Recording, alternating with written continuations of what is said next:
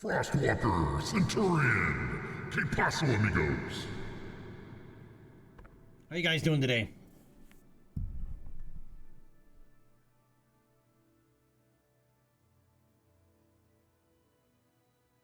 You guys ready for some more Kerbal?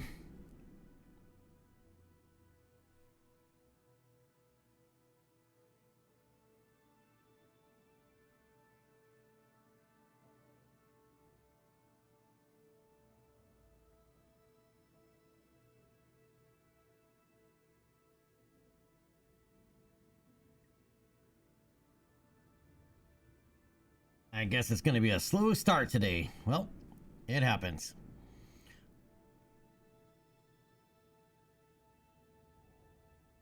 Alright, welcome back everybody for episode 8 of our UnKerbaled Start modded career. Okay, so we were working on an airplane last time. I did work on it a little bit offline, and well, it flies much better, but now there's another problem. And that is that the engines still sit too low. Right, to be able to land in rough terrain. The plane, though, now flies beautifully.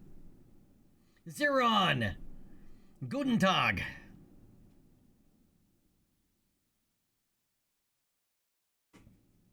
So sorry, not many of you guys here yet, is what I mean by slow start.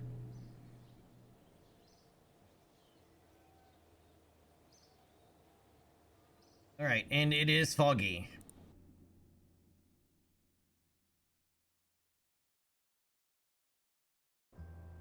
Having it foggy makes it interesting when you're coming in for a landing, I'll tell you that. Okay, so we were working on this guy. And I was having issues trying to get the center of lift to come forward. Well, I solved that problem by kind of sort of cheating. Right, I stuck a big wing panel in the very up in the nose at a 10-degree angle of incidence. To be able to do it. Problem is now, though, is that these engines they sit too low. I've tried landing this thing in the wild a few times, and every time the wings smack. Or the engines smack. So... The other thing to help bring this forward is by moving these from the T-tail position down to here. Also help move this forward. And then I went ahead and decked it out with all the science stuff, so all the science equipment and everything is here for science experiments, all that.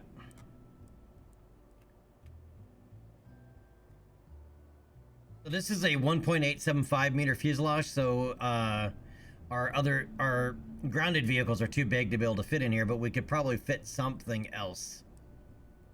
Right, because I did actually set this up to be able to hopefully carry a small science vehicle. I may have to do something kind of cheesy, though. But we're going to be limited to like 1.25 meter.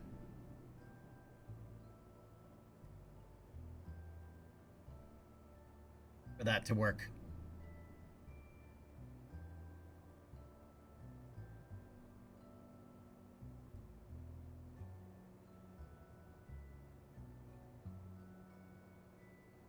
Alright, so...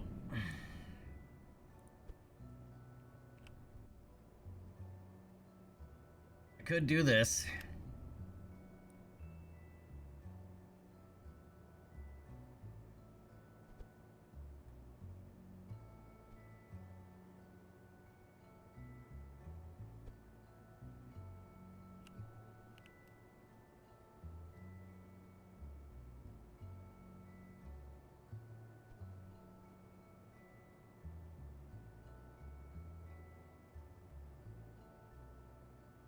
It gives me a little bit more room.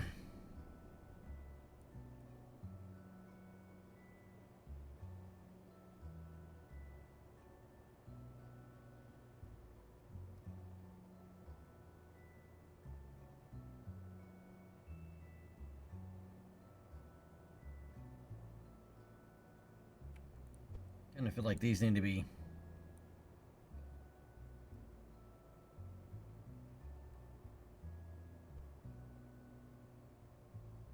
rotated around a little bit.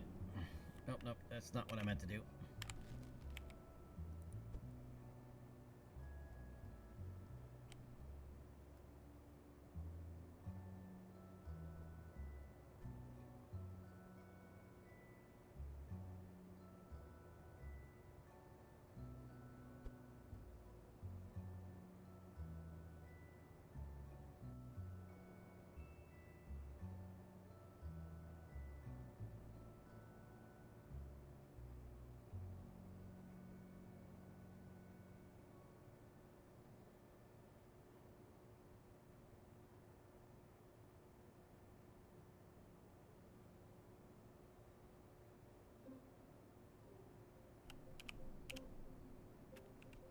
Alright.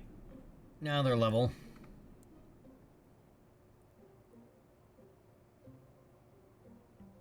Hi-yo! MGB! How we doing today?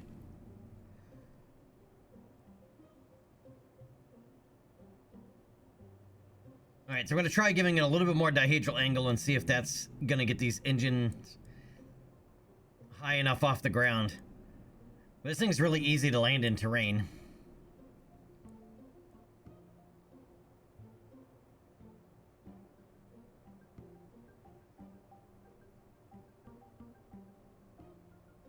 Alright, so Val is going to take it out for another simulated test flight here. And we're going to fly out over the grasslands. Kyo, busy packing up for your move across the street? Why bother packing if you're just going across the street?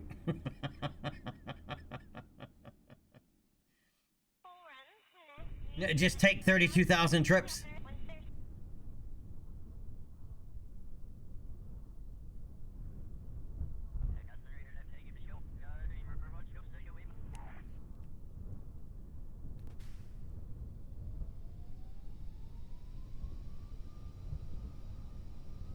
Yeah, but watch how beautifully this flies.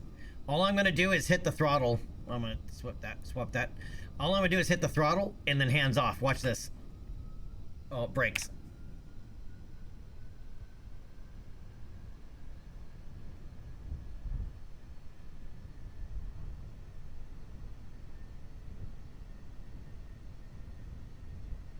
EA beautiful. Oh, no, actually, no, we're going to leave the gear down. All right, and we're going to go flaps down.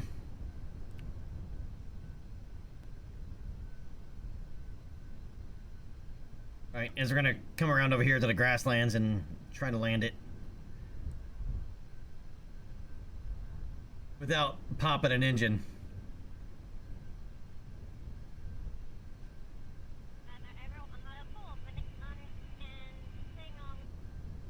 And the other thing, by bringing that center of lift forward so much, that we gained almost nearly an hour of flight time. Like an hour of total flight time at cruise altitude. Because the control surfaces don't have to deflect as much, so there's significantly less drag. Without adding any fuel, it picked up an hour of flight time.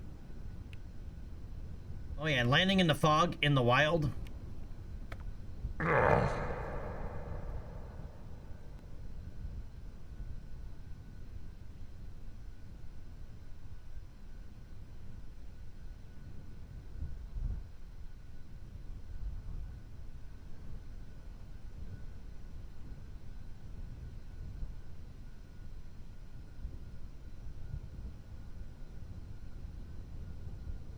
It's a good looking plane though, right?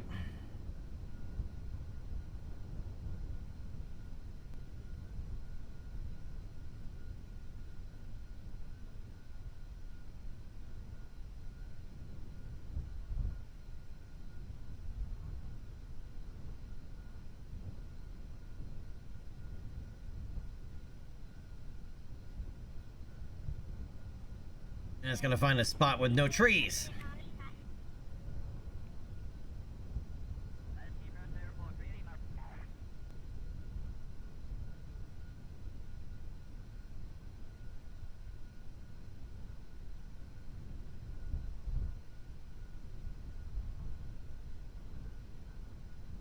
Right here works.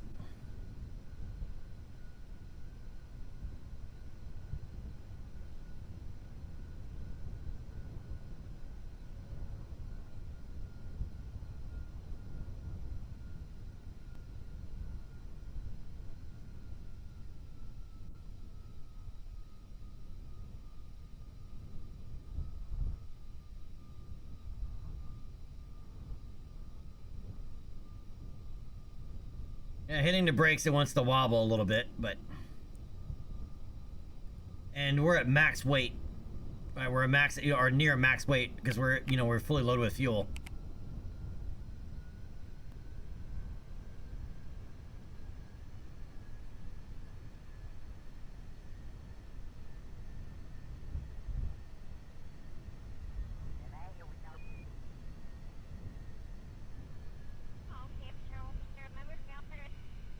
Alright, let's do it again.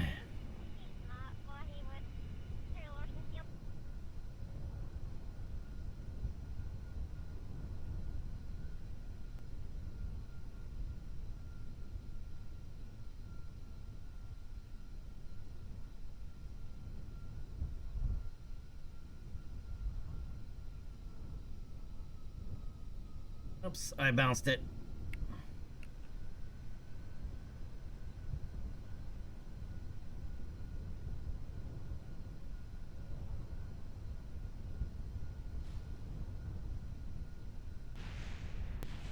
Yep, there they go.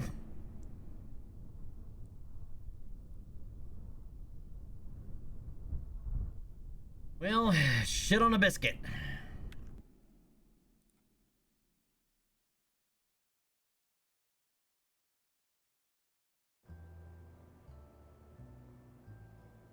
I like this version, though, for just flying around. I think we're going to make a Bravo version.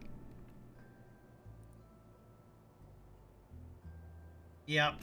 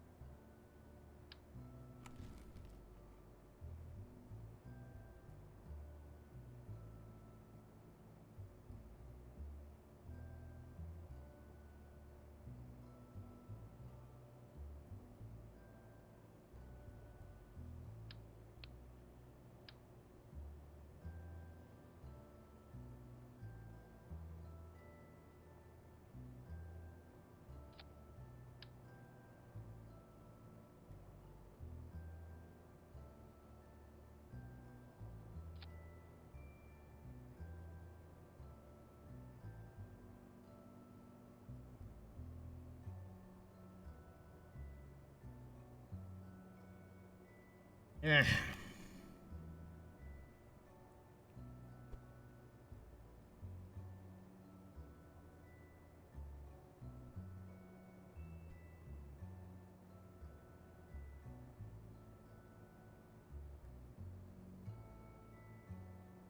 Not my favorite configuration. And I don't like that. The center of thrust is slightly above the center of mass. I don't like that because it means it's going to want to rotate around the center of mass this way. Where before, when they're mounted under the wings, they actually help pull the nose up. That's why that's why it takes off on its own. When we did that previous flight, the reason is thrust torque is what lifted the nose up, and then allowed the airplane to take off. And this will do the opposite. As we accelerate down the runway, it's going to push the nose into the runway.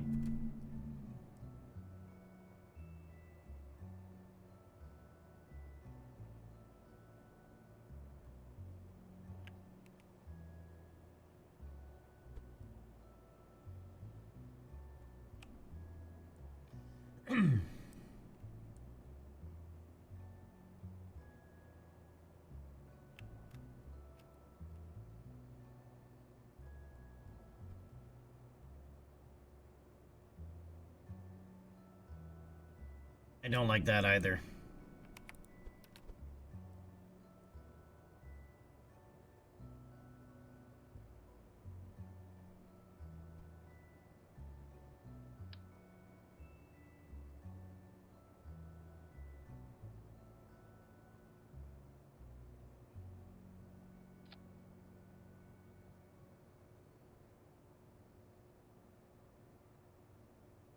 Yeah, before I mess with it, let's see how it works. This also solves our center of lift mass problem.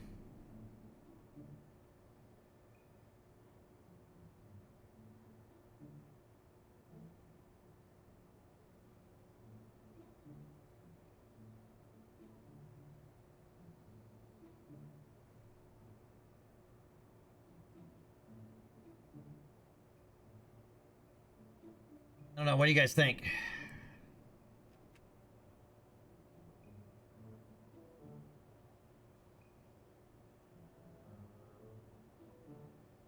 Definitely don't have clearance issues this way.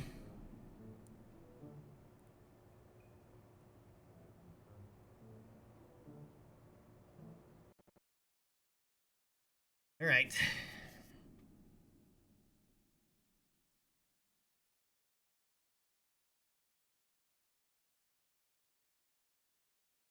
So Kaio, I'm guessing it's either less rent or it's a bigger place.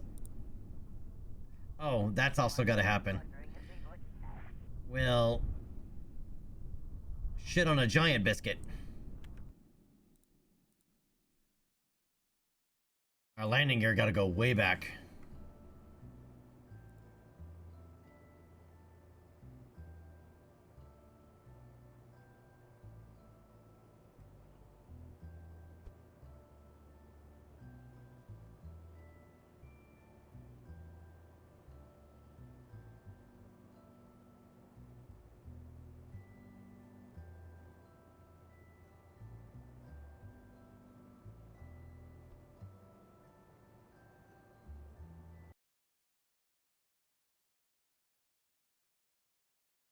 And you just like a FedEx plane.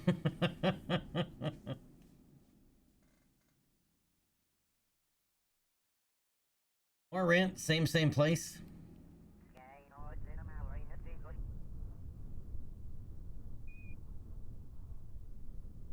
Gonna bring up the river underground.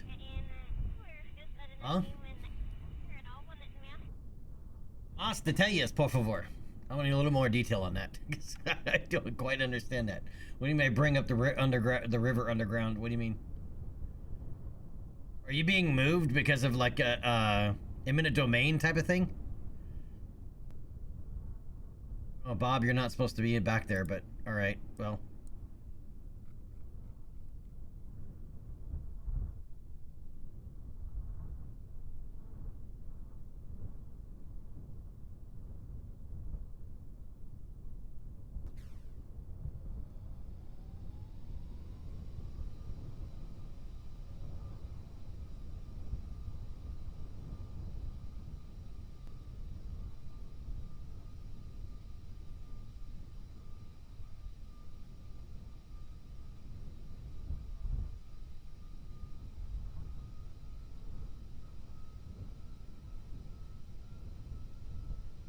All right. Let's see how it works this way.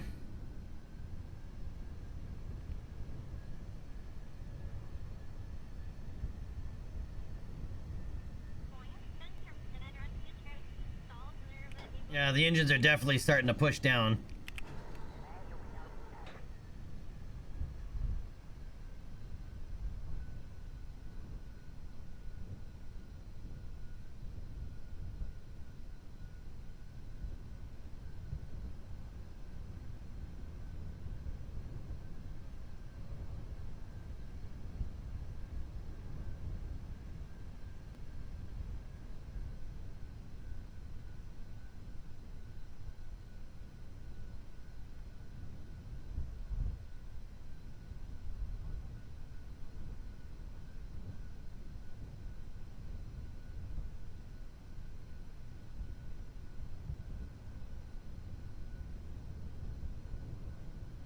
And Jimmy, you like it? I do too.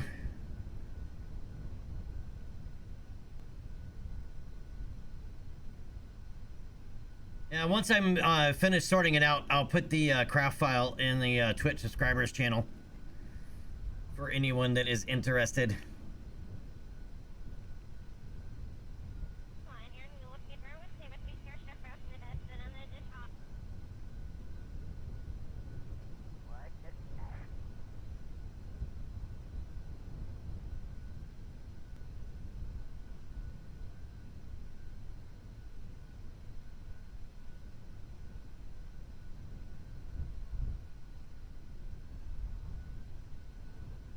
I could give this even more flap.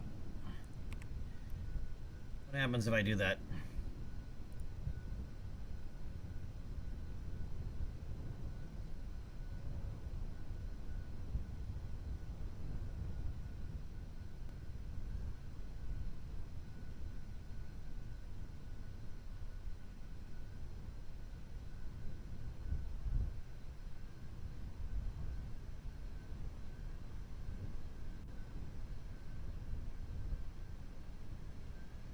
It's a lot of lift, it's a lot of drag too.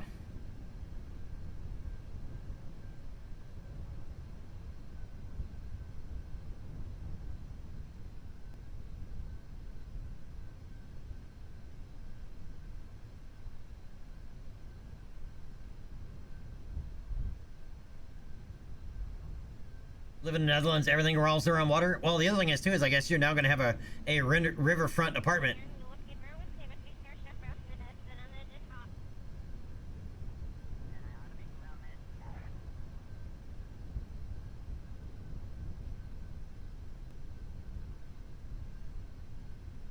Until it floods.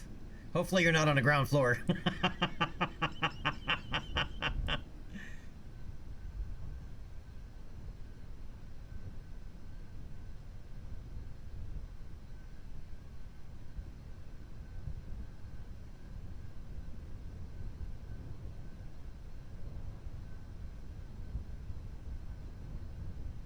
All right, let's get this thing on the ground.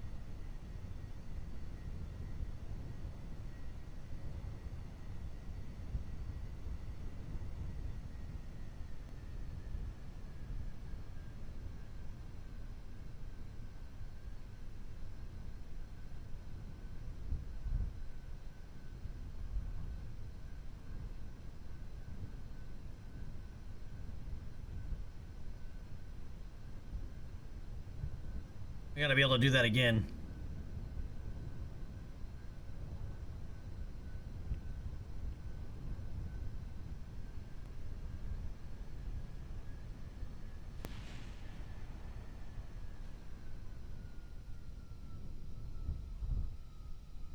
All right, what broke? One landing gear broke?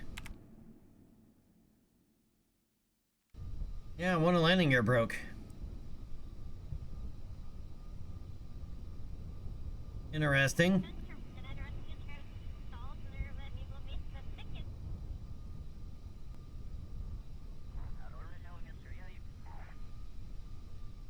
Was it only the one? Let's find out.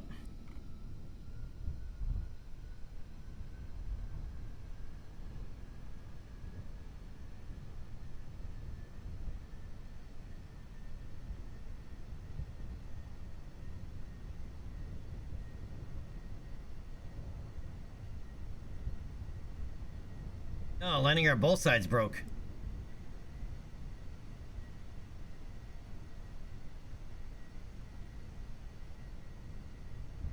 And that was, to be fair, that was a pretty rough landing. I did it on purpose.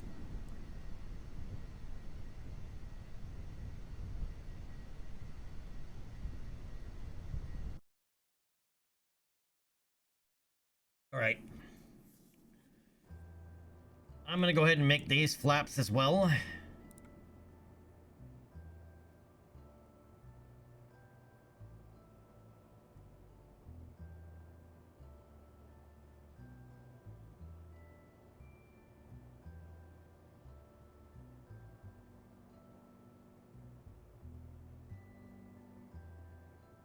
Yep, lots of flappy flappies.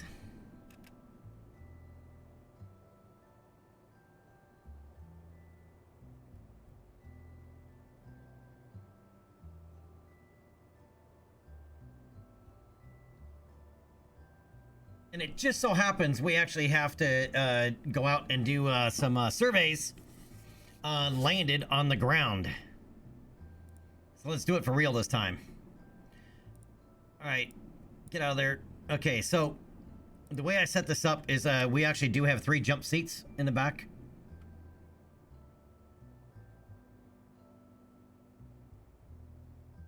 Right, so we can actually do some, crew recovery at some point later with this aircraft. And with this engine configuration,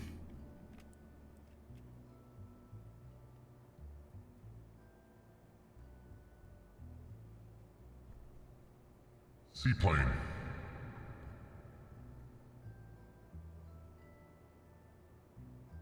a seaplane variant of it. Well, while we're flying out there, we're gonna see how this works, because I at full throttle I can definitely feel the thrust torque, but like pushing the nose down. So let's see how that affects.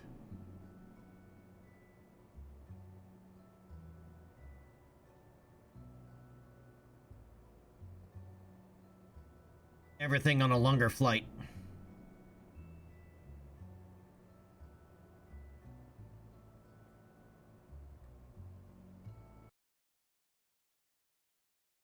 Ah, yes. Thank you. Tea.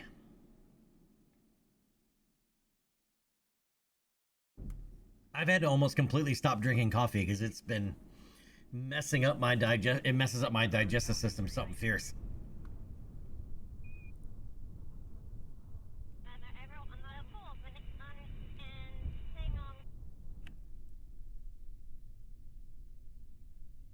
I keep forgetting to install there's one more mod I want to install. It's the Airplane Plus IVA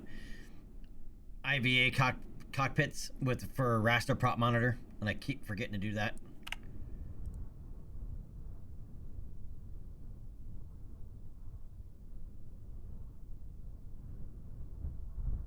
I didn't used to like coffee, man. It took me a long time to actually start liking coffee. And I still like it. It just doesn't like me. Why is that red?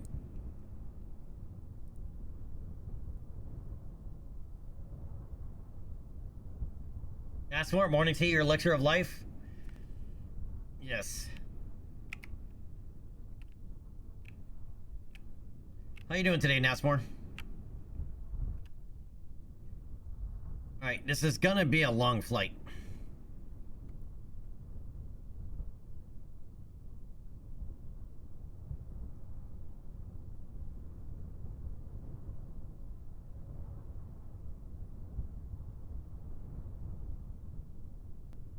But that's the whole idea behind this aircraft. Alright, let's get to it.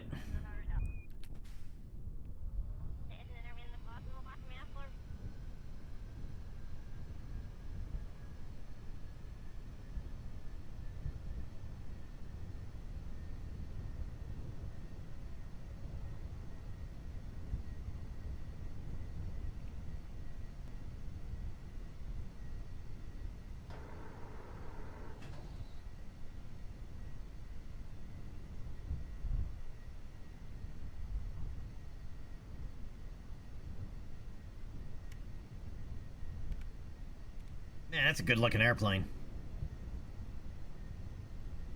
Those engines just look ginormous though on this thing, don't they?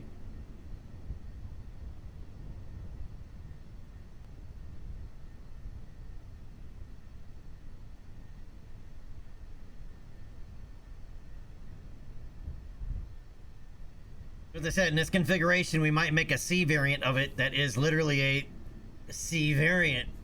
Like letter C versus the C, you know? It'll sink in at some point.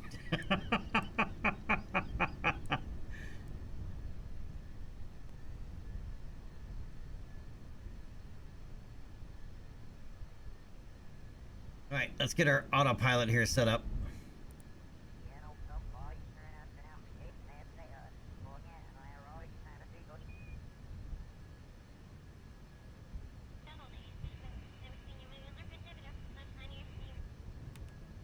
I'm actually gonna set that for 10 degrees max climb angle on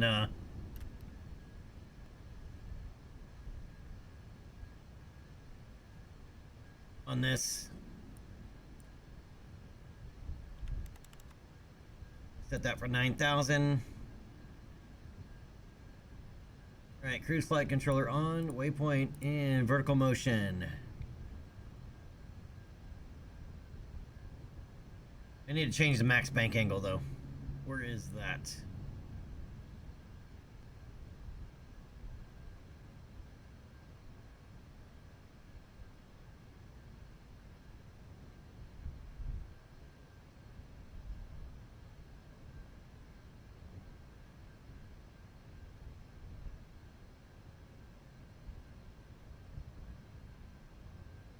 Right, where do I set max bank angle here?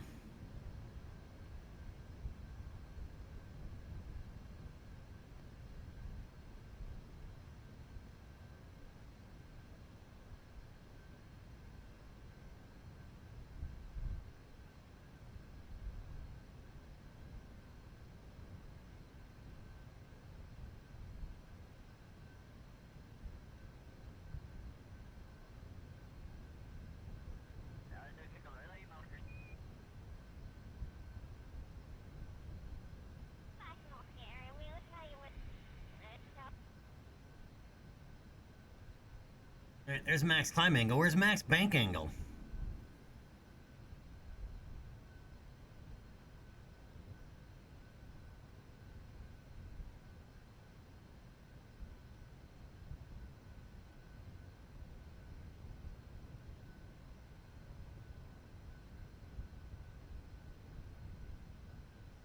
All right, and let's hit some fizz warp here.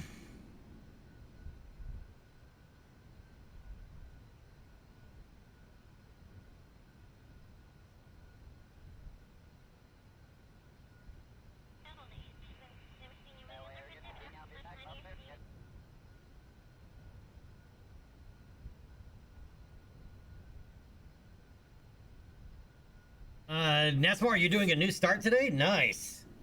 Yeah, the 40 part count limit is still... it's better than a 30 part count limit in the base game. Yes. Strider, what's up, man?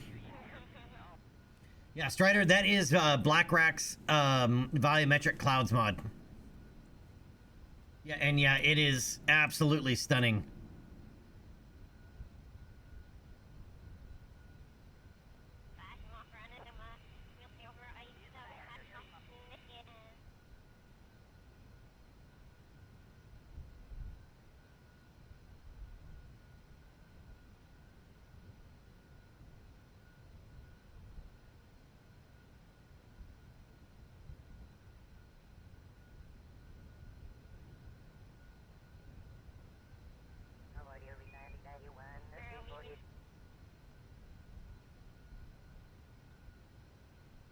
Yeah, we're back to having a little more deflection than I'd like due to the thrust torque.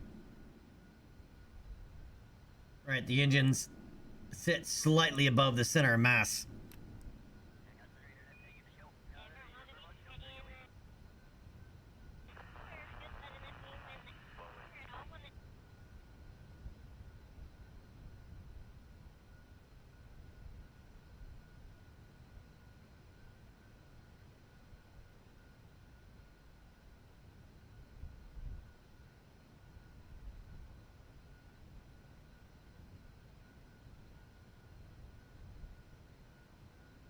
Yeah, this thing is cruising a lot slower than the other variant of this.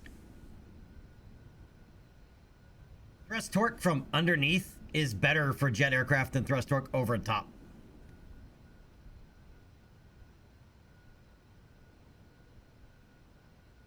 That's what, yeah, well, yes. But do you really need the flags, though? How you doing today, Strider? How's life in Strider Doby Landia? That's a word.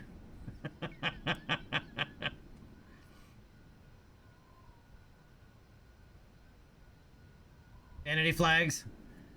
Gotta represent.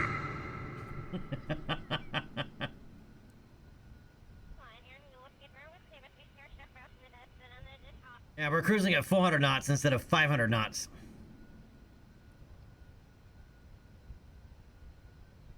Let's drop this to 8,500.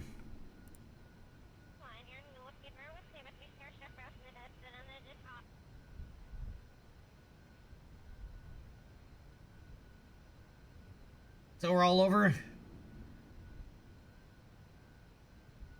So were you wrestling with a bear, or was it Just a really good night.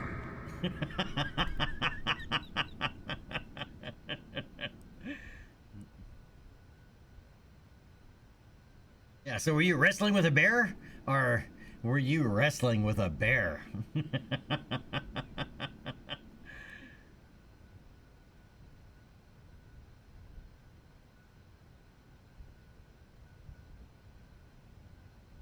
Huh, they didn't actually pick us up that much.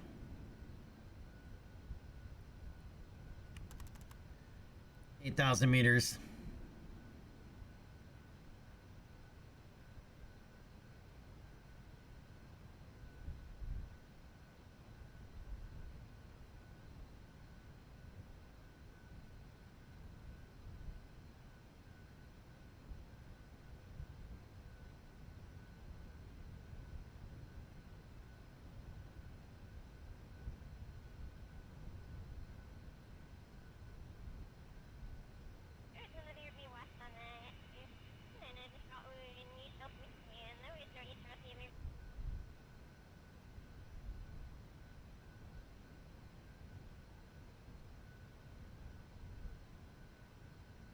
Injury, I wonder if that's a game engine limitation of why it's set that way.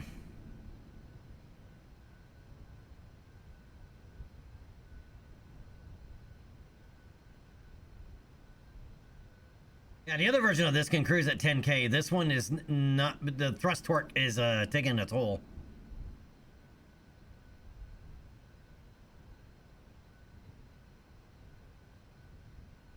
MGB, I'm wondering if that's part of the reason why, even though I complained about it in the past, why Kerbalism reinvented a whole bunch of resources that already existed in the game. Right, they came up with their own resource conversions. I mean, I got frustrated with it because they named it. I wish they just named it something else, you know. But electrical charge is electrical charge, but it's not electrical charge. It's two different ones. You know what I mean?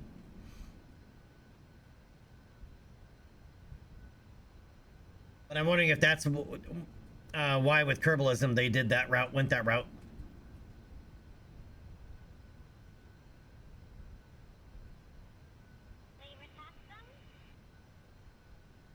Yeah, but MGB, yeah, but I'm wondering if that's the reason.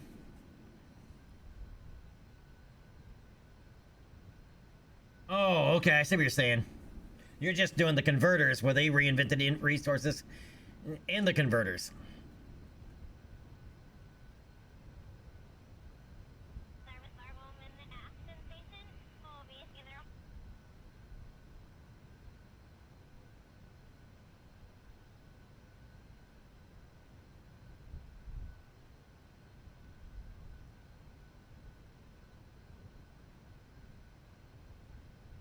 So, just out of curiosity, have any of you guys seen or been playing Arc Raiders? It's that new extraction shooter that is almost everybody's playing. Jade, of marvelous things, like picking a good time to drop in. Marvelous of you to join us there, Jade. How are we doing today?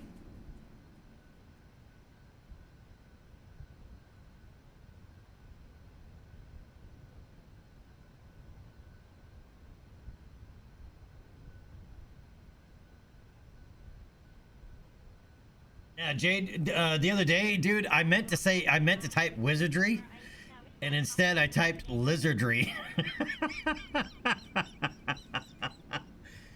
Oh.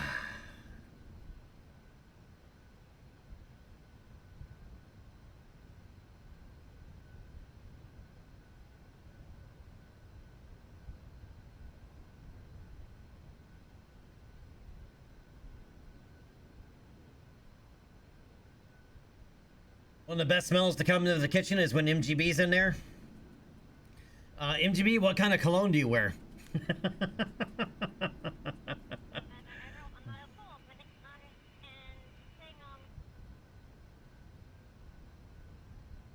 Jade, I know. I'm giving you a hard time, dude. Yeah, Axe body spray?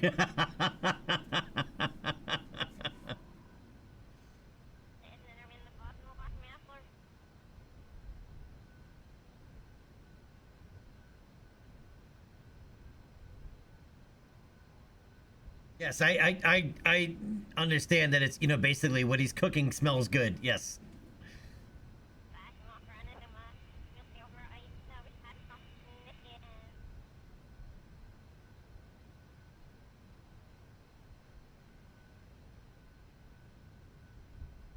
That's a good looking mountains right there, man. Look at that.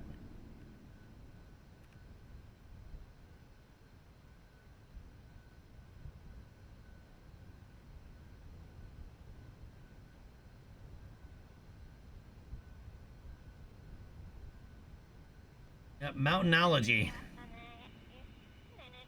Oh, with a lake.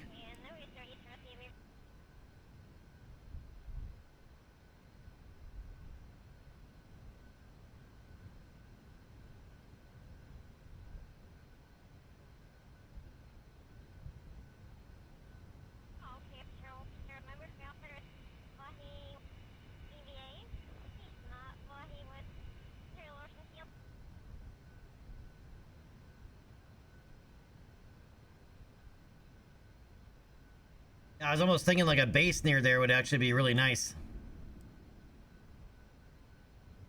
I have no idea where that is, though.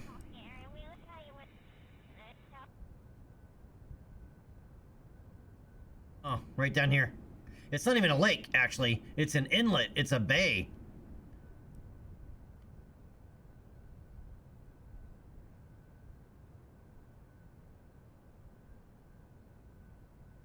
That's even better. You can put a harbor in there.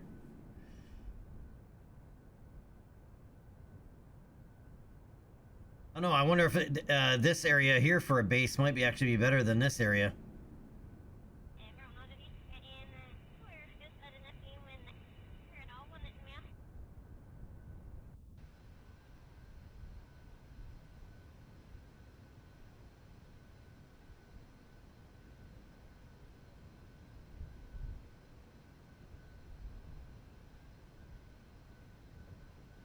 Oh, Jade, it's just lack of comms. Because I haven't put up a comm network yet. We're actually going to be putting up our first geostationary satellite today, though. And that'll be a ComSat.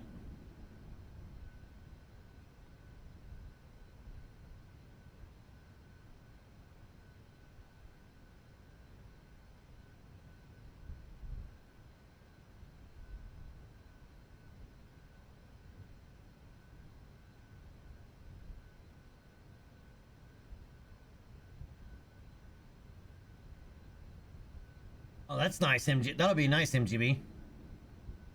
Are you gonna build it in only for Pathfinder, or are you also gonna release that as like a standalone performance? Because that'll probably just even improve the base game.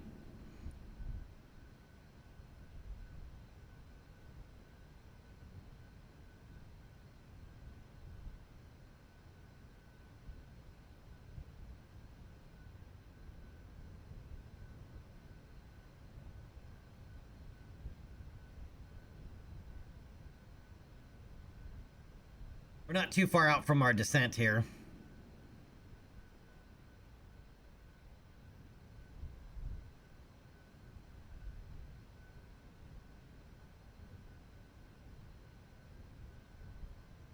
Oh, Jade, speaking of releasing, that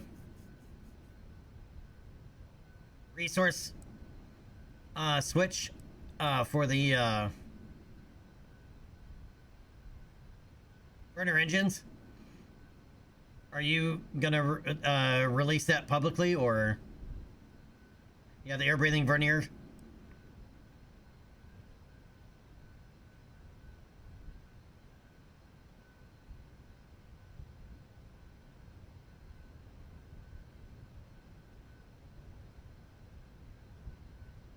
Not too far from starting our descent here.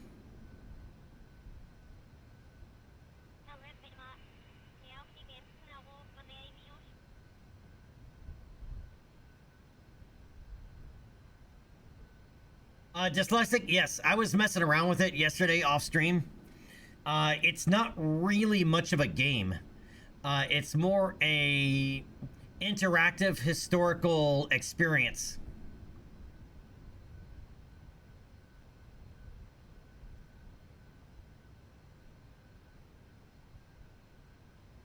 All right, let's go ahead and start our descent. All right, ad, I'll wait till the ad breaks over.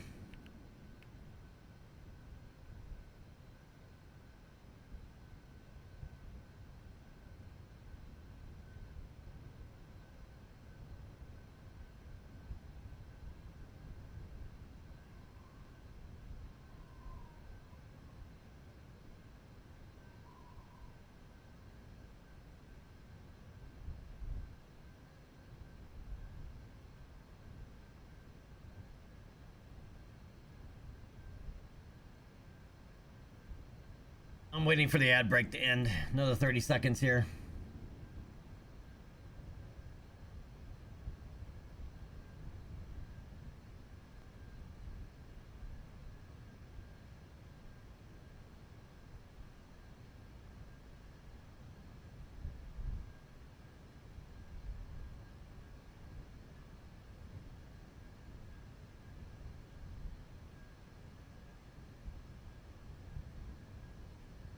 All right, welcome back, everybody. Yeah, I was, someone gifted me re-entry, and as I said, I was messing around with it yesterday off stream.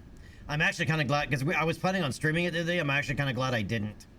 It's a whole lot of reading, right? And it's basically kind of going through checklists and flipping switches, and, you know, I mean, it's, as I said, it's less game and more interactive historical experience. Right, and you even have to time warp while you're sitting there because there's like built-in delays, but you can time warp through them.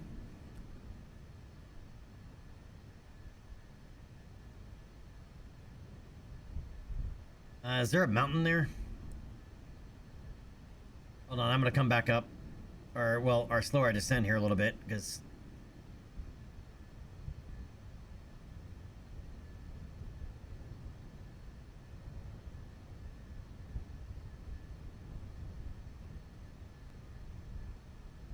I think there's a couple of... I think this waypoint's actually on the other side of these mountains. Hildebrand, welcome back. Dyslexic, have you messed with it at all? On, with re-entry?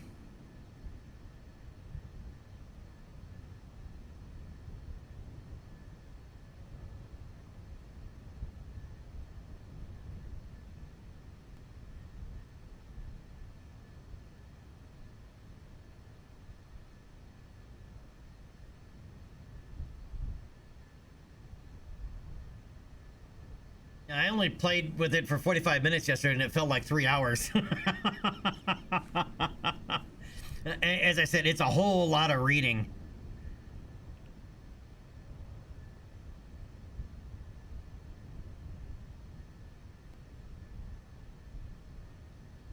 I could see tying it in with something else, like if you're doing your first, you know, like Apollo-style moon landing or something like that, you know, in Kerbal, like getting set up for it, you can go through the, you know, for the historical bit of it. Right, and it also, if you're a space historian, it probably works even really better. But as far as it go, you know, for it by itself is not all that entertaining. Unless you're really, you'd have to be somebody that's really interested in what the pilots were doing inside of, you know, the capsule. And it's not, you don't even have time to really even do an external view because you have to constantly, you know, recheck all your batteries, your fuel levels, you know, is the clock still moving, right? Because, you know, they didn't have a lot of automated redundancy. J-Speed!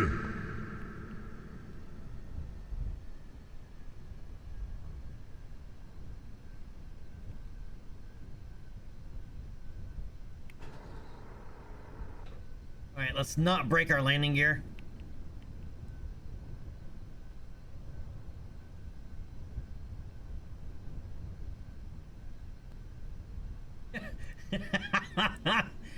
J-Speed, yeah, well, I fixed it in the other configuration, and in this one, we had to move the engines anyway.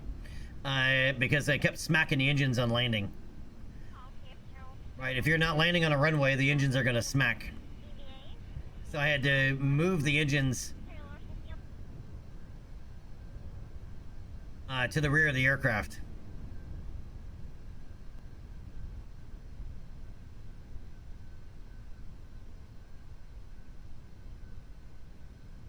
That is a lot of trees.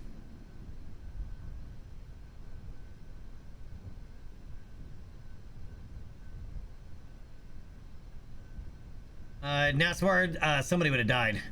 Almost for certain.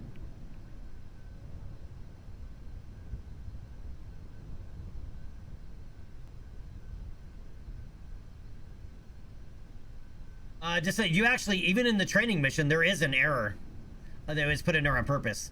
Battery number 3 fails.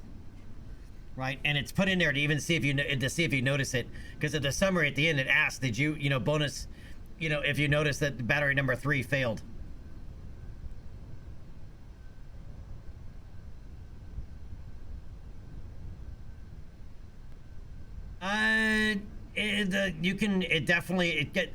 If I fly the other one, the other variant of this that doesn't have the thrust, it has the other thrust torque thing.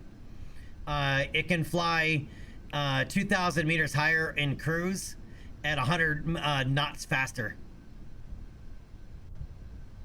It doesn't become a control issue, but it definitely is a performance one. It is really hard to see the ground here.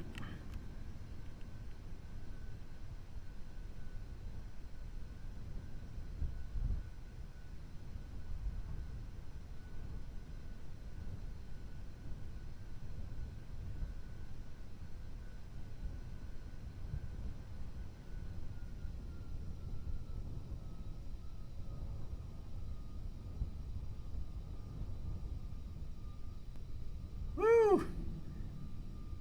All right, we made it down.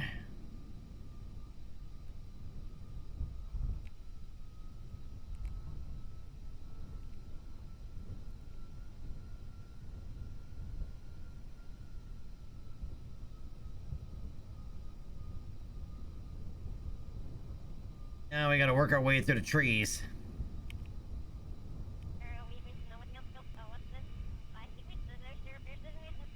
Yeah, this plane, it's not big enough to put in a grounded rover in the cargo bay.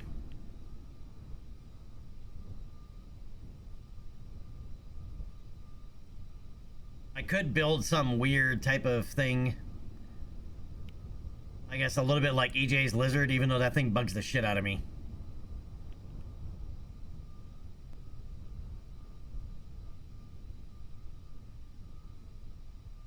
All right, let's hit the brakes as we're close enough. All right, we need a surface sample, so...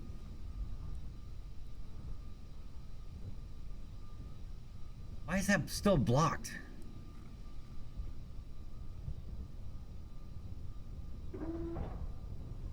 Okay, fine, do it this way.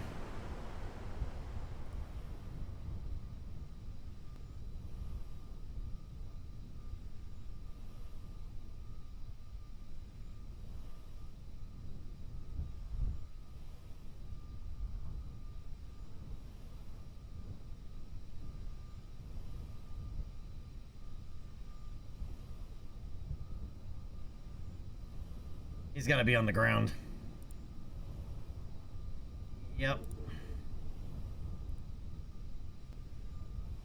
Yep, looks like dirt. All right, so he might be sitting in the back here.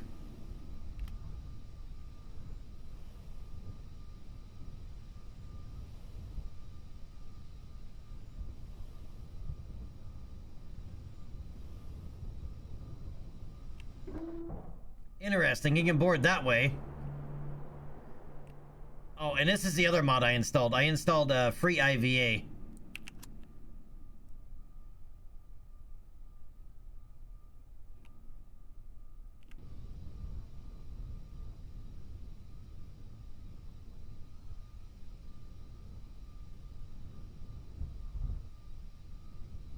I'm not the first one to take comments about EJ's Lizard. I know why he built it, right? I mean, in the early game, you got to make something super cheesy in order to be able to drive around, you know, the KSC to get science.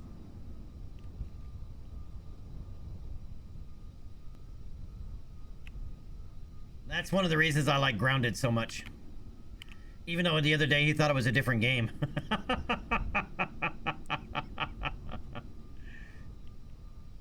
Oka! Oka-lupe!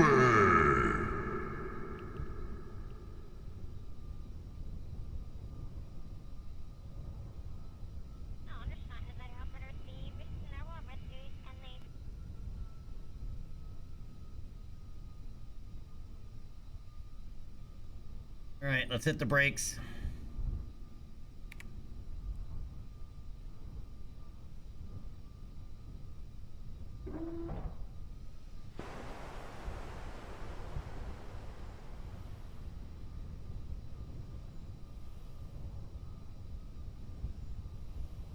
Actually, yeah, take that server sample.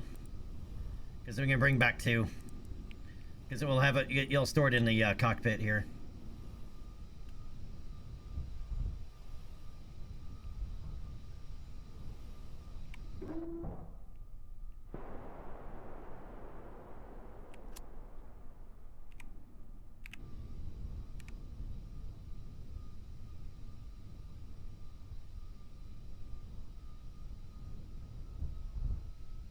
One hour to New Glen launch? Alright. Yeah, Onka, if you wouldn't mind to remind me, you know, like 10, 15 minutes before. So I can pull up the live stream and then monitor a little bit closer.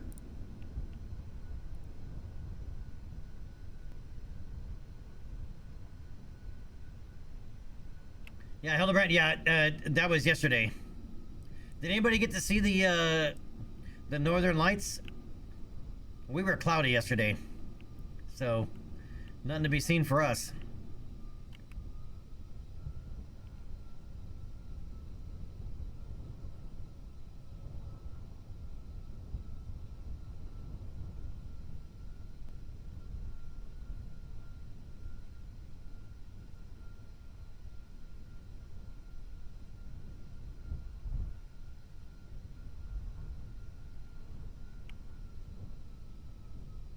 Alright, I want to get up to the top of this hill.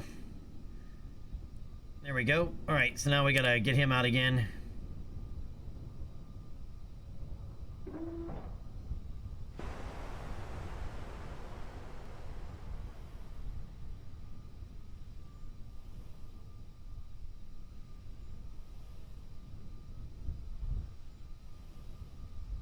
This time, though, I'm just gonna have him sit in the seat.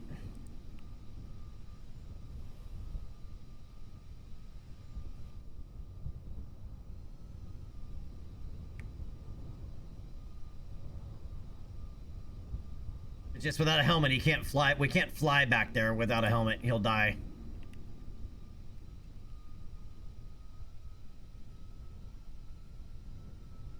Oh, yay. This is some, fairly rough terrain here.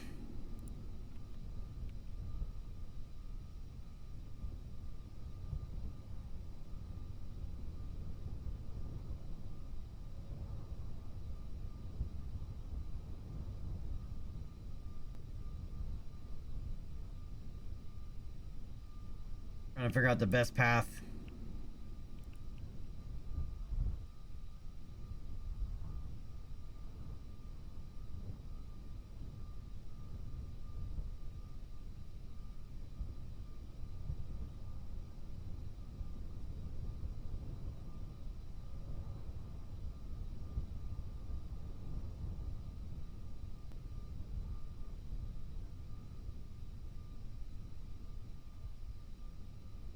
This is why we need to be able to carry a rover.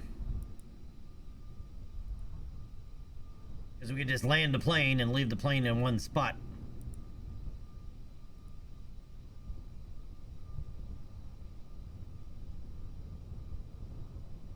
Oh, and just in case, I'm gonna drop a quick save because every now and then the game likes to reach out and bite you.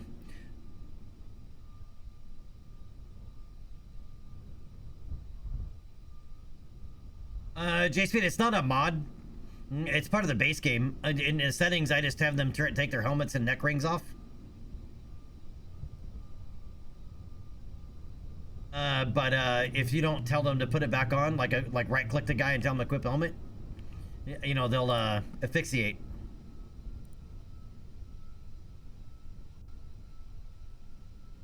J-Speed, yeah, I don't know what the altitude is. I know the other one does.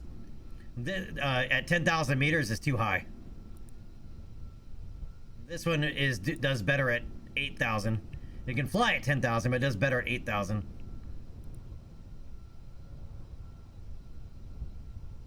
But yeah, I don't know. I don't remember what the limit is, though.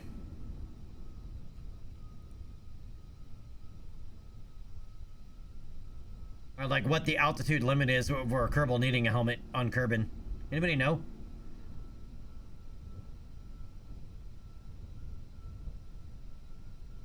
Anybody know what a Kerbal's altitude limit is? I mean, I guess we can, well, after this mission, we can find out. I can put a Kerbal in there and we wait until he asphyxiates. And then just revert.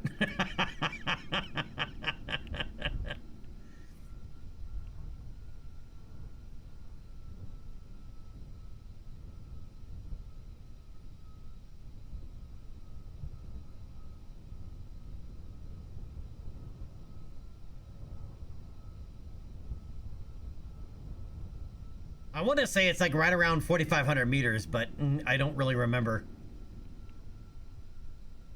The David Carradine method? Sure, why not? I don't know who that is, but sure. Or it's not ringing a bell. Anyway.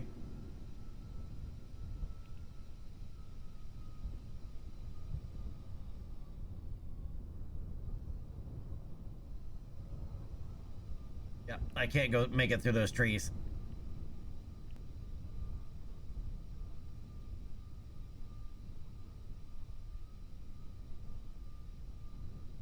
Daves, what's up, man? How you doing today?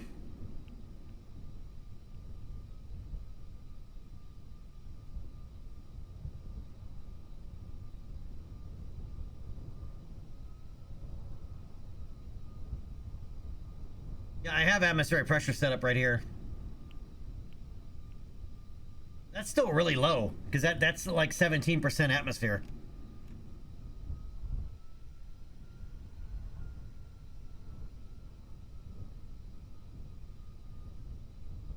Oh, that's it. Okay, David Carradine, the actor. Okay.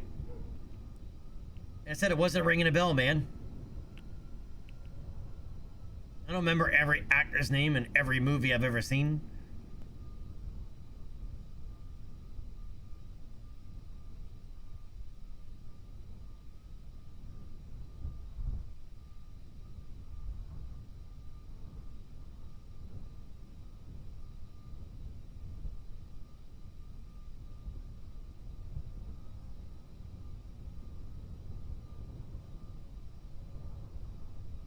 Right, especially as I'm trying to not break this airplane.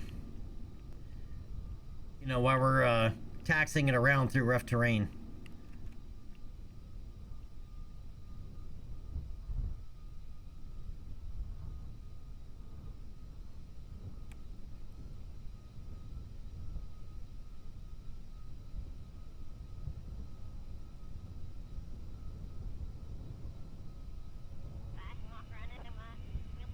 Interesting. I can't get a surface sample with him in the seat. I can get an EVA report, but not a surface sample.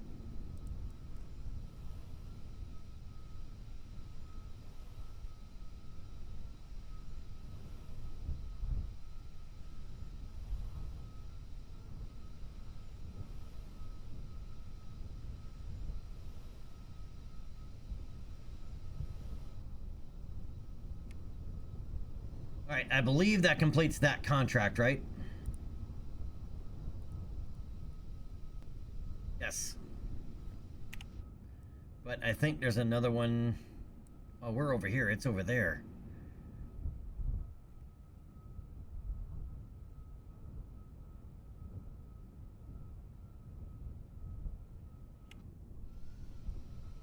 That's 11 kilometers away.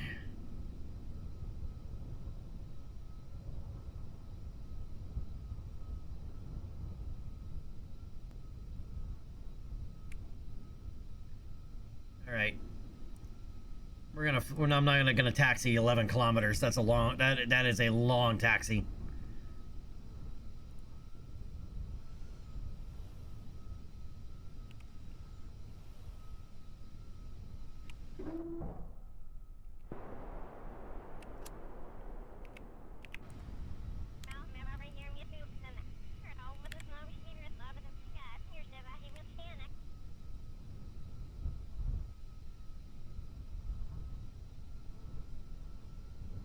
This might be a bad idea to take off in an angle like this, but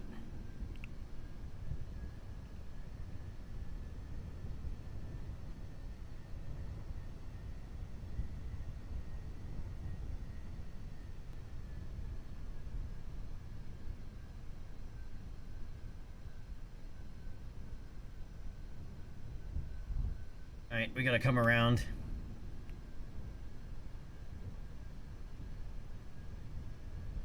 And it's getting dark. Awesome.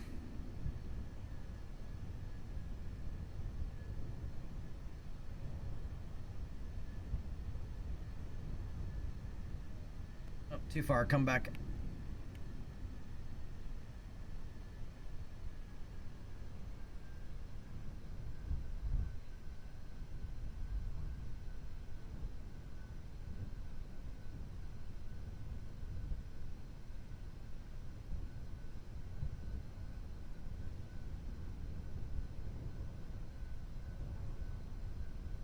That light is on?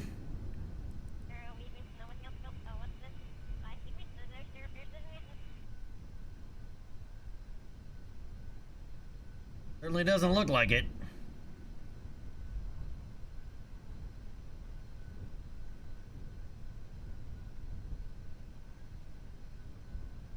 Alright, I'm purposely keeping our speed slow to make it easier to land once we get back over here.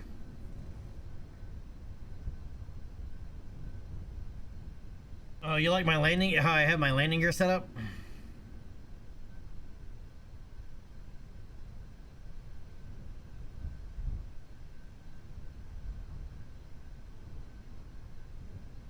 Yeah, the inner wheels. It only works because of this wheel.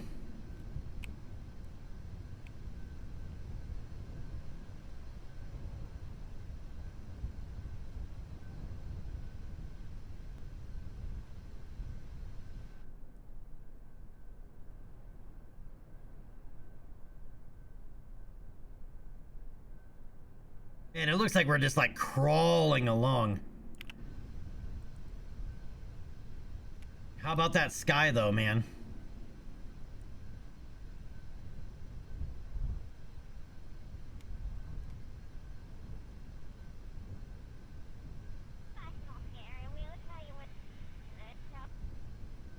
I'm thinking we might have to land in this stretch right here.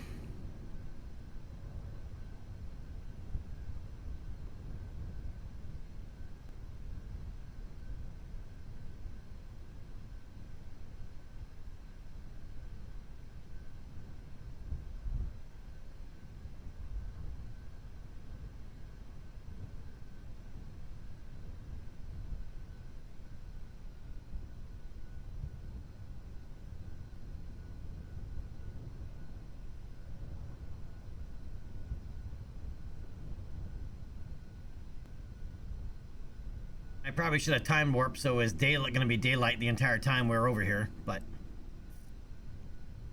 we're here now.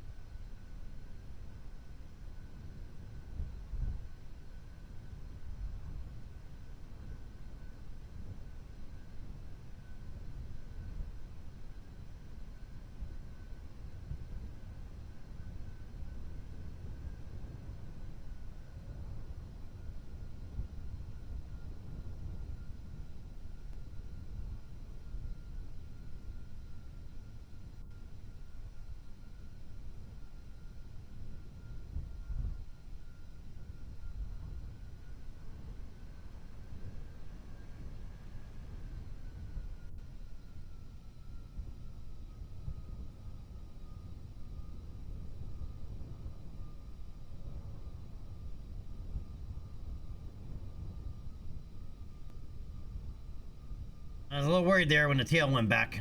When the nose came up, we bumped the tail. But I'll take the skid marks. I'll take the skid marks. We didn't break anything.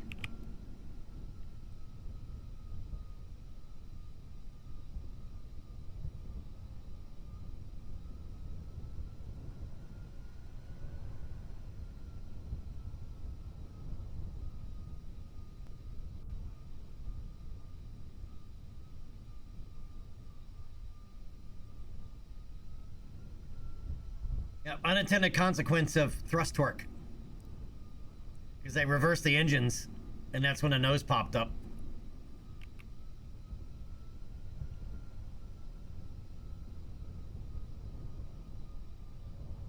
Well, the light is on, it's just pathetic.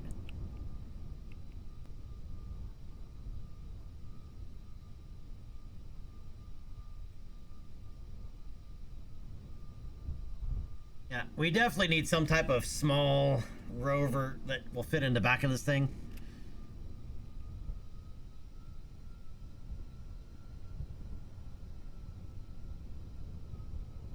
But it's got to be a really small rover.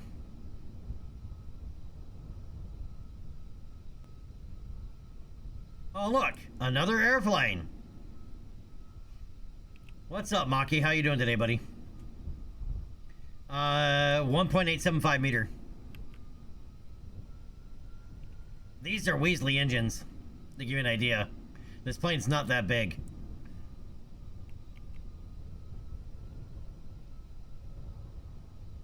Grounded won't fit. It's too big for grounded vehicles. Or too small for grounded vehicles. I need 2.5 meter for grounded vehicles.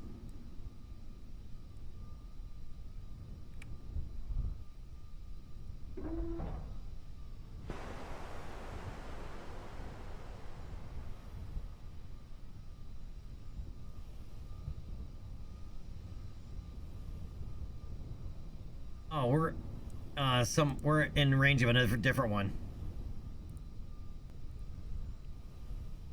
Oh, we got that waypoint anyway.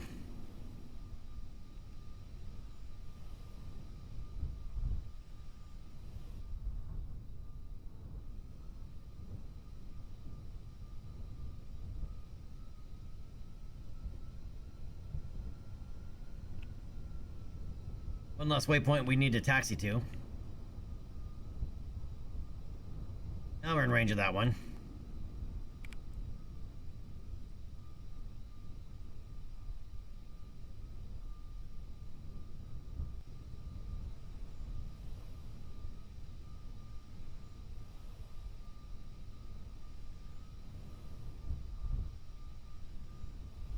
We already have the science on board, that's why I'm ditching these.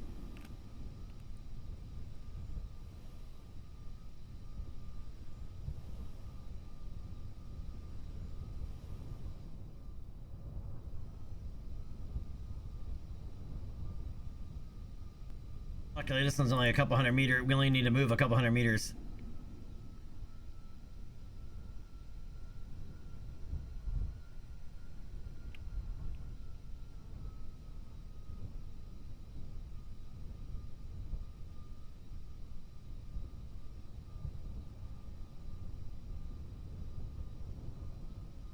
I have an idea of one, but it may not be very stable.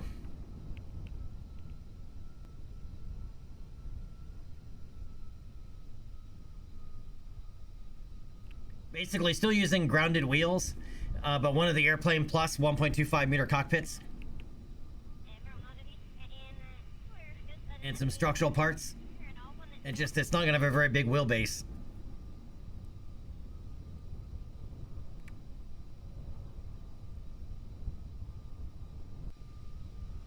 It's the best part about those little jump seats, is it makes it much more convenient to get a Kerbal out for doing science.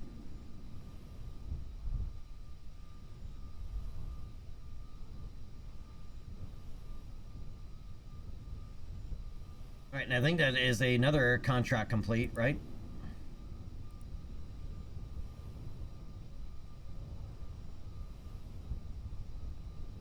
It is.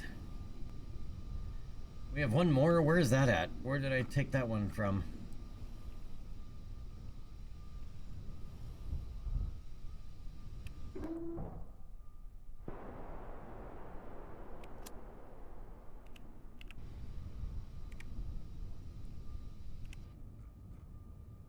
Yeah, that is certainly nowhere near us. Oh, it's way over there.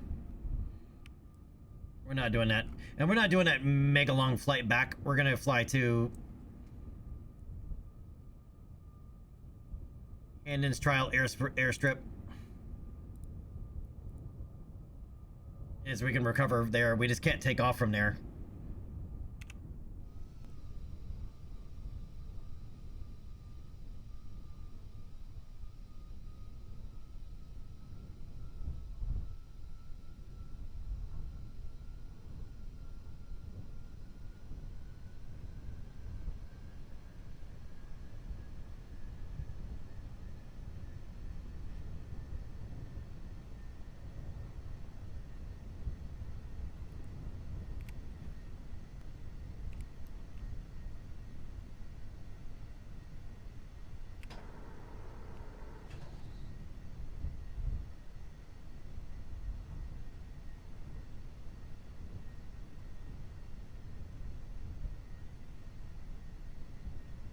Oh, there's a big ass mountain. Dude, look at that mountain sticking to the clouds right there. That is cool looking.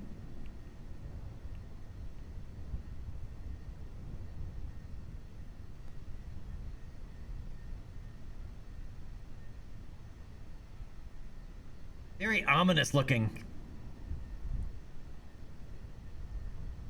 J-Speed, I was thinking the same thing. It does, doesn't it?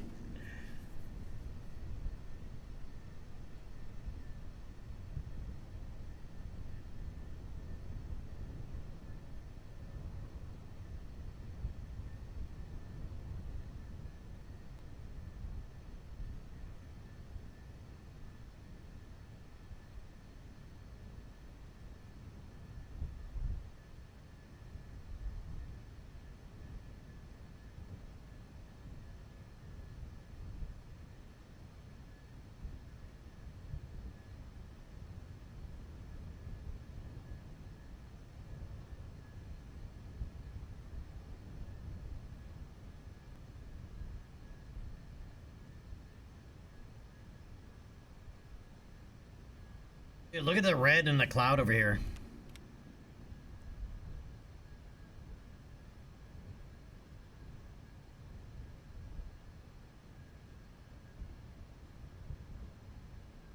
The way the clouds are underlit from the sun being so low to the horizon. Dude, that is so spectacular.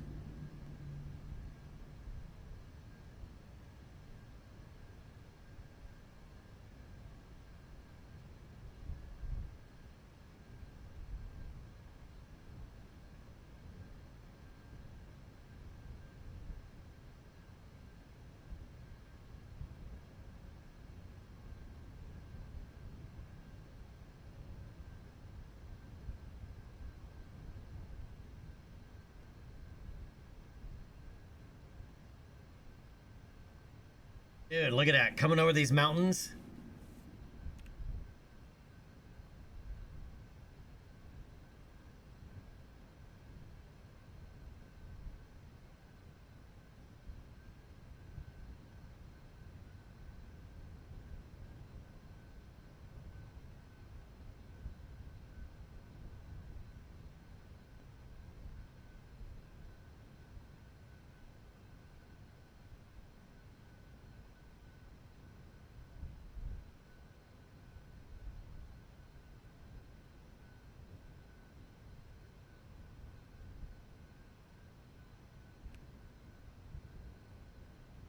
Man, that looks so good.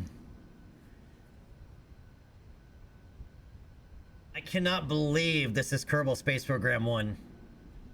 KSP2 didn't even look remotely close to this good.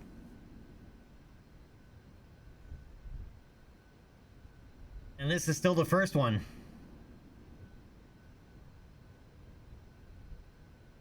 These are some tall ass mountains.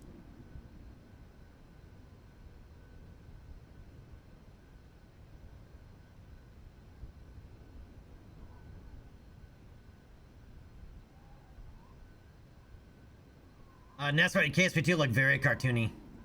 and very like Fisher Price. I didn't like the textures of the parts. They looked very Fisher Price. Yeah, Maki Kerbal Flight Simulator, yes.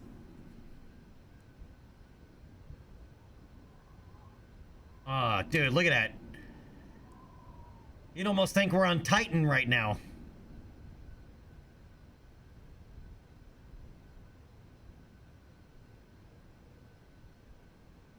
With the barren landscape below us and the yellow atmosphere.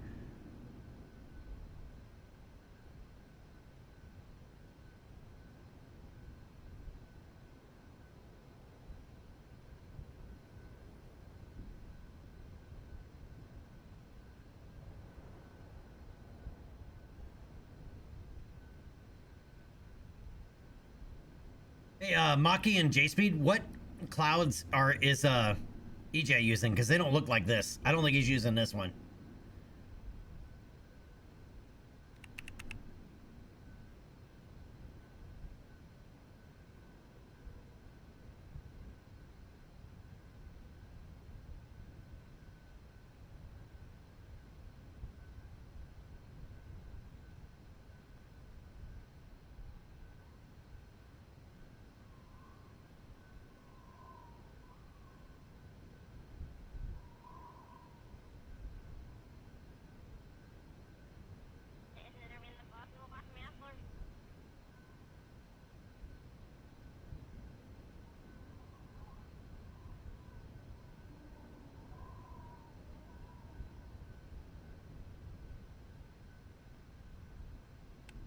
Because I cannot believe, I mean, this is just redonkulous.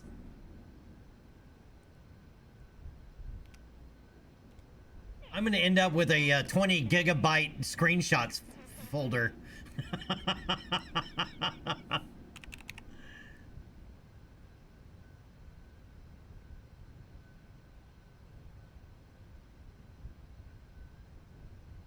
Yeah, and with the fog that we had when we left the KSC with this, good luck landing a rocket back there in that.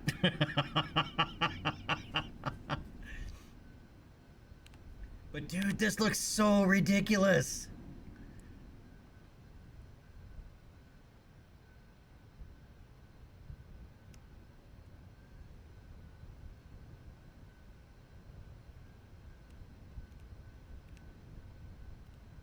I don't even know how many times I've said that, but damn.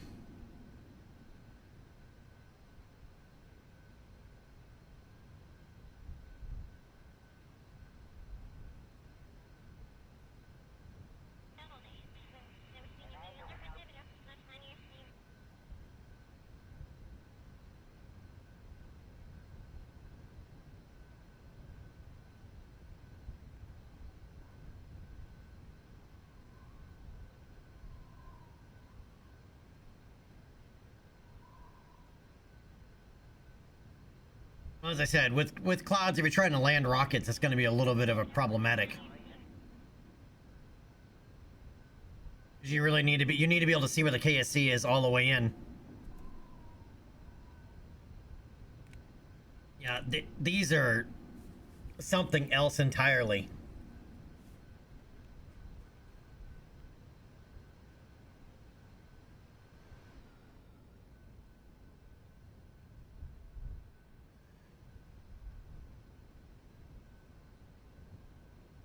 Scientic, how you doing?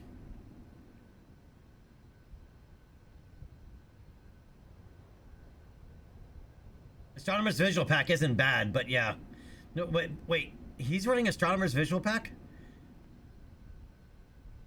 Oh, he's not running ToughX along with it. Okay.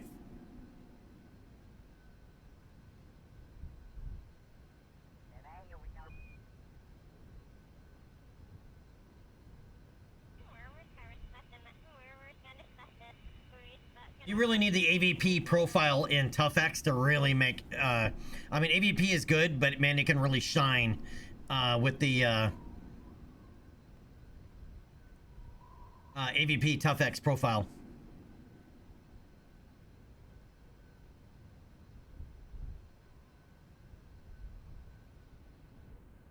But dude, look at this. This is, oh, there's a tracking station down there. Who put a tracking station down there?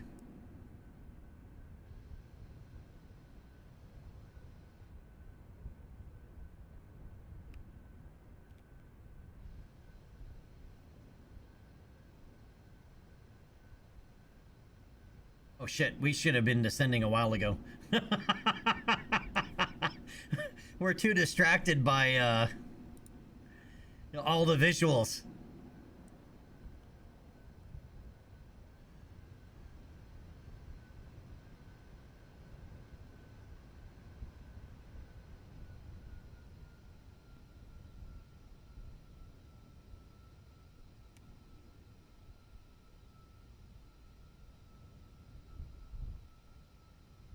It's so funny if we stop paying attention, yes.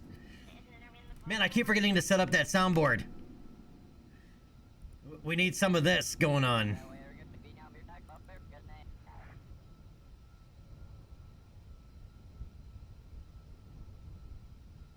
He's so fluffy, I'm gonna die! He's so fluffy!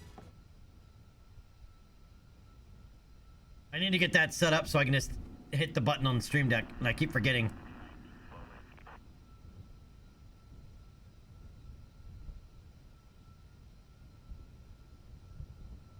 E-Dub, what's going on, man?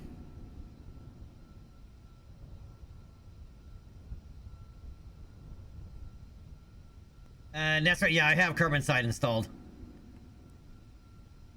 I wanted all the extra air bases.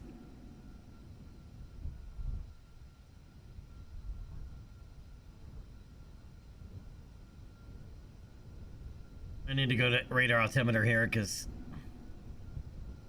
otherwise we're going to fly it straight into the ground. But I got to get through those clouds to be able to see.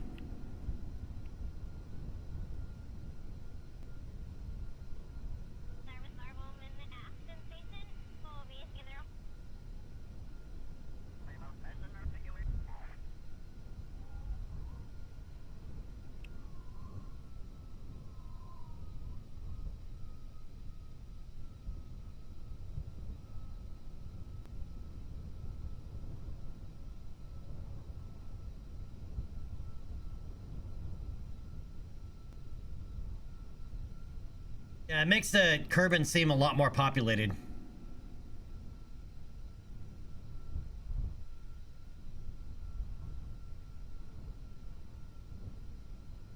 Not to mention, you don't always have to fly every airplane halfway around the globe and back. You don't have to have every aircraft be able to circumnavigate Kerbin.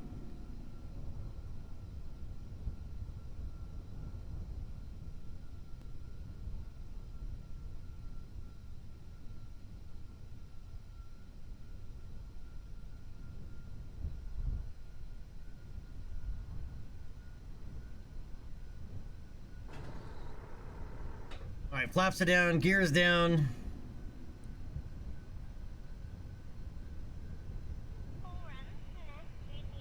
Yeah, I like the refueling aspect, even though I haven't used it yet. But it was nice to know that you can to learn that you could do that.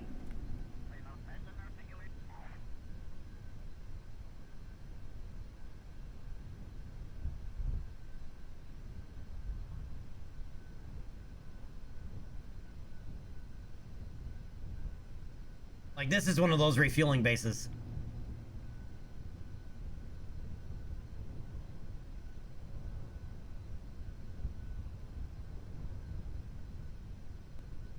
Jade, yeah, this is, Oh, yes, please.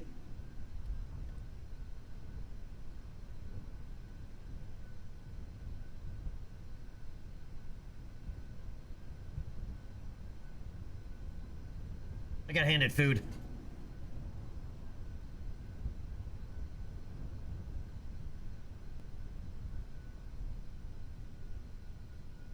Alright, let's go full flaps.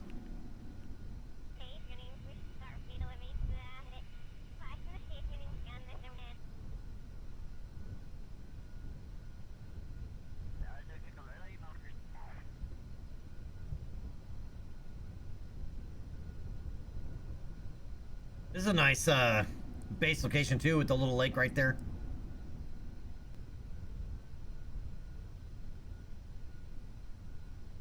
EW, yes.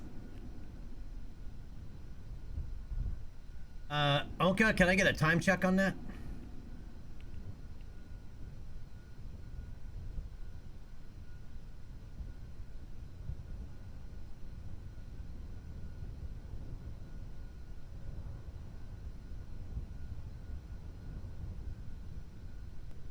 EW, you don't have to have a link to it, do you? Handy? Oh, never mind. You won't be able to post it. Never mind. I'll find one. I'll find it. We just gotta land it first. Land first.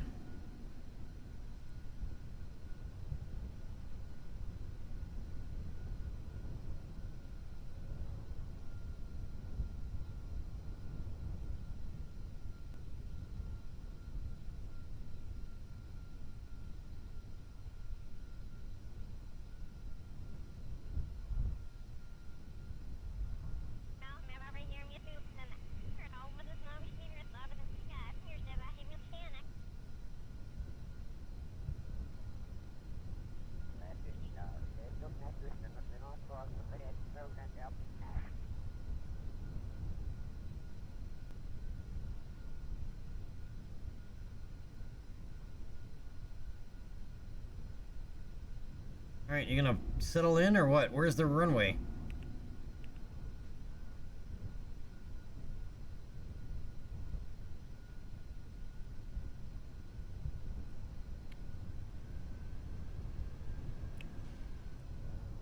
Oh yeah, you can't go full reverse thrust. It's reverse thrust makes the pink. Watch.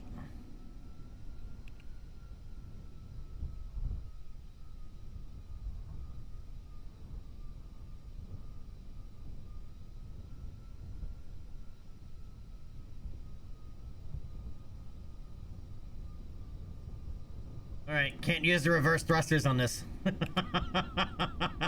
Otherwise, it's gonna bang the tail every time. It doesn't even take that much thrust. Thank you, Onka.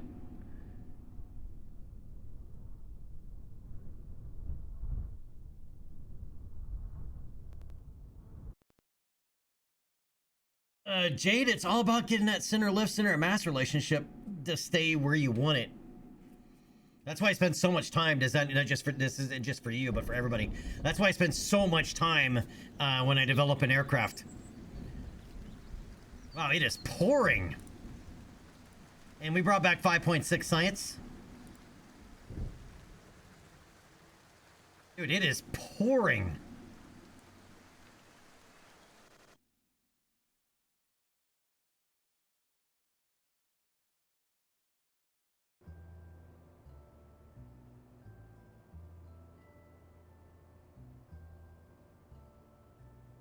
Now this one's almost too much, but it's to help counteract the thrust torque pushing the nose down.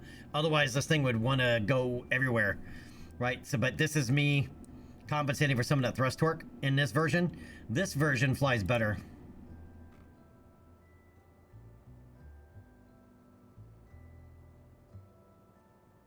Problem is, this one, the wings, the engine sit too low to the ground, and they smack on the ground if you're landing in the wild. But this one, because it doesn't have that thrust torque issue, it does have a thrust torque issue, but it's in a good way. Since these are below the center of mass, they help push the nose up. And so this thing can cruise at 10,000 meters at over 500 knots. Even though it's the exact same parts, exact same mass, exact same everything as the other one, it can fly 2,000 meters or cruise at 2,000 meters higher and 500 or 100 knots faster.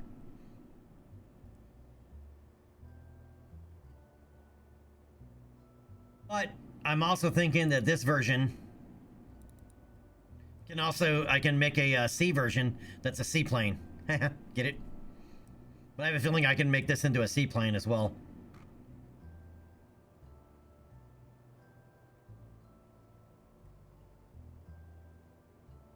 Oh, and Jade, did you see this one? Oh, not that one. The previous version of it. That one.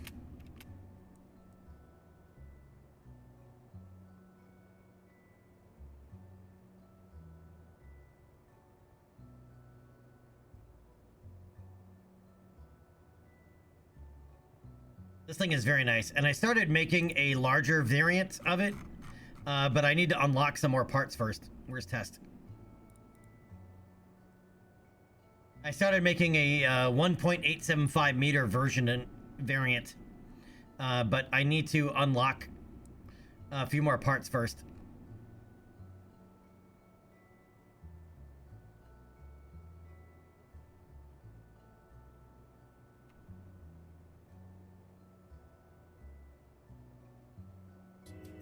We're curious, and now we're at a Right. place where we can pioneer.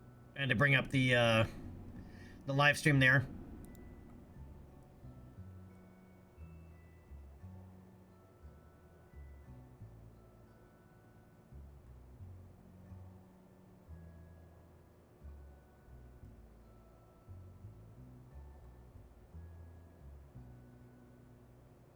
But yeah, I want more uses for this thing.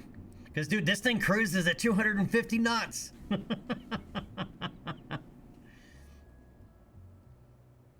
It's got a narrow flight profile, though. It once you get above 100 knots, you can't deviate the pitch very much.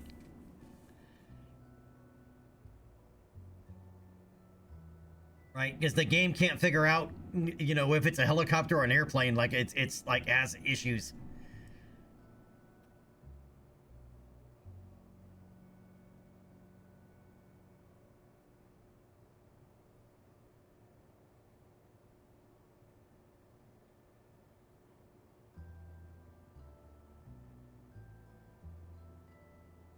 But yeah, this thing has like a 300-kilometer range. In Kerbal, that's pretty good for a any kind of VTOL. All right, so before this launch, I gotta go punch the bladder reset button, so hold that thought, and I'll be right back.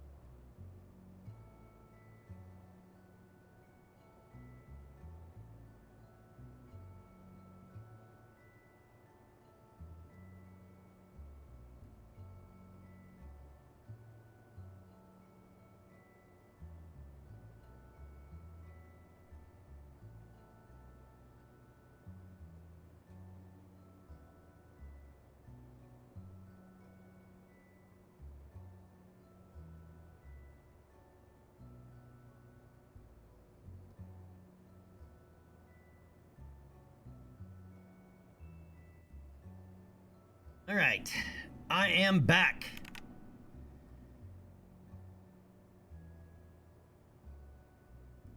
"15 minutes to launch." All right, okay, yeah, give me a 5-minute warning, if you would, please.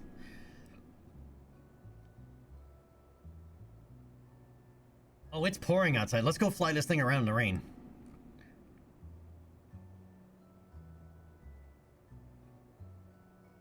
You know, just for funsies while we're waiting for passing a few minutes here before going over to the launch.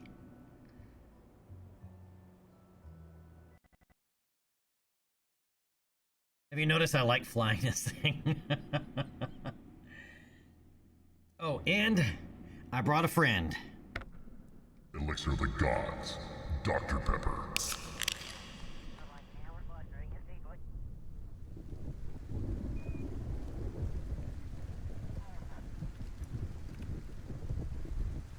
Oh, no passengers.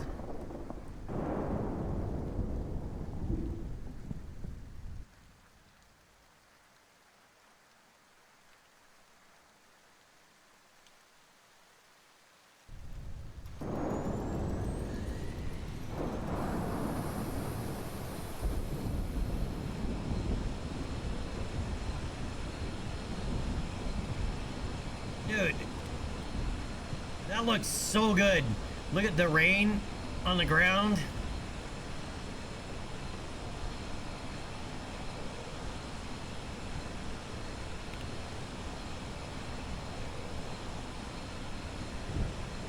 So I didn't think it's fine in the daytime. It's at night when it like sucks.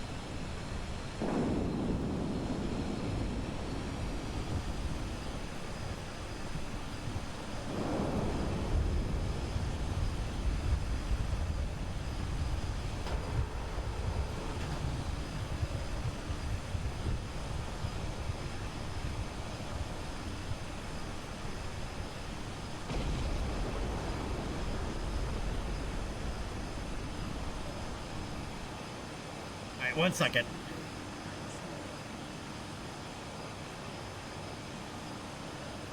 Buster! Thank you, sir. Welcome back, and thank you for Arc Raiders, even though...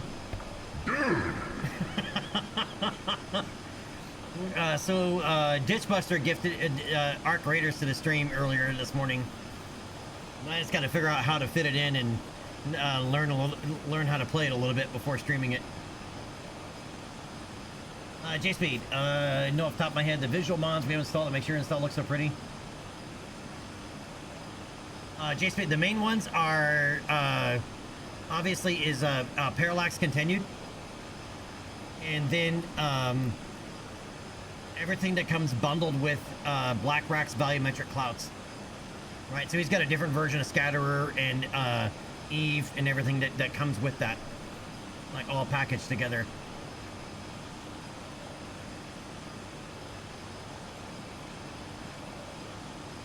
Those are the big ones, and then I'm running the Sunflare is Diamond High. The K-Brams, you know, like J.J. Abrams. It's the K-Brams Sunflare High Diamond.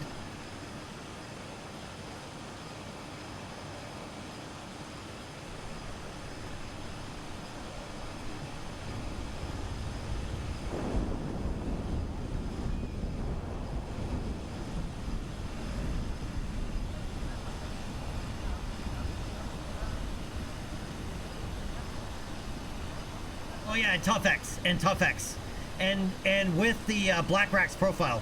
BlackRack has a profile for ToughX.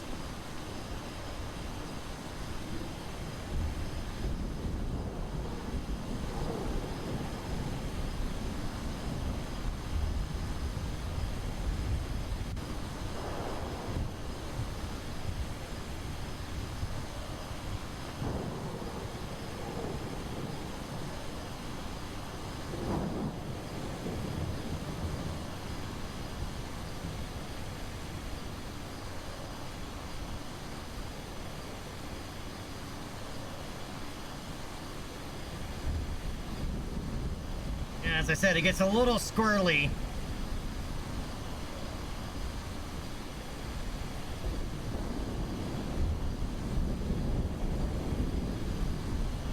We're over 260 knots.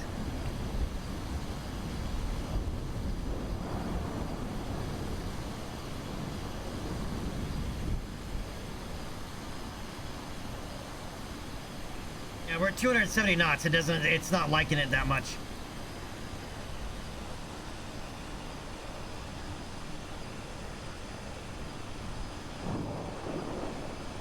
Yeah, when you get up to the top end, it doesn't like it so much.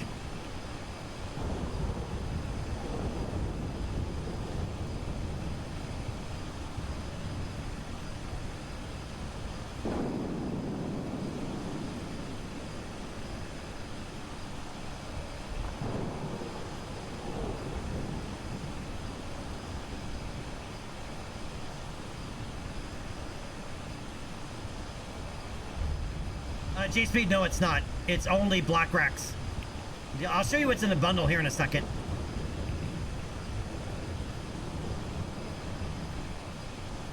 Yeah, I have Firefly installed as well as that's for the reentry. What's the ones for the rockets? Waterfall.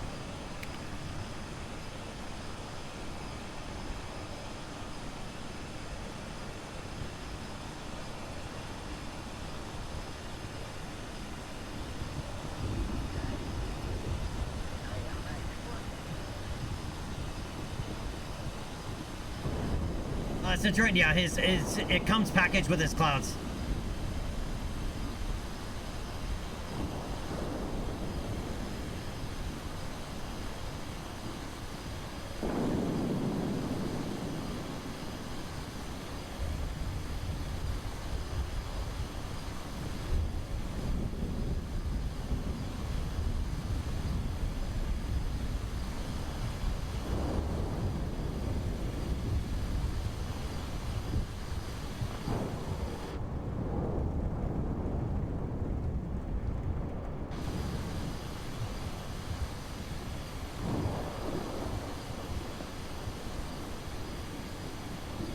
Kurt, what plans are those, man? And how's it going?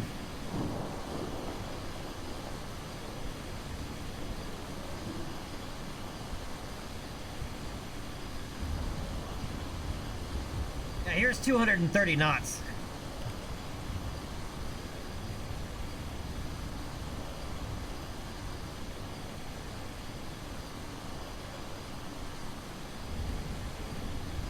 That looks so good, though, man. The way the KSC and everything looks.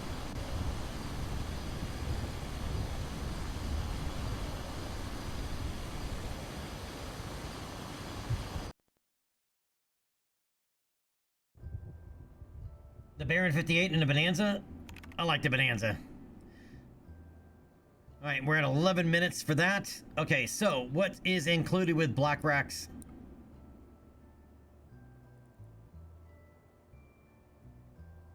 He's so fluffy, I'm gonna die. He's so fluffy.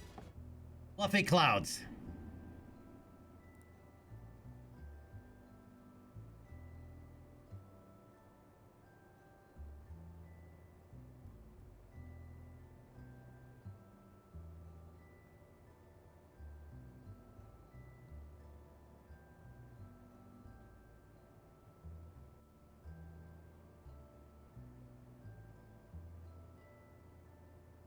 All right, so in the download, you're gonna get his Black Rack Tough X profile, his stock volumetric clouds, environmental visual enhancements, scatterer, and then stock scatterer configs.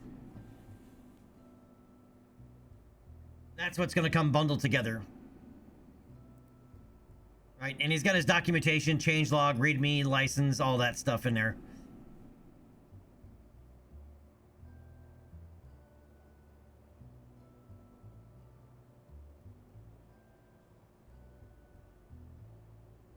Right, and then the other visuals, the primary ones are obviously Firefly, Waterfall. Firefly is reentry effects. Waterfall is the rocket effects, visual effects, I should say.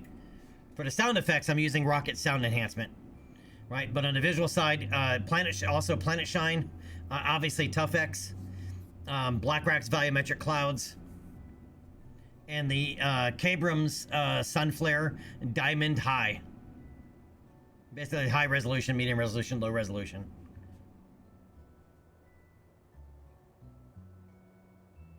I got 9. Let me refresh. Okay, there we go. 5 minutes. All right. Let me mute the music here.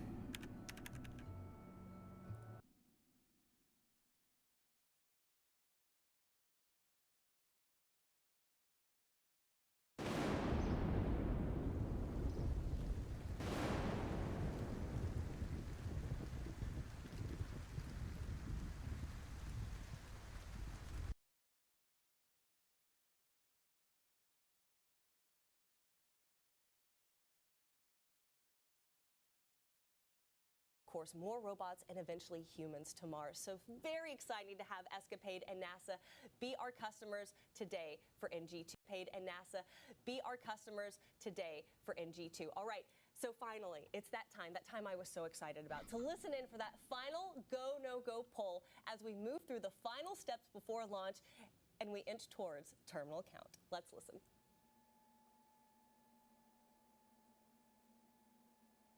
Have a little bowl of chili. TCS active. Is everybody here okay? Saving timer started.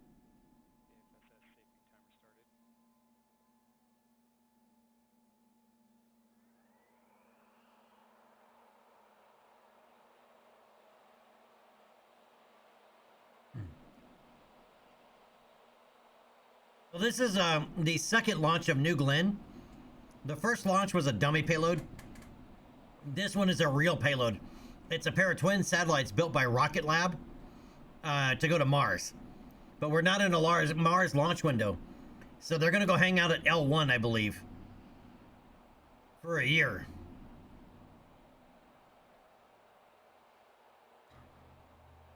News for you. We are in terminal count. They did the final go, no-go poll. New Glenn is ready to launch, and we've transitioned into that terminal count. Now, from here on out, you'll be hearing from our flight ops, Patrick Moore. Rocket sound enhancement by Insu. The vehicle is also running fully autonomously on software. So our engineers are hands off. They've got their eyes on their screens, but the rocket is in control of itself at the moment.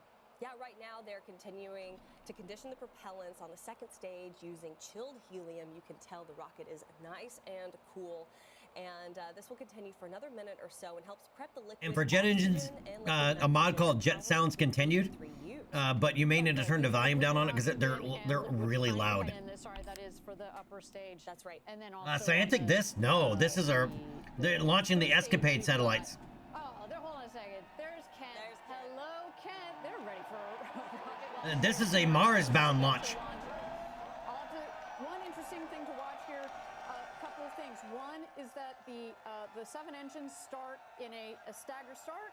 So we've got 3 of the engines that'll start, and then the other 4 engines that start just a second later. We want to make sure that we don't jostle the rocket or jostle the infrastructure too much. The other thing, the thing that you will visibly be able to see that we are go is when we start that big water. You see the big water. We're not in a Mars launch window. We are going to flood the base of the. Like we're a year out from a Mars window. They're gonna launch, and the satellites are gonna go to L1 and hang out at L1, Lagrange point 1, and then in a year go to Mars. And a huge shout out, of course, to Van Horn, to Kent, to Huntsville, Alabama, and our friends here at Rocket Park. We are now, I have gotten the notification, we are on What Centurion said. power.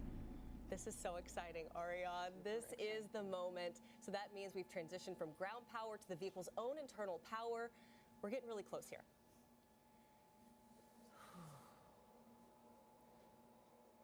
T-minus 1 minute. T-minus 60 seconds. Range green. AFSS flight enabled.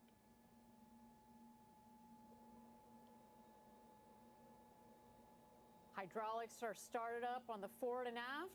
You might start to see the engines gimbal a bit here. They're going to move back and forth. Make sure they are nice and clear. And we're going to wait here for the big water. Let's turn it back over to mission control. We need some 4K broadcasts of this stuff, man. Let's light this candle. Go, New Glenn. T-minus 30 Can't wait, seconds. tell me the odds. Can't wait to see this booster back on Earth. GS1 hydraulics internal. GS1 at flight level. Oh yeah, and they're gonna try to do a first stage landing this time. Hold. Hold. 20 seconds out. Uh-oh.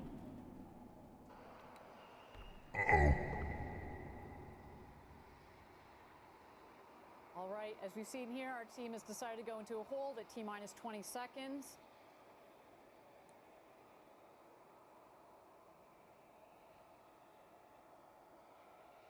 Let's wait to learn just a little bit more here.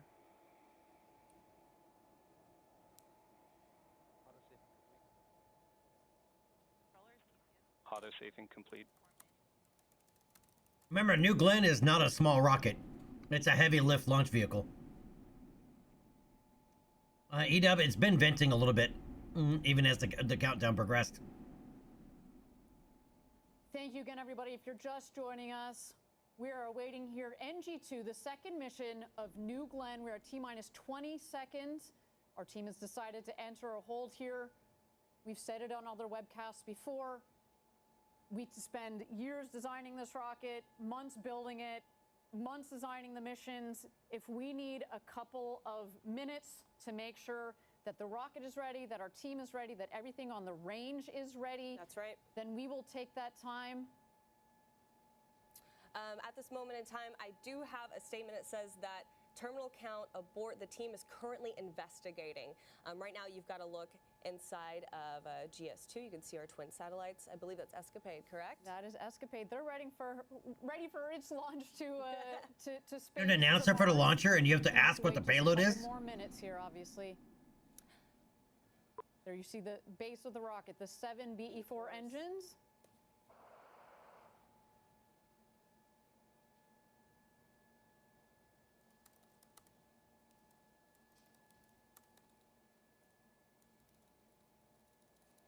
Remember, it's only the second launch of this launch vehicle, so they're going to be extra cautious with the,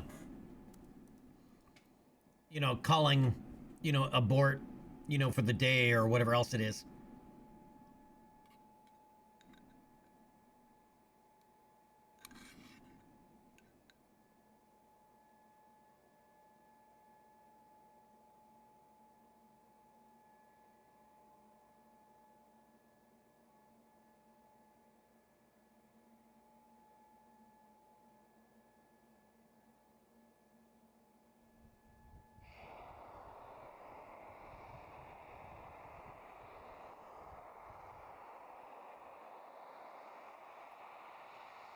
All right, if you're just joining us, this is NG2. We are at T-minus 20 seconds. We are currently in a hold because we had a terminal count abort. Our team, like I said, is currently investigating. So while everything is getting sorted out, we're going to toss it back over to NG2 on the pad and give you more information as it becomes available to us.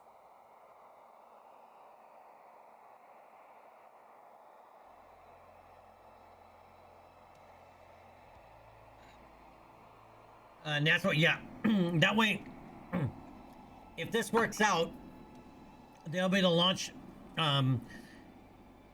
It opens up the launch window to things that they want to send to Mars, so that to better align things for multiple launches. You know, instead of just a window that's only a few weeks wide, where you have to, you know, if you want to do all your launches, you got to do them all right there at once, and it's too easy for something to go wrong, like this, as an example. Right, that's not necessarily wrong, but delayed, right? So by having them go park at L1, you basically have up to a year to go stack up a whole bunch of payloads at once.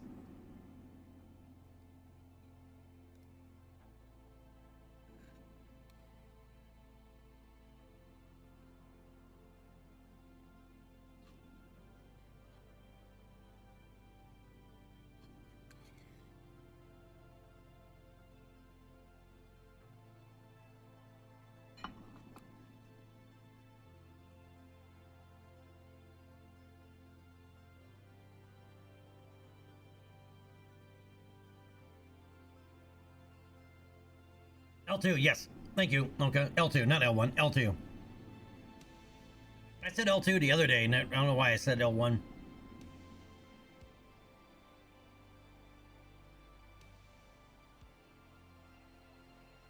And is it L1 or L2 that where the James Webb is sitting?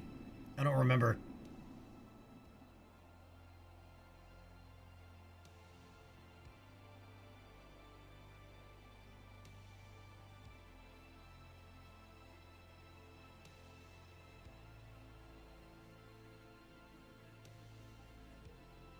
L2, okay, L2.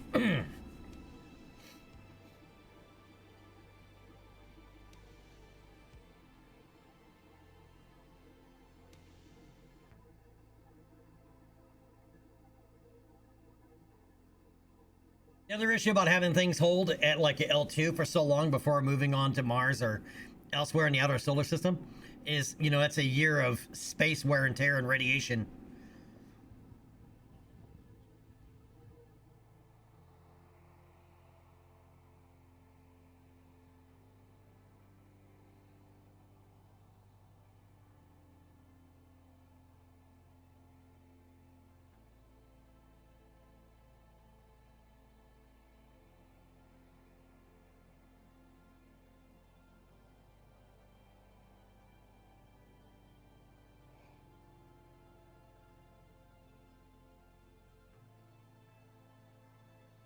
Now, they were originally gonna, well, not originally, but they were also gonna try to launch yesterday, but they had to postpone due to space weather. And I saw a lot of comments from people like, space weather, that's not a thing. And I'm like, wow. So many people are so ignorant of how the universe actually works.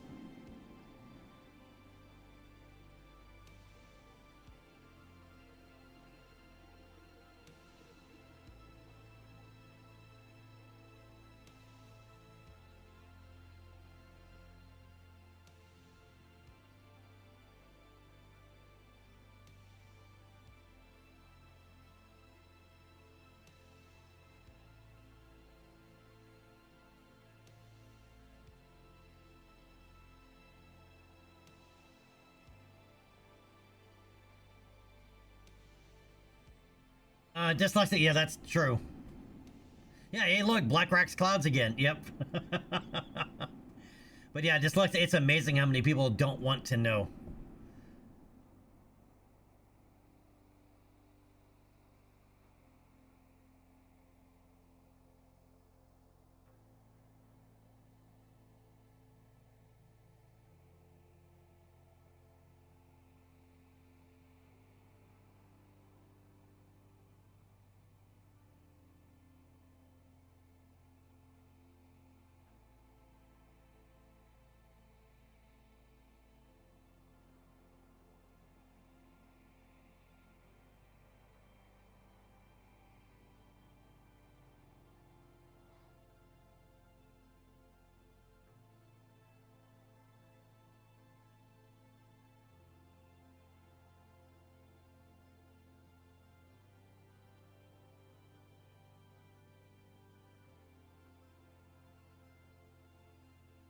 All right, we might just leave this up in the background here in a minute.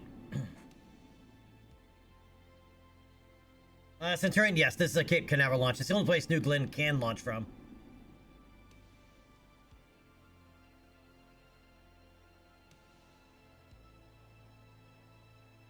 EW, that too. Right, they just can't comprehend it.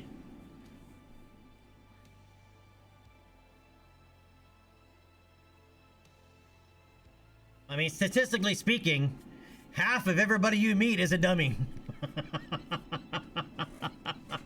Not necessarily a dummy, but is, you know, statistically, you meet two people, one's gonna be smart and one's not.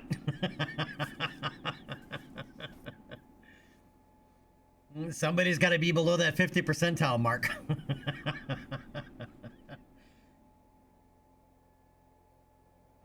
EW, yeah, and that's a breakdown in the education system.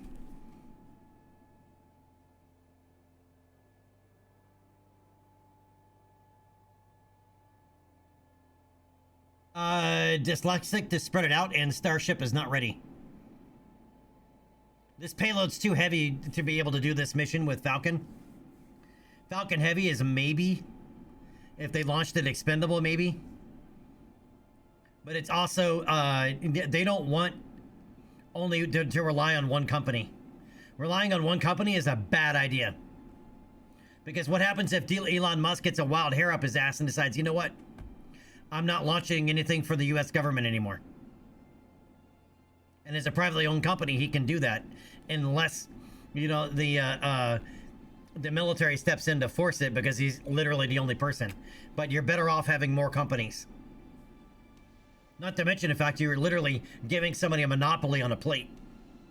So you want to spread it out. More launch vehicles? More better. You are currently watching the webcast for NG2. Right now, our team is investigating, and we are expecting them to reset the clock. But in this moment, since we have a little bit of time, okay, so they are still thinking about launching. Take our focus and talk a little bit more about are planning on launching. It's going to help scientists learn more about the atmosphere on Mars. Our friends over at NASA put together this great explainer on the importance of Escapade. Let's take a look. That too. Unka, yeah, what Unka said as well. It's a warm, watery world with a thick atmosphere.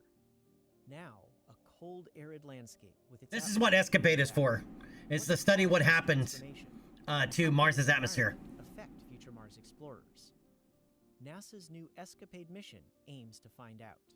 The Escape and Plasma Acceleration and Dynamics Explorers mission will help us understand Mars's climate history using 2 spacecraft in orbit for the first time. ESCAPADE gives us what you might call a stereo perspective, 2 different vantage points simultaneously. This will allow us to really make measurements we've never made before. The mission is studying the planet's real-time response to the solar wind, a relentless flow of particles from the sun that have stripped away the Martian atmosphere. ESCAPADE's twin spacecraft fly in 2 different formations to see how Mars responds to the solar wind in both time and space. The first formation allows ESCAPADE to observe rapid changes in the Martian atmosphere caused by sudden variations in the solar wind. When we have 2 spacecraft crossing those regions in quick succession, we can monitor how those regions vary on timescales as short as 2 minutes up to 30 minutes.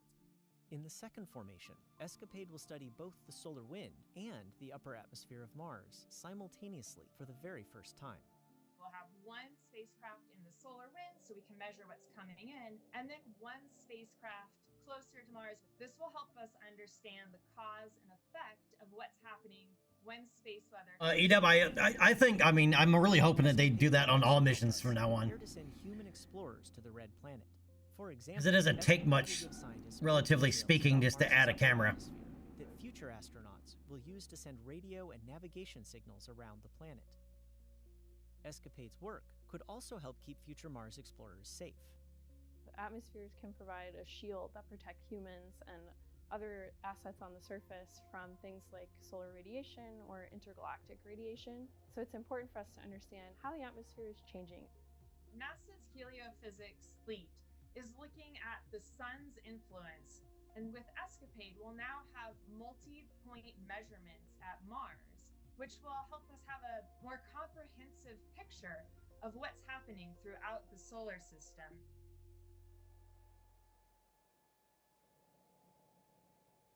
Just fascinating what these 2 satellites are going to figure out. And ironically, wouldn't it have been so cool to have these 2 satellites up there right now? Earlier this week, obviously, we had the other part about having multiple launch providers, not just for NASA, but for the public space, right? And especially if they're private, or, you know, are just like commercial agencies, you know, like Rocket Lab, New Glenn. I mean, it allows for new industries to be born, right? It's kind of like the government creating the internet and then letting industry decide what happens with it and how to use it and create new industries off of it based on those opportunities. We're entering a stage now where they're hoping that will also happen with spaceflight. Like, that's why this is those there they are, satellites called Blue and Gold, after the UC Berkeley colors. So that is why we decided to take a little bit of time. But as I said, can you imagine what these 2 satellites would have been able to observe if they were already in, you know, the Martian orbit? But yeah, for the future, they're going to be up there and doing, taking plenty of data. Elda's out front singing. Of course, for our friends at NASA and all of us that are helping build future missions to go to Mars, both for robotics, satellites, but also, fingers crossed, one day for humans. That's right, Ariane. So if you're just joining us right now, you are looking at New Glenn NG2 out there on the pad. Let's take a moment, toss it back over to the rocket while our team is investigating an issue.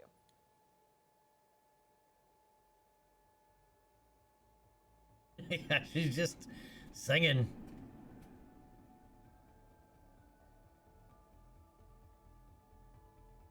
Yeah, NASCAR at this point? Yeah, probably.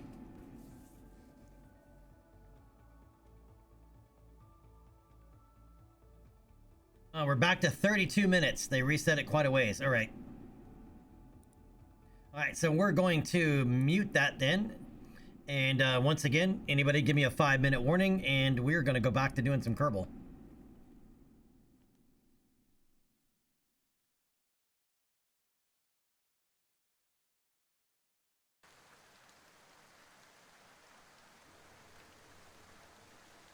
And yeah, we're back to like absolutely pouring rain.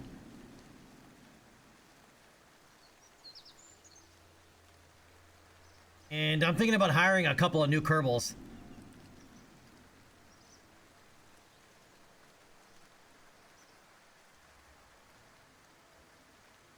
Civil servant.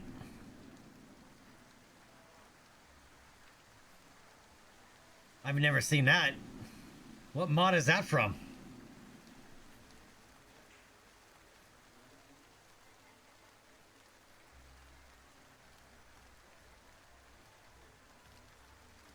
And a service Kerbal? What are these guys?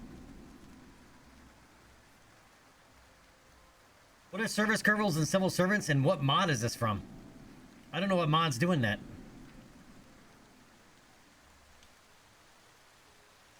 Alright, but I want a second scientist, so we're gonna hire Filton here, because he's the only scientist in here.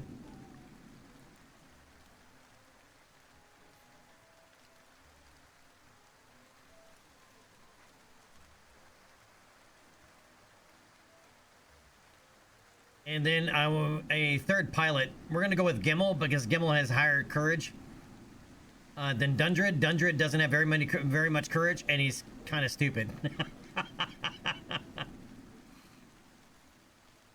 So we're gonna hire Gimmel.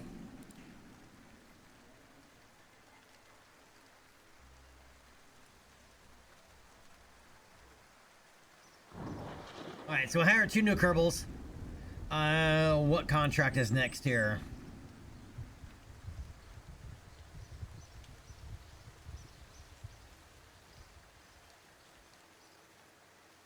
Oh, we need to start our airline.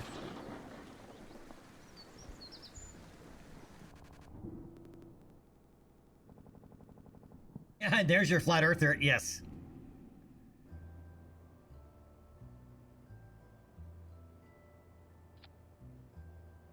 So yes, Maki, we're going to make a new small airplane to start an airline.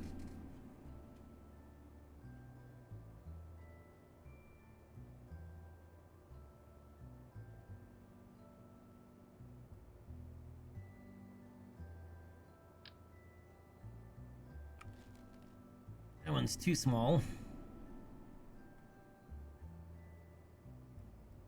I don't want to put a Titan on it. That is just too powerful. If we do a bush plane version of this later on or something, maybe. But that is just so much power. That's a thing. It's just literally a C-130 engine.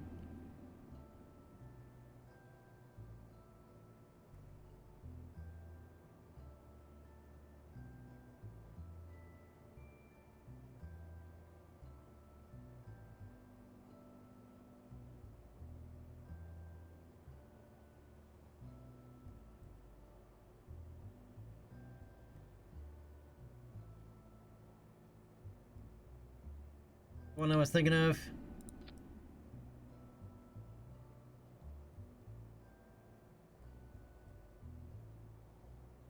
I don't think it is.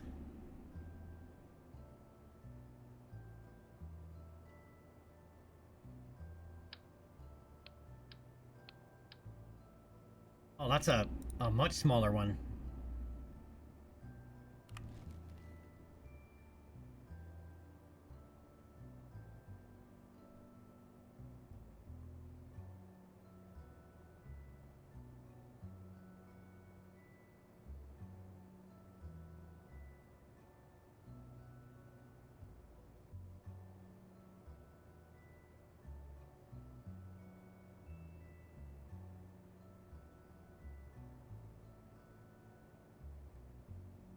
What engine am I looking for here?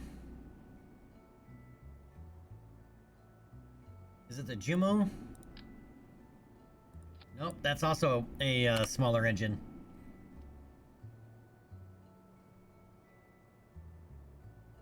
Pretty sure it's not the Wolf either. That's huge.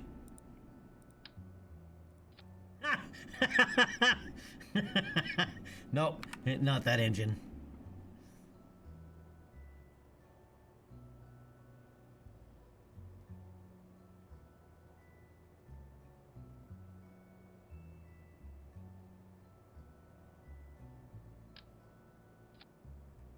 Whirlwind? No, that's also too big for this. I'm gonna end up unlocking all these engines, trying to figure out which one I want it is that I used before. Oh, that one's also a small engine.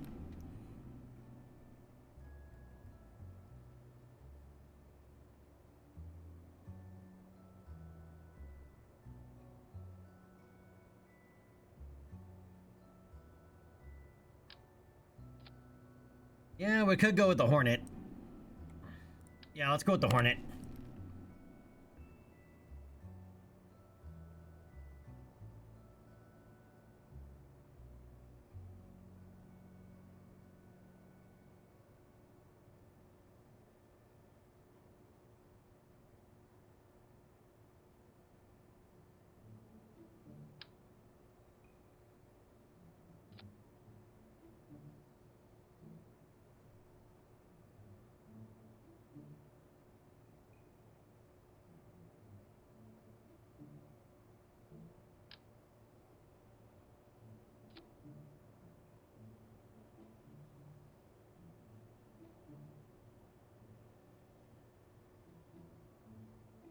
With having a fuel tank this far back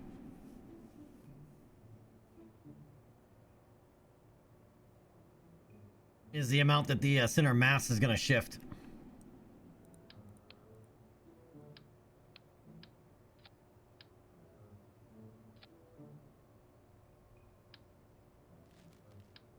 I think I'm going to do it this way instead.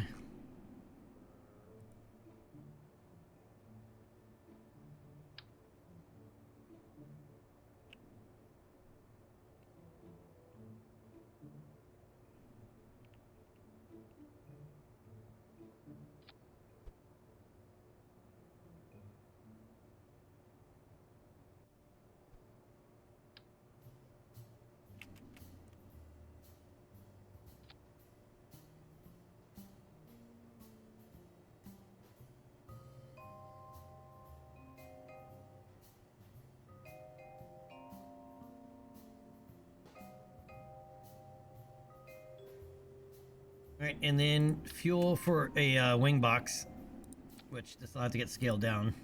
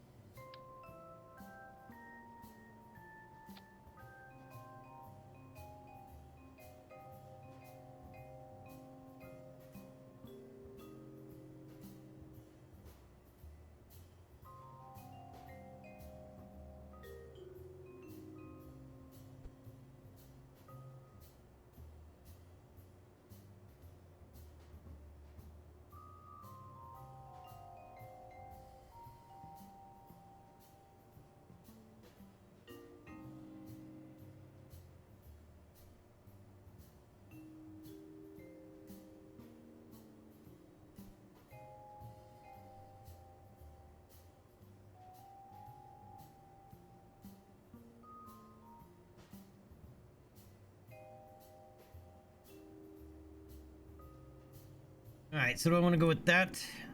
How much fuel is in that? 221.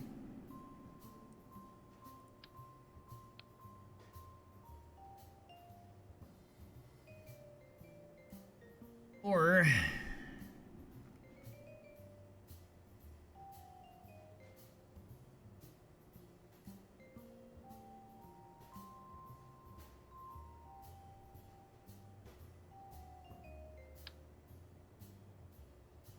I don't know what happened to the bigger version of this. The longer one, the full length one. That's too big.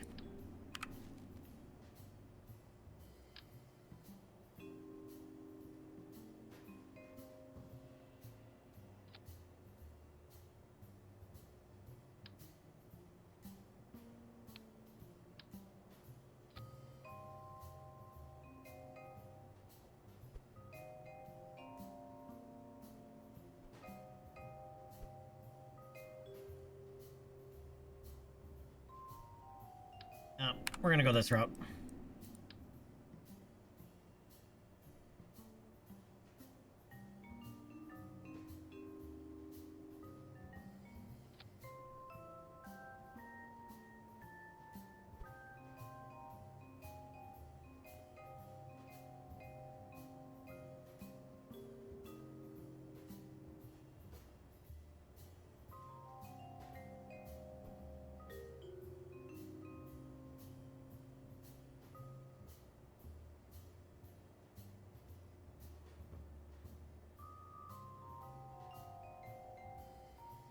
Wings.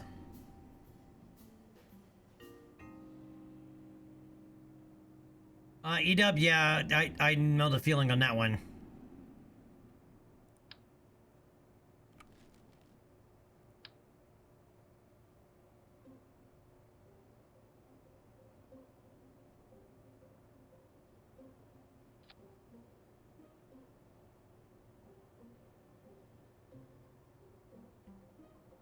And these can hold fuel.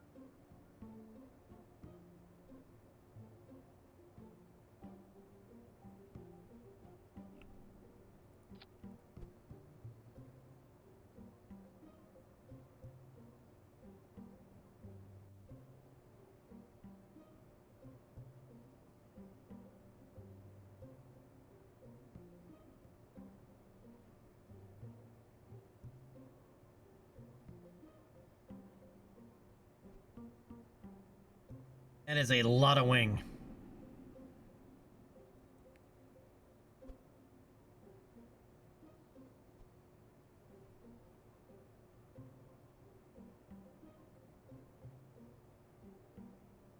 Our wingspan's 50% greater than our length. That is a lot of wing.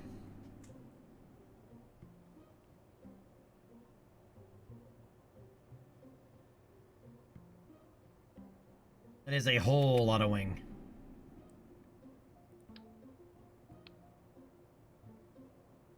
Alright, let me play with some other ideas here, because that is a lot of wing.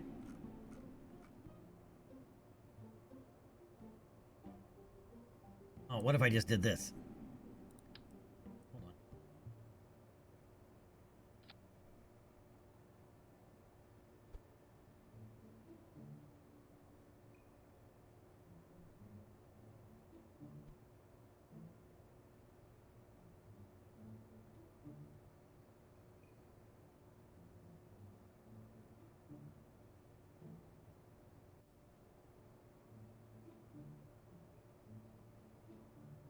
That's better. Hey, Destroyer, what's up, buddy? So what have you been up to then, Edub? And Destroyer, what are you up to, man?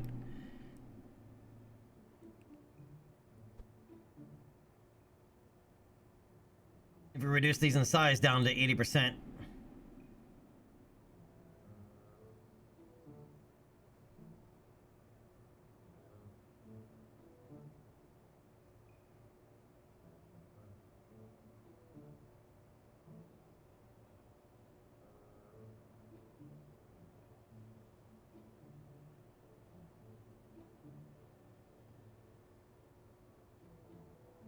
You modded a mod for KSP. Which mod and what did you mod? That works.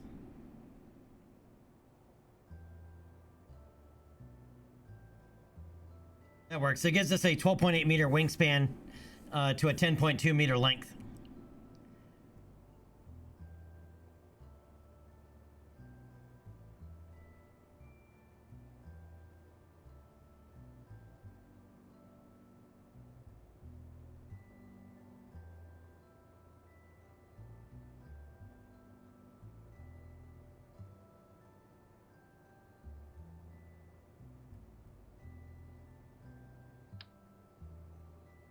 Oh, way too big.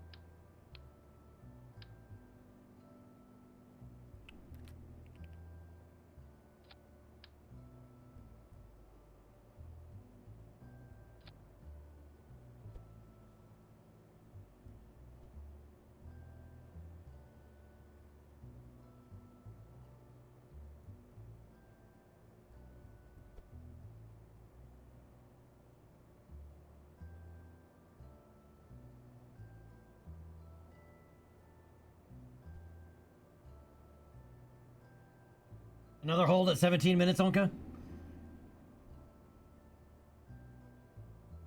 J-Spade, yeah, that's the other bad part about installing some of the visual mods.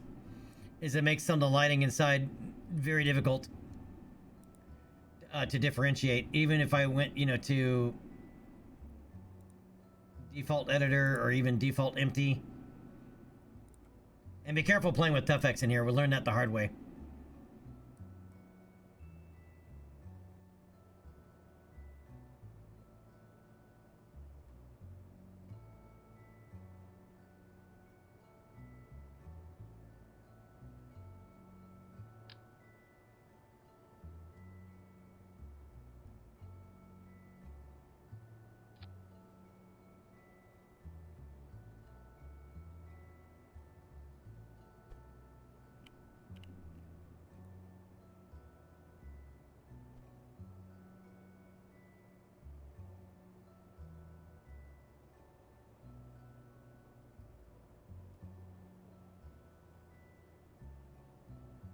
Gotta get Flappy.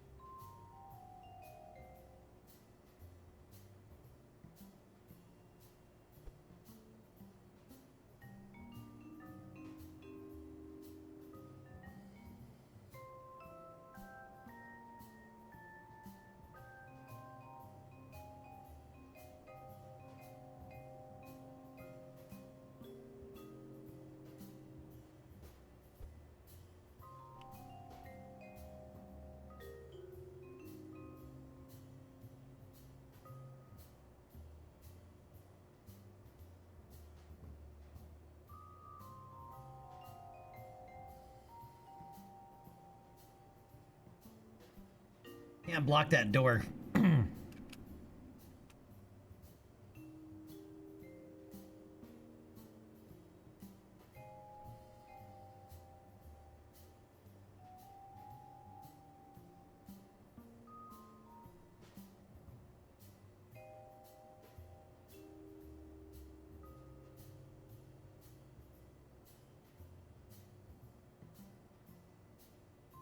Destroyer, even with this launch, because it's launching 2 small satellites, it's got to be higher than that. Sat 5s is only 1.15, just so you're aware.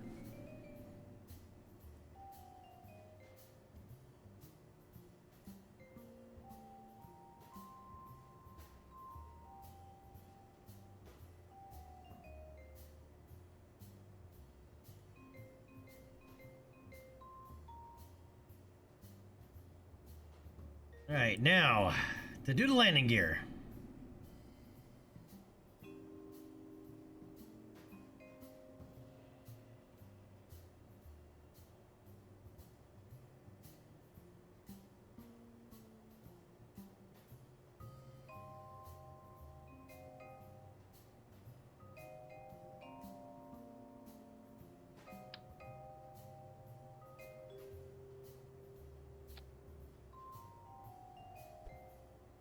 And yep, this is going to be a tail dragger.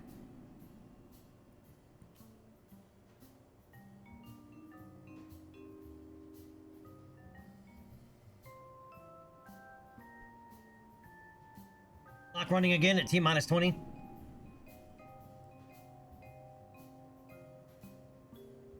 And what airplane number are we up to?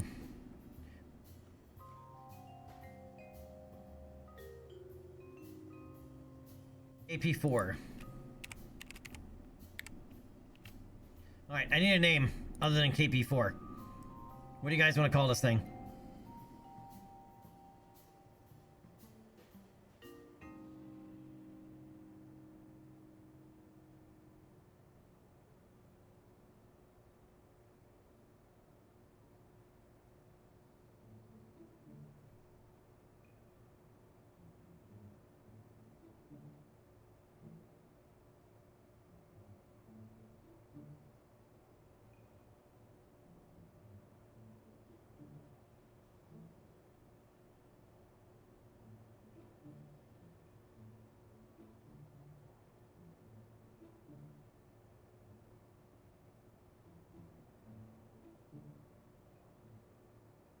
Dragtails.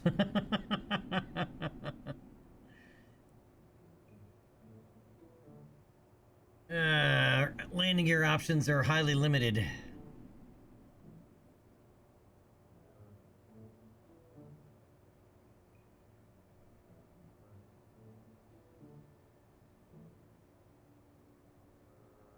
How did I do this before as a bush plane? I gotta look it up now.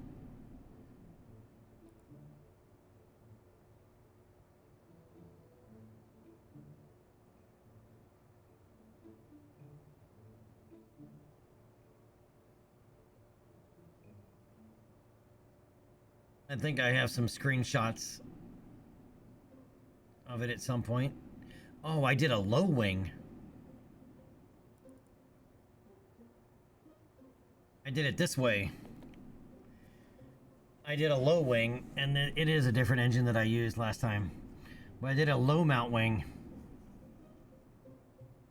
instead of a high mount wing.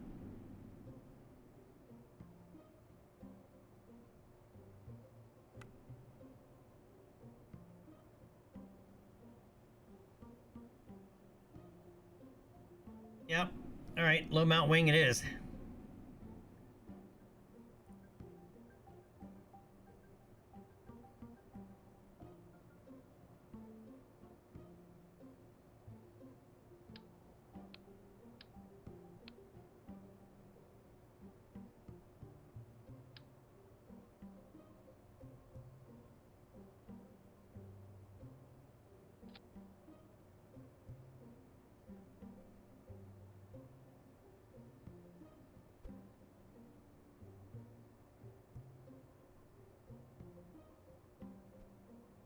Still gonna use the radio mount fuel tank this way because I like it as a wing box.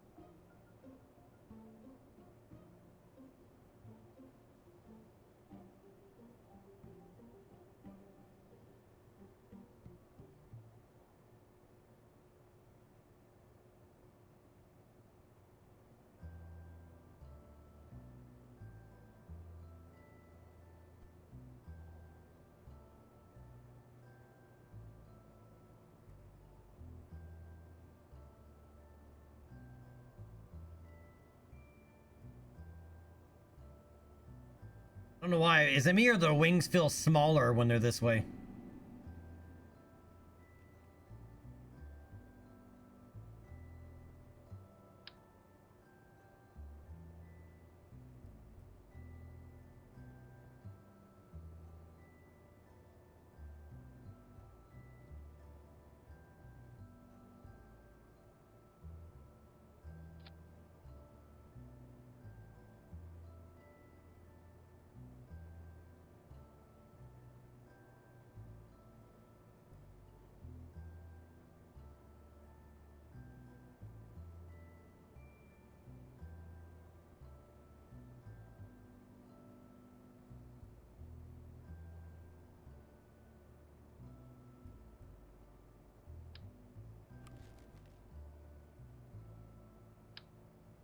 Do that. I'm gonna go with the small one.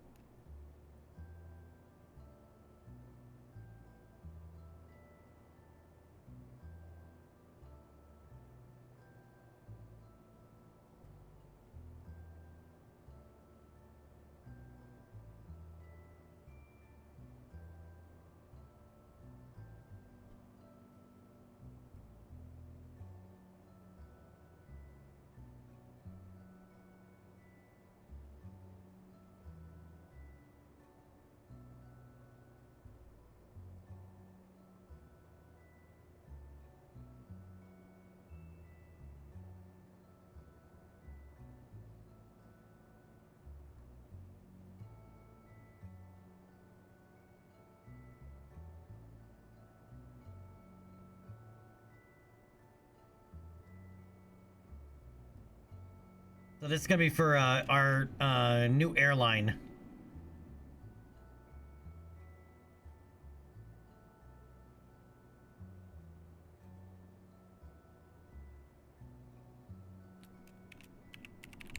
All right, we're gonna call it the Express, KP4A Express.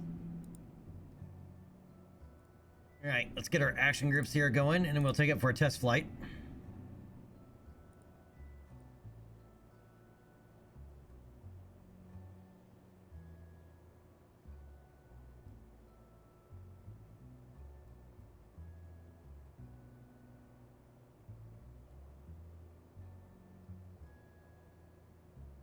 J-Speed, yeah, it's gonna be for our Kerbal airline. It's gonna be our first airliner. Our plane we're gonna use as an airline plane.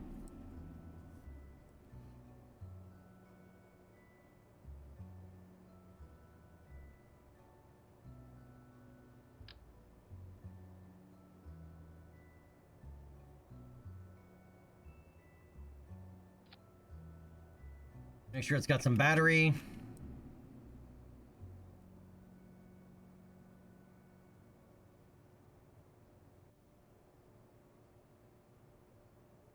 Communications.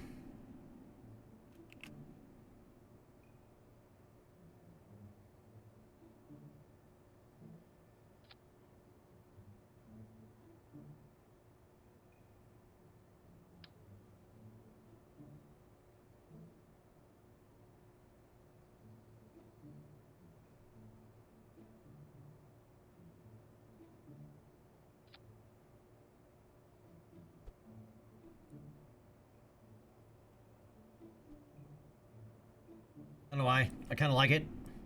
All right, lights.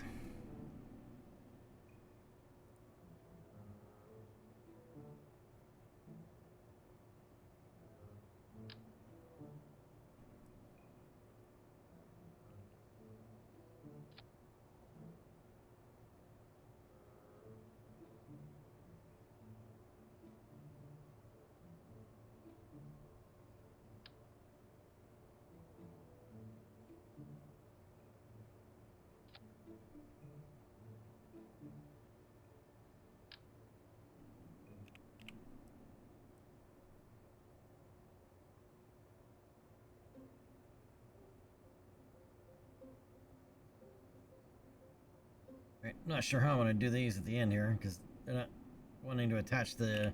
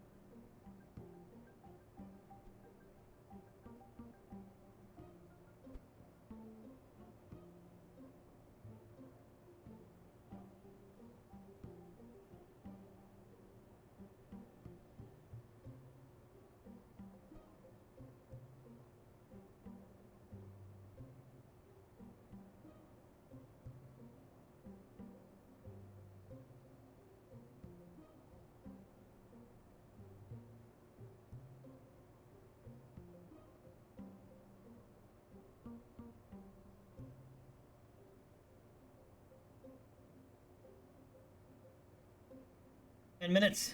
All right. Enough time for a good test flight. All right, Gimmel. Earn your stripes.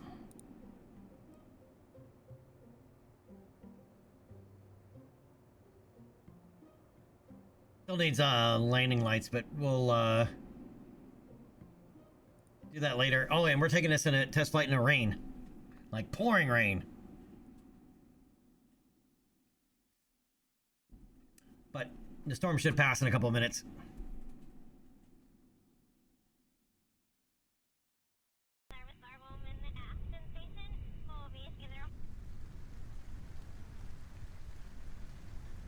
Oh, that's, I forgot it does that.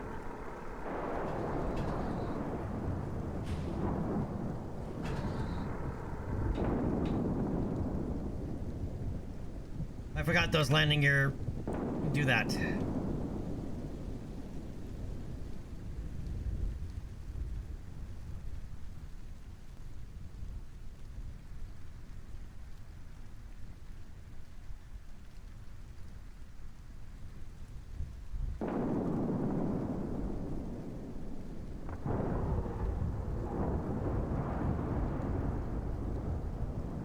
Yeah, see, it needs landing lights, but...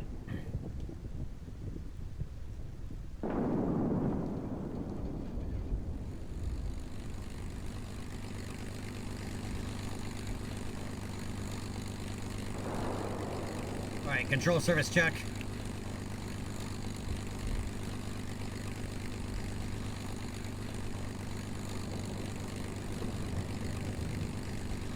Alright. Alright, Gimmel. Let's see what you got.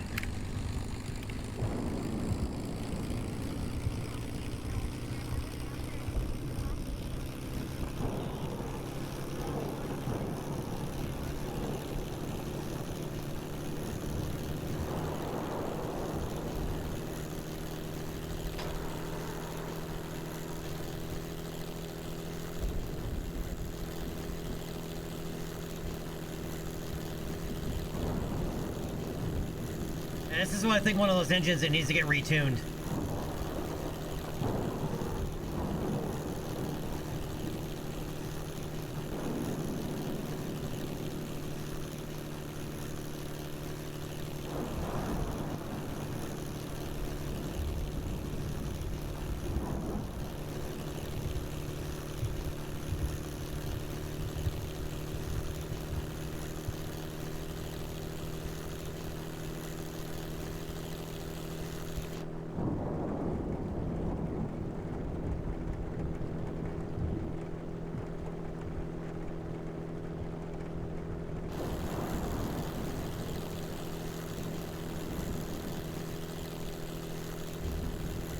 That's more, maybe not in this install.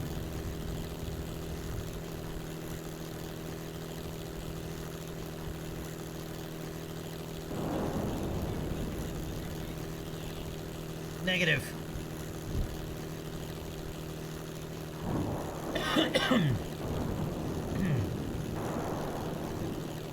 I'll go 5 minutes. All right. Remind me at 2 minutes.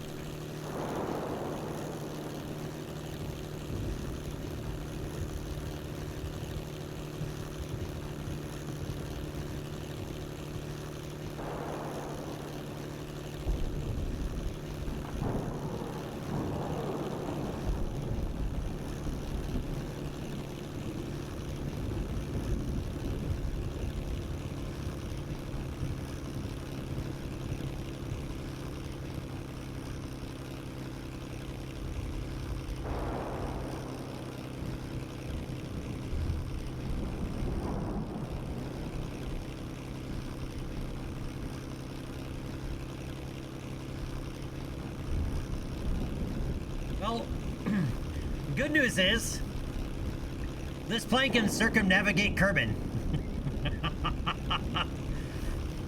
But who would ever want to do that, flying at this speed?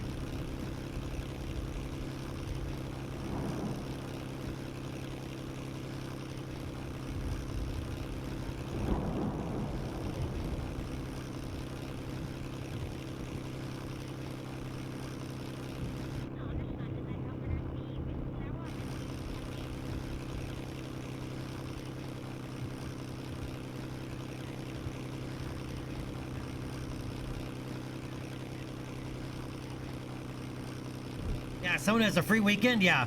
But we literally have 6 hours or 1 day of flight time.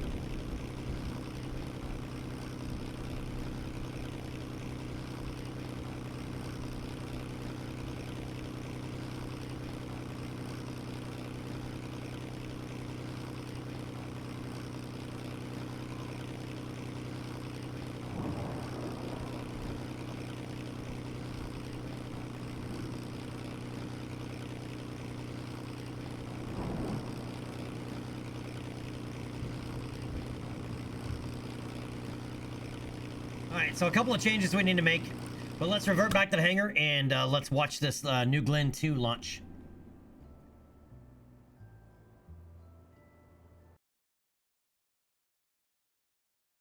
And that's where I can't remember. Does World Stabilizer fix that kind of stuff?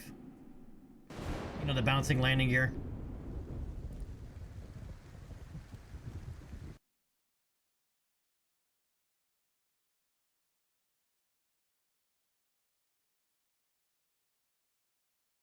There are the cheers, yes!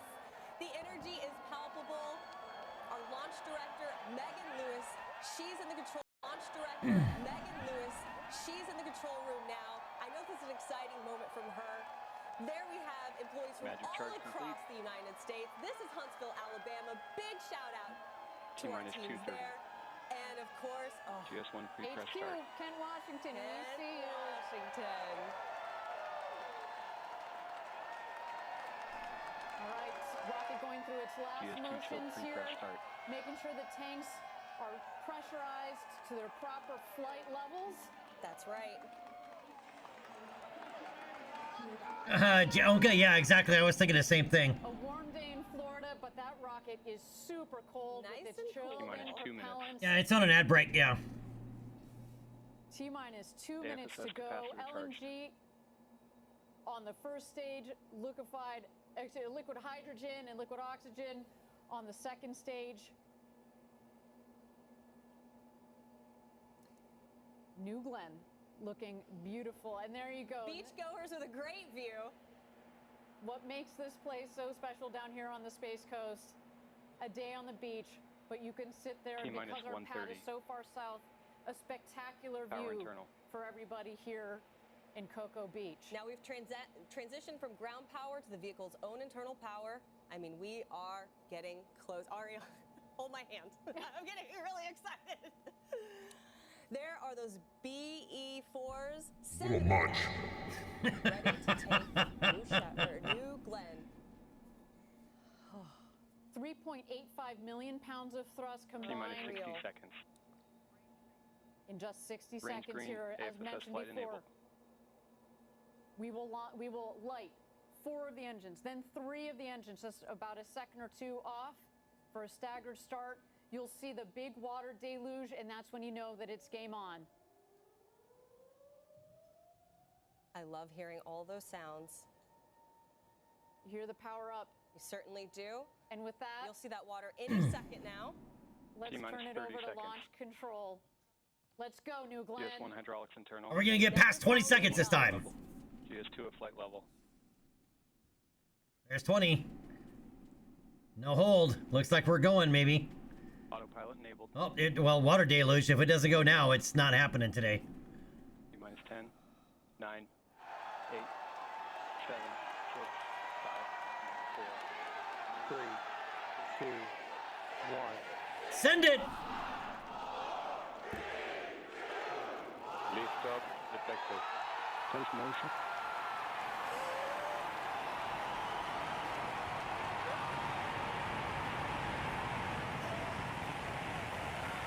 New Glenn has cleared the tower. New Glenn has cleared the tower! Go, go, go! Pushing 7 good engines. 30 seconds into flight.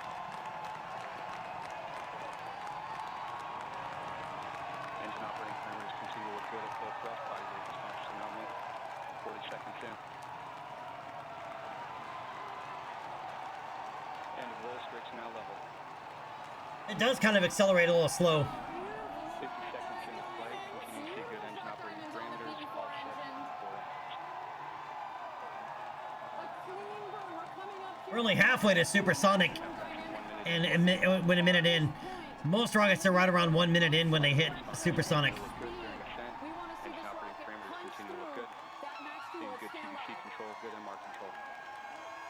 I can't even hear the callouts because of all the other noise.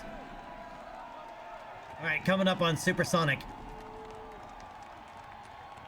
Now passing Mach 1, New Glenn is now supersonic. Yeah, supersonic at 30,000 feet. 1 minute 30 seconds. Engine operating parameters continue to look good at full thrust. Max Q, maximum dynamic pressure.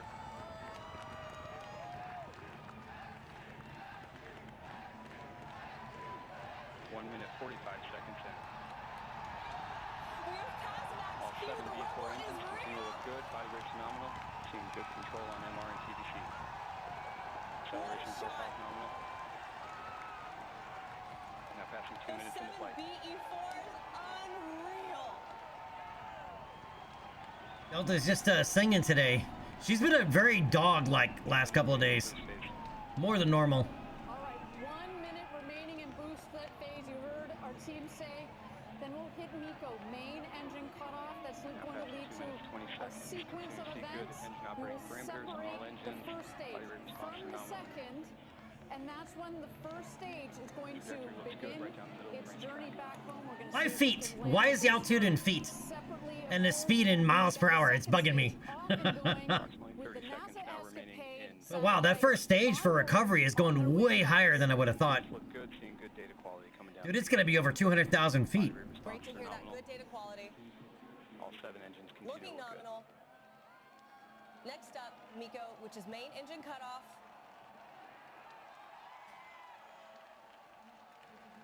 The cheers are real. Yeah, and the velocity. Hear them all the way in here. That's much higher. And we have MECO. And we have MECO. And we have good stage set.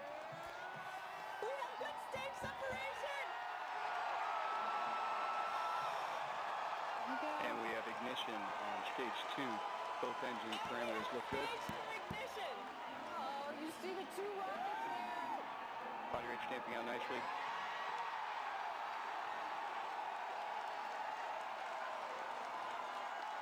Both B3U engines look good at the high thrust set point. Body rate responses look good. 3 minutes, 43 seconds into flight. Look at that view.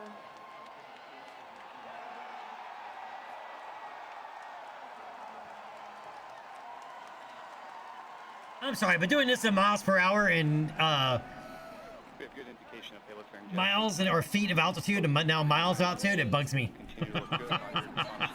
Seeing good data coming down from both stages. Great data. We're 4 minutes into NG2.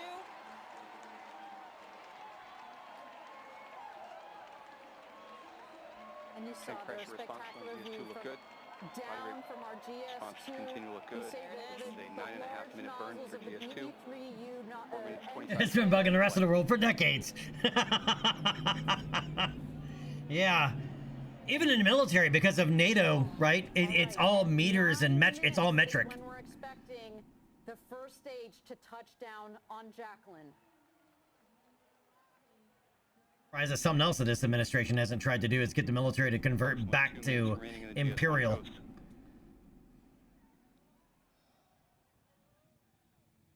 Thank you again, everybody, for joining us for NG2. So far, a nominal mission. GS2 is now Our second 320 mission of kilometers NG2. downrange, traveling at 2.8 kilometers per second.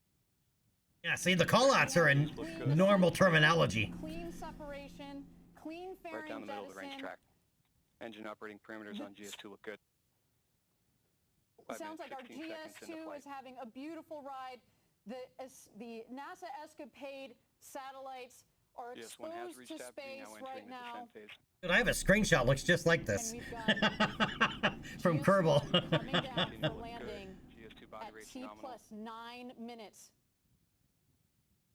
Yeah, dude, and the U.S. military has been using metric for decades.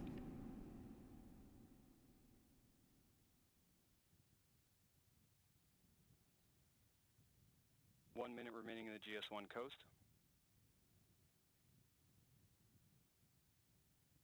Continue to see good data coming down from both GS1 and GS2. Body rates on both stages look good. The 3U engines look good. Everything looking good, looking nominal. I'm guessing we're looking at the, I think we're looking at the booster here coming down. Yeah. Trajectory It is. continues We're to look going good. to.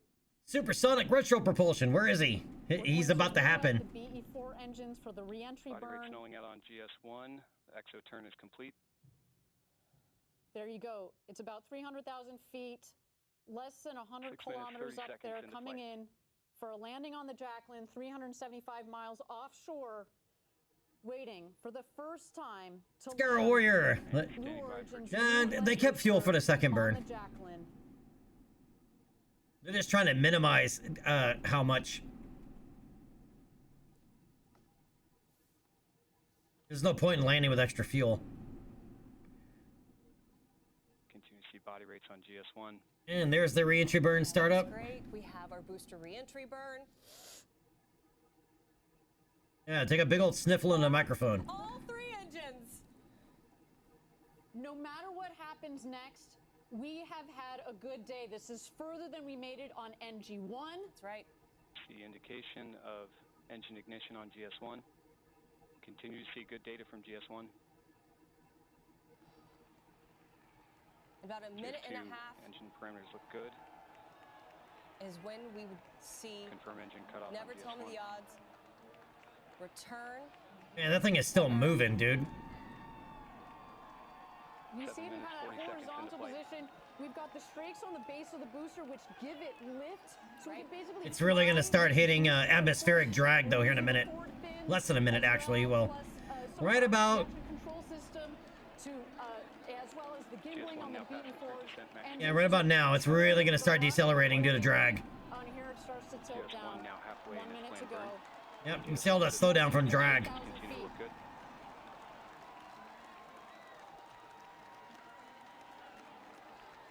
GS2 throttle down complete. Responses look good. And that boost is still going to be hot as shit, though. 8 minutes, 20 seconds into flight. J-Speed, I'm not sure. I'm guessing a chase airplane. 3 good engines. We've got our booster landing burn. Starts that burn 1 mile up. Engine control looks good. And lost it in the clouds. 8 minutes, 43 seconds into flight. Legs deployed. Now down to 1 Great engine shot burn. from our booster. Standing by. There's the drone ship. No, there's the legs. Never mind. Yeah, I don't know what is giving this the camera shots. Buff. Standing by for touchdown.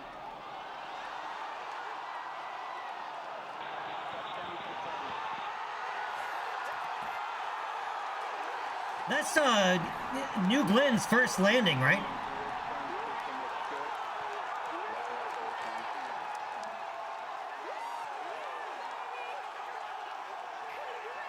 Dead center.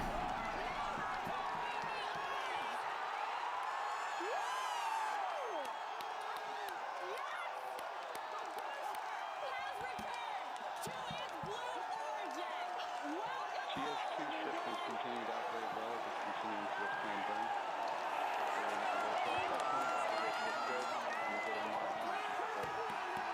That was pretty good.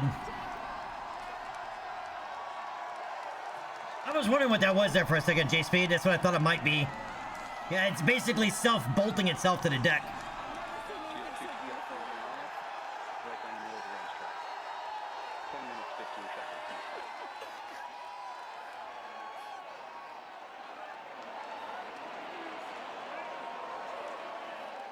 Scientific, no. Well, the Chinese are still haven't pulled it off yet. Rocket Lab has done it. Well, they don't land them. Exactly. They're working on capturing it with a helicopter or an airplane. GS2 trajectory continues to look good. Body rates nominal. Tank pressures look good. Engine operating parameters look good. GS2. And now, how you gauge it? I mean, because you have to remember, NASA was landing boosters, or had a where they had a the Delta Clipper that they were landing back in the 90s, but it wasn't an orbital class rocket. And material science wasn't there yet to scale it up. It was just a test to see if it could be done. In fact, the Falcon 9 actually, well at least the Falcon 9, its landing system, guidance system is based off of that as well. Yeah, pretty good for a second attempt for sure. For Blue Origin, for the space industry. These two systems continue to look good through its burn.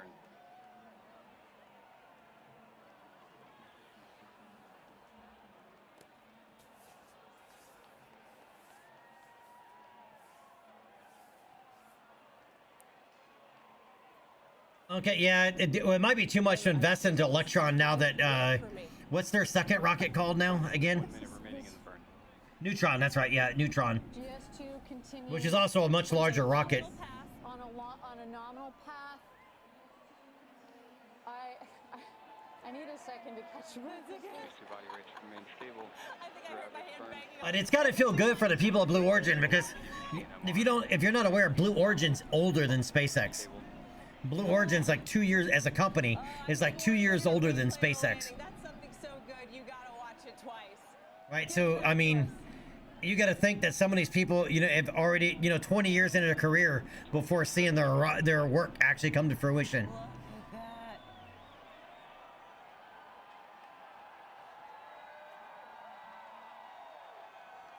beautiful Standing by for Chico 1 shortly. landing of the first stage of And stage 2 is almost at orbital velocity, so we're going to be getting a Seco 1 here shortly. Stage, it's going to cut off its engine. It's done its first burn. And we have Seco GS2 engine cut off. Seco 1. Yeah. Seco 1 is confirmed. GS2 right down the track. Damping out nice. Currently in the coast we have one for two so far on our two objectives for our second mission of New Glenn. We have landed the booster for the first J-Speed, yeah, stage 2 of New Glenn is Hydrolox, yes. In about 20 minutes here, we are going to separate the blue and gold satellites of NASA's Escapade mission. Of course, one of the most important thing of any launch is making sure you get your payloads where they need to go. And there's our team in Ken. Hey guys, that's right. Oh, I see the celebration. Yeah, you know they're not getting any work done the rest of the day. GS2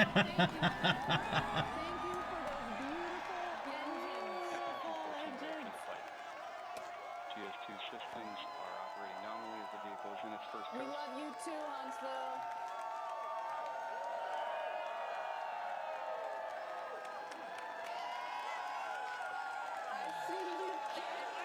Yeah, that's a pretty big mission too for only their second launch, is to, you know, do a Mars launch. At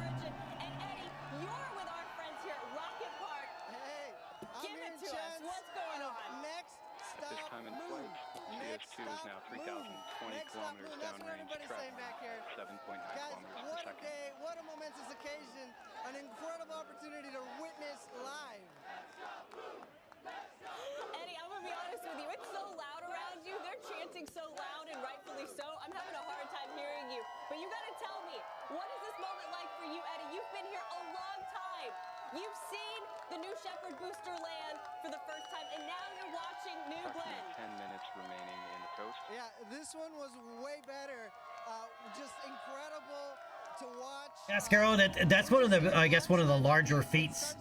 Well, engineering-wise, if you can make a space shuttle in KSP that actually works, right, and it's controllable and repeatable, it's arguably one of the most difficult things to do, our engineer in Kerbal, and pull off. And if you're able to re-enter it gliding and land back at the runway, Here's a moment. that's right. Yeah, dude, they went from, well, now you're gonna be behind an ad wall, but That's mission control. Control. Where is it? You know. but yeah, I had mentioned before when they first announced Blue Glenn that they're basically going from point A to point D without going through B and C. The head of our New Glenn program, Dave Limp. Right, so they had New Shepard, which was just a, you know, a suborbital rocket, a very tiny suborbital rocket, right, for the most part, up to a heavy lift rocket. So they're, you know, skipping B and C, but they pulled it off. Never seen anything more beautiful. Not since the first landing of New Shepard in November of Right, and this is in a coast phase, so almost exactly 10 years apart to land our booster. Just incredible. And now we're watching here. We've got a map here on the left. Toys. That's our stage 1 that, of course, made this beautiful landing on the Jacqueline, 375 miles off the coast. And what you're seeing there in the center of your screen. Oh, car toys, car toys, car toys. Escapade satellites on board. We're waiting. We have about another 16, 17. There's a very short pier out there requesting you to take a very long walk. The goal to give them some space. And then about 5 minutes after that, we also have a what we call a hosted payload on board. A Viasat, What's up, car toys? How you been, buddy? Radio tech demonstrator on board that we will also. That's where. Welcome back. Yeah, what I was saying is, I was highly skeptical of Blue Origin when they announced New Glenn, because they're basically going from New Shepard, which is a very tiny suborbital rocket, to a heavy lift orbital vehicle, basically going from point A to point D without going through B and C. Was a historic moment for us here at Blue Origin, but the But show isn't they over. pulled it off. Still tracking, of course, deployment of And managed to land it on the second attempt. to be aware of over the next 20-ish minutes. All right, at the T plus 25 minute, the second stage engine will ignite. At T26:44, we're going to have SECO 2, which is that second stage engine cutoff. And then, of course, at the T plus 33 minute mark, and that's when we find. I mean, they have a lot of launches to you know, make up for, but. Deploy and separate at about 30 seconds apart. First blue separation and then gold JSP, separation. yeah, it really was. As you mentioned, Ariane, we will have at about T plus 38 minutes that Viasat tech demonstration. Why am I yawning so much? I got a good night's sleep last night. But we have got one accomplishment under our belt, and as we await the second one with our mission today, I got the chance to actually catch up with Dr. Shannon Curry. Now, she's a project scientist on Escapade, and she explains how long it took to get to this point with Escapade and what this moment means for their mission. All right, so I'm going to pause that into, I don't know if we have onboard cameras still, or if they're going to show any more. I'm not going to pause it. I'm going to mute it and go back to doing some Kerbal, but I'm curious.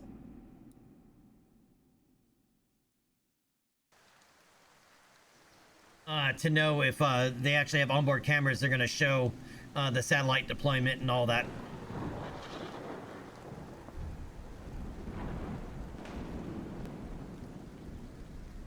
Yeah, and that's why usually it's a longer, slower process. Like the way that SpaceX goes out. The other thing is too is that Blue Origin, they only do a single work shift a day, right? For the most part, outside of a few specialized roles. Whereas SpaceX, everyone works 3 shifts a day, or not everyone, but they're running 3 shifts a day.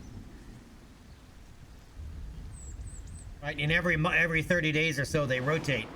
Right, so if you're on morning shift, you go to afternoon shift. If you're on afternoon shift, you go to night shift. You're on night shift, you go to morning shift, which is kind of crazy. I mean, that's you know, that's not going to be sustainable for a lot of people for a career. You know, especially with, you know, if you have a family and whatnot.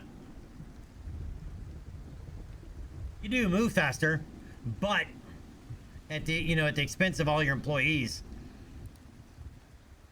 Anyway, we are testing a new airplane.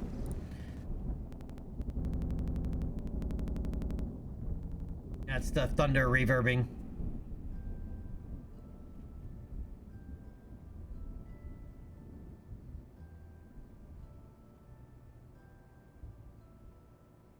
All right, I'm gonna start the gear retracted for now. I'll try installing roll stabilizer later. If I can get the landing gear here.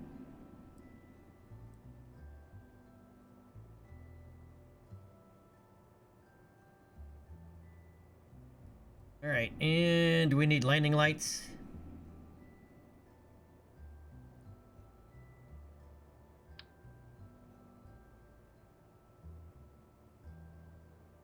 So yeah, you're not gonna, I mean, people are gonna cash in there. They're gonna get a whole lot of experience in a very short amount of time and then go cash it in somewhere else.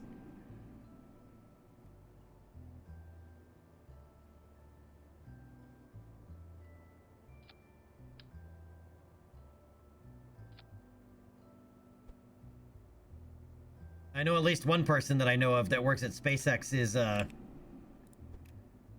kind of destroyed his family life.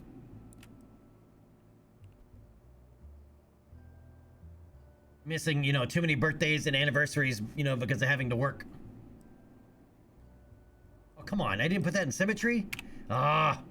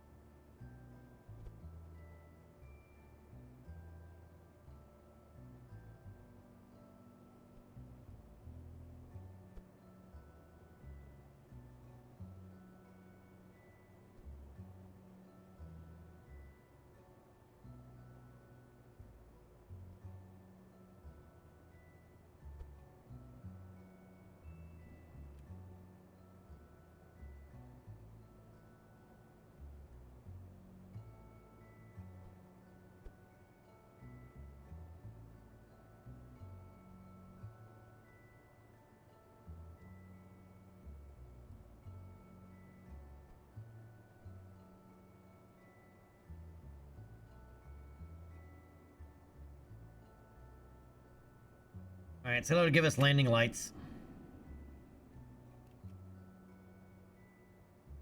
For now.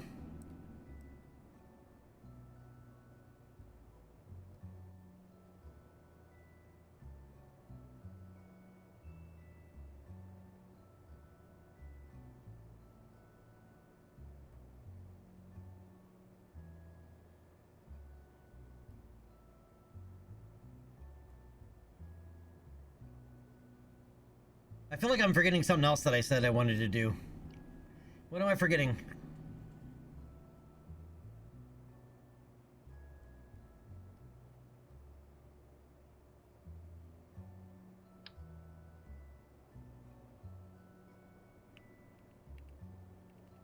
It wasn't ladders, but I'm adding these anyway.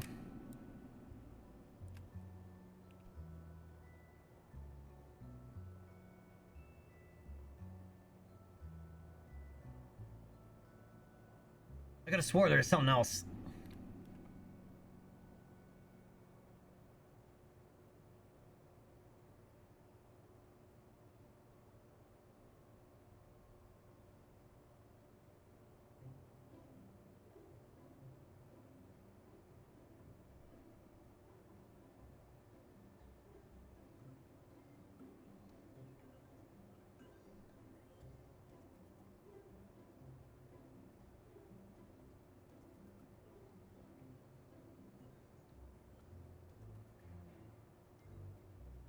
Oh, well, we also need stickers. I can't fly without stickers. I mean, it's an airline after all, right?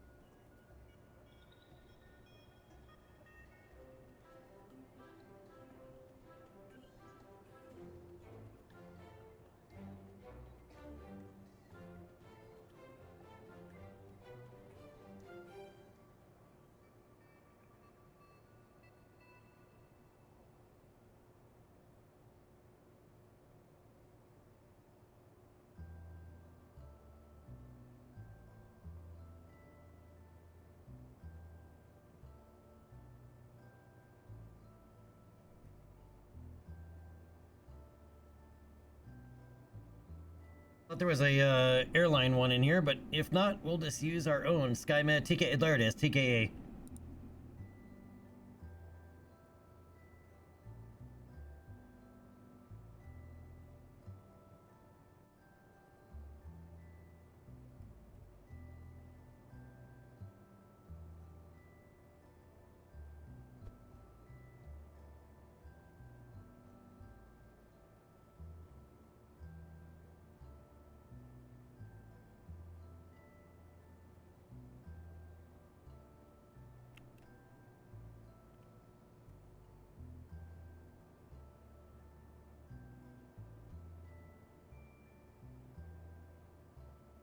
All right, Transcaribbean Airlines.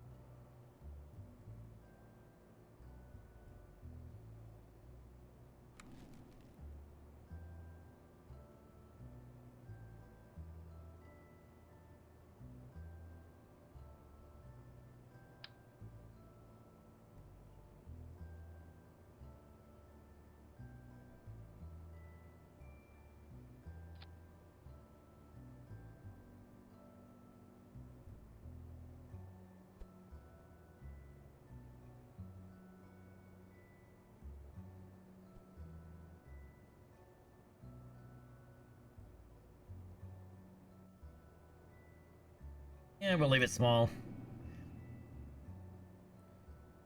And any flags? You betcha. Like a B-36 Peacemaker style airliner. Next one will end up being a jet for sure.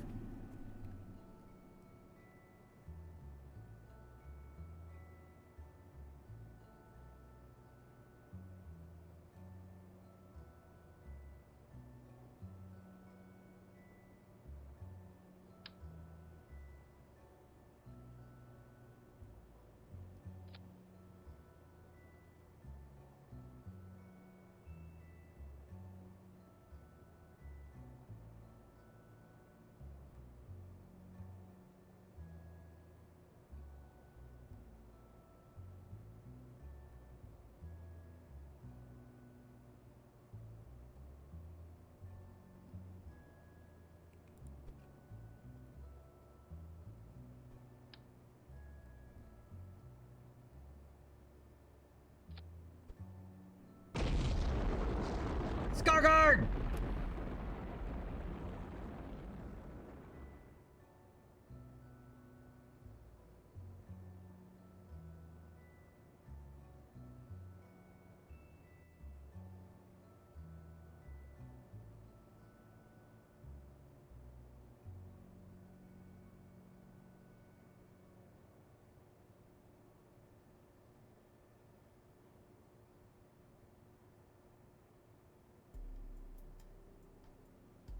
Yeah, it'll be partially behind the vent, but that's all right.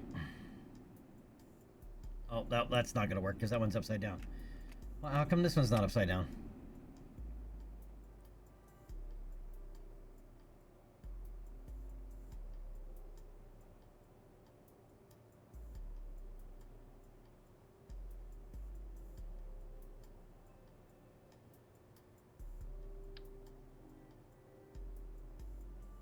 Did it mount radial? No, it's not in radial symmetry.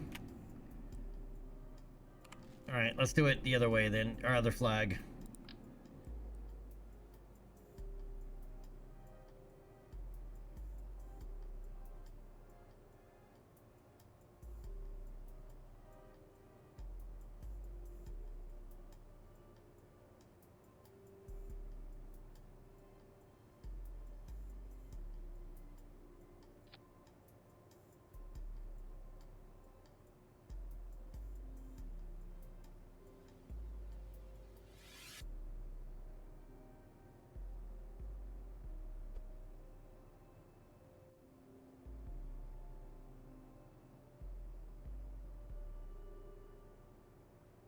Yeah, that one's not upside down.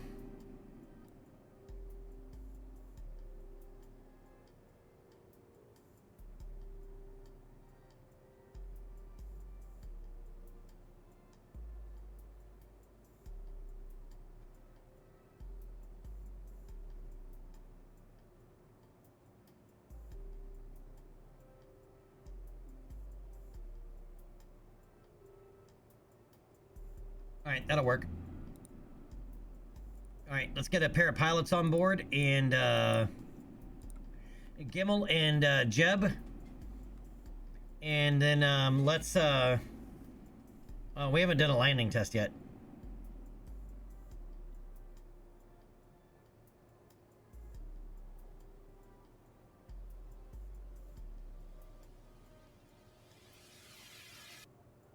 That's all right. We're gonna go fly this contract anyway.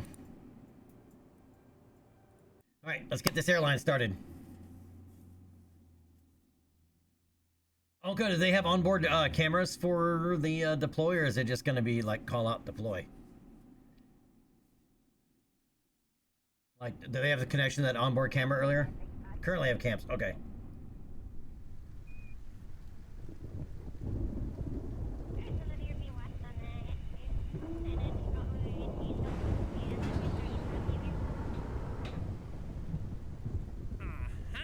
Best of luck with this flight for KAA certification. You have the future of the space program in your hands, so fly straight and bring it home. Fly safe.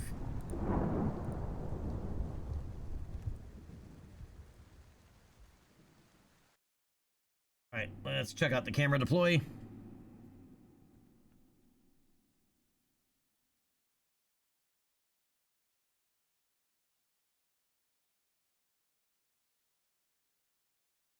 Demonstrator at 38 minutes into launch that will also turn on.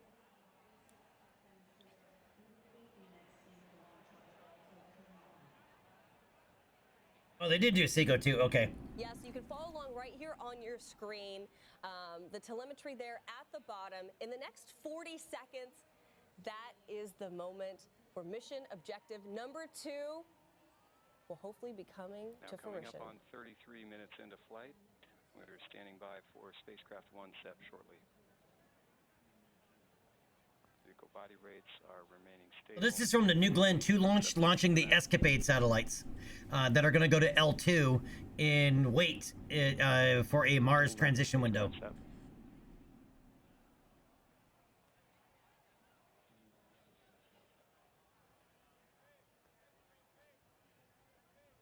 And we have good indication of Escapade Blue spacecraft We do separation. have payload separation confirmed. And the two satellites are called, one's called Blue, the other one's called Gold. Second payload coming up, as we mentioned. Just about a couple of seconds more here. Standing by for spacecraft 2 set. Oh, beautiful live shot from over 700 miles Gold in separation space. confirmed. And Gold has separated. Congratulations, Escapade. Both Blue and Gold have successfully deployed. So that is a complete mission success for New Glenn launch number 2. The Blue and Gold satellites for Escapade. Is that a grounded rover? Look at the... Securing the GS1 onto the Jacqueline. That's right. Scientic, I'm not sure how long it'll take to get there. L2, I'm sure a few days.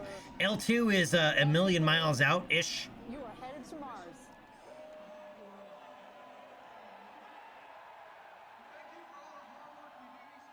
And so there you go. Our automated robotic vehicle. To be very clear, we didn't clarify this earlier. There are no people on the Jacqueline right now. It's just that robotic vehicle that is going around the rocket, making sure that we definitely We're safing the vehicle. We're safing the vehicle and making sure that those landing legs are pegged down. The seas are nice and calm today. It was a rough ride the last couple of days out there. But of course, we want to make sure that our 200-foot tall rocket out there on the Jacqueline is nice and there it goes, is nice and stable. And shortly after, we will of course have the Harvey Stone, which is the boat that has our team out there. They will approach the Jacqueline, and we will put our team up there as well as soon as the rocket is stable, we want to. That's where I think a lot of the landing footage was coming from. Is their other ship that actually has a crew on board? Make sure the propellants are nice and stable, if not completely purged from the system, as well as have a stable rocket out there. Safety is number one. But Tabitha, we are 2 for 2 on today's mission. NG2, a historic day for New Glenn. WB-57 is... I keep telling you, I'm speechless, and I really am. It has been such an epic day. In about, goodness, couple of minutes here, also that Viasat demonstrator will turn on. That's an exciting thing. That's a payload kind of hitching a ride with our friends at NASA. Oh, that's right. Okay, that one. Okay, yes. So now I know what you're talking about. Yes. Customers, and to also show the world that, hey, we're here. we're in the game. We have a reusable booster, and this is just the beginning. No, and we said it on the last webcast. Have they made any announcements about New Glenn 3? Like what's going next? If I had to guess, I would have to say it's a defense mission of some sort. The civilian market doesn't have too much need yet for a heavy lift vehicle. Being one of the foremost satellite operators. Right, one moment. I gotta go turn on my air conditioner. I forgot to do that earlier, so it comes on automatically because it's getting warm in here. It had not flown when we signed with them. This means a lot to us that you have put your technology, your babies in our hands on top of this rocket. You trusted our team, you trusted our method. We got you there, and we cannot wait to take our other signed customers as well as our other future to-be signed Right, and customers. I need to go punch the bladder reset button, so hold that thought. I'll be right back. A new day, a new chapter has just opened for, as we said, Blue Origin, but also the space industry. Would you say a new era? Would you say a new era? It's a new era. This is it. It's a new era. And as we said, at the T plus about 38-minute mark, which is happening here in the next 20-ish seconds, that's when the Viasat demonstrator should be turning on. But not to worry, if we don't get an immediate signal, that is totally okay, because that just means it's not connecting to the ground system. They wait about another hour and then they try again. So some exciting stuff. And then just to know that we were a part of a payload going to Mars that we're going to be getting data from that is going to tell us so much more about the Red Planet. For us to send future humans to the Red Planet, how epic is that? Today was the first day in at least a 5-year mission. Yeah, no, we're going to be soaking this in for another 5 years. The power of this mission. We're gonna feel it. It's not just something that's up and back. I mean, it is something that's up and back. I take that back. Look at that rocket. That rocket is up and back. But the other objective, of course, are payloads with NASA Escapade. We'll be working hard for us and working hard for NASA. Yeah, and right now, there you have it. There is New Glenn out on the Jacqueline, right in the middle of the feather. Our ROV is currently helping save the vehicle. And I mentioned with you, I got to go out on the Jacqueline and they explain the operations. This is just step 1. Then they're going to be able to go and secure all of those landing legs. And then once everything is good to go, a crew can come right back on the Jacqueline and get ready to bring it back here to Cape Canaveral. And I mentioned this. Oh wait, I just heard CSP has powered on, Viasat has powered on, it has made connection. That's a bonus. That's 3 for 3. 3 for 3. A great day for our customers, and that is really, really important. And you see we've talked about our robotic vehicle that is down there. Right. We mentioned it at the beginning of the webcast. That landing pad is the same, has the same diameter, the landing zone, as New Shepard. I know, New Shepard. And it's only 150 feet wide.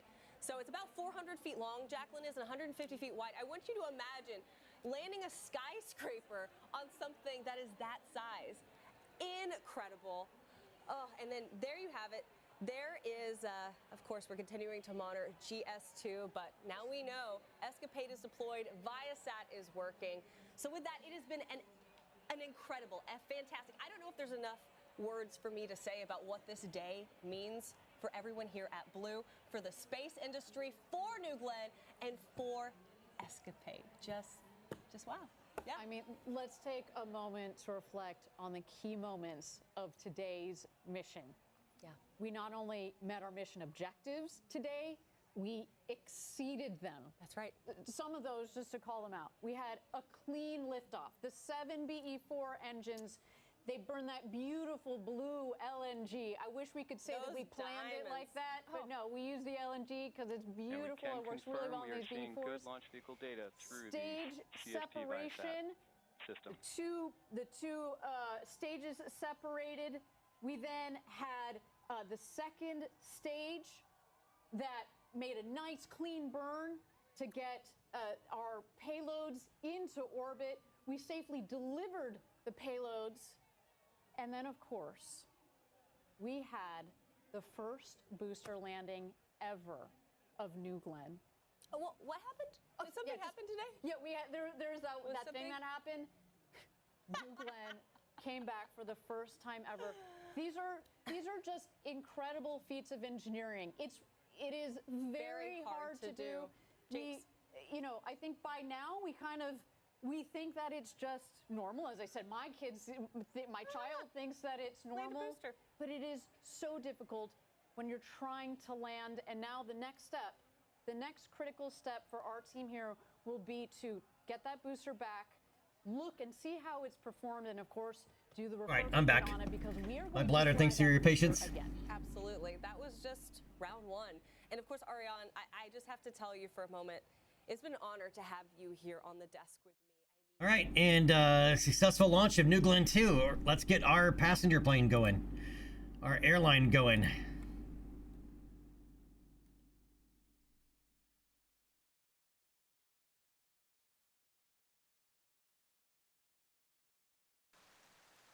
All right, so we have our Kerbal Aviation Administration inspector on board. Here he is, Inspector Neffel Kerman. Oh, that's where those other Kerbals came from.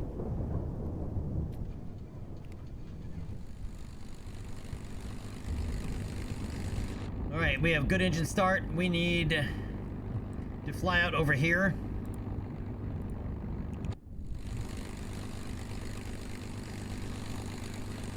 And we can't be too high when we do it. And I even angle these things down 15 degrees and they're still not really on the ground. All right, taking off at the tail end of a thunderstorm. In fact, we're going to be chasing it. Well, actually, we'll end up flying through it. All right. Gimel, you are clear for takeoff.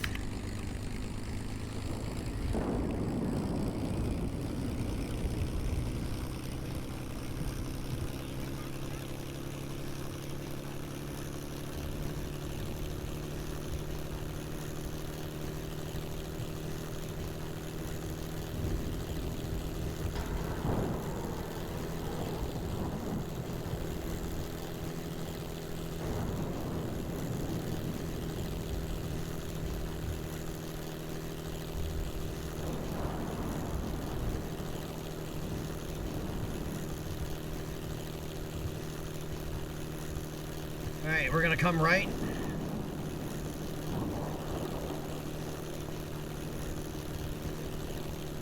And once again, this is our inspection flight for our Kerbal Airlines. Oh, these are still bound on lights.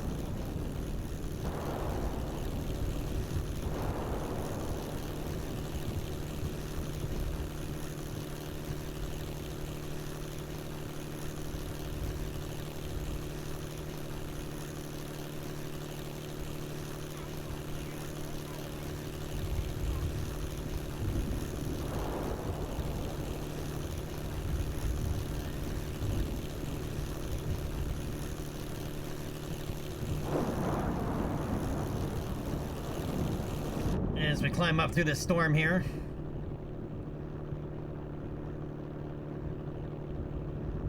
You know, it's something I want to have to test later, in a bit, is the free IVA. Can the Kerbals get up and walk around the airplane while it's flying?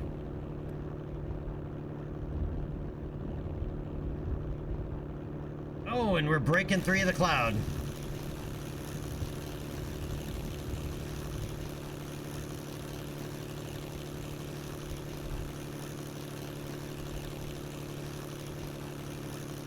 I'm going to level us out here.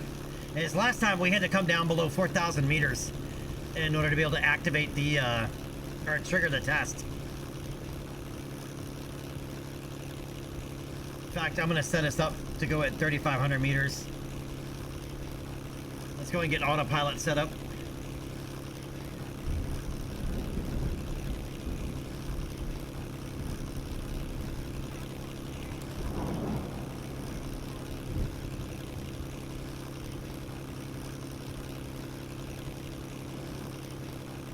That's too steep.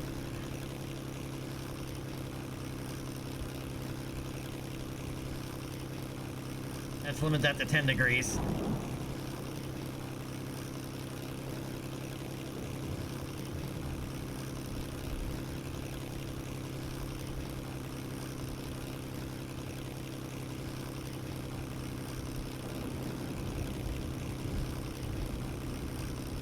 And then 4x fizz warp.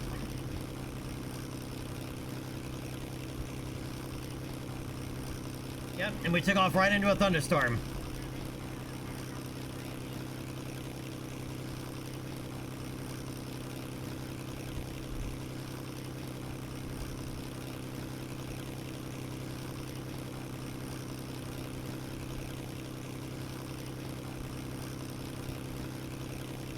How about these clouds, dude? Dude, seriously. So good.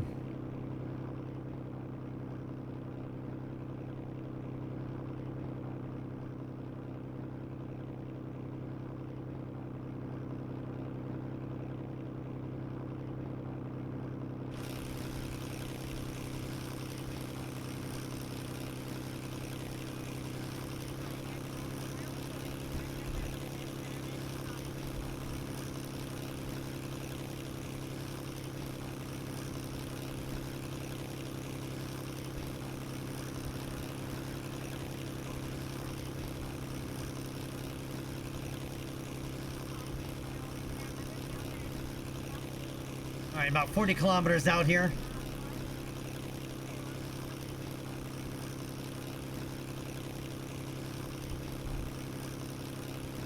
And we have to be above an altitude of 2,500 meters, but we also need to be below a certain altitude, because last time we flew over like 8,000 meters and it wouldn't trigger.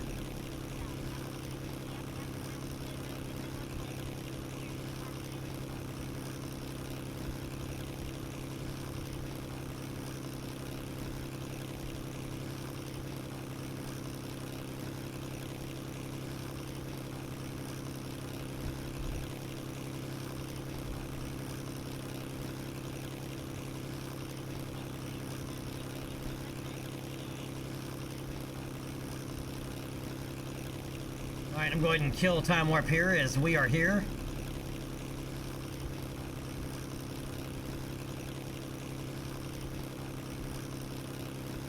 On hunt to me! What's up, buddy?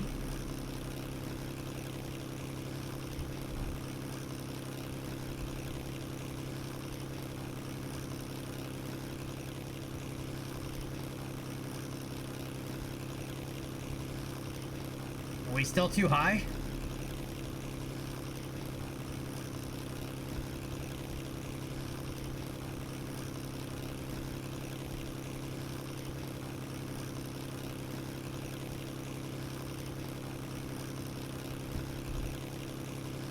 Oh, performance certification test has passed. Okay. So now we just gotta fly it back.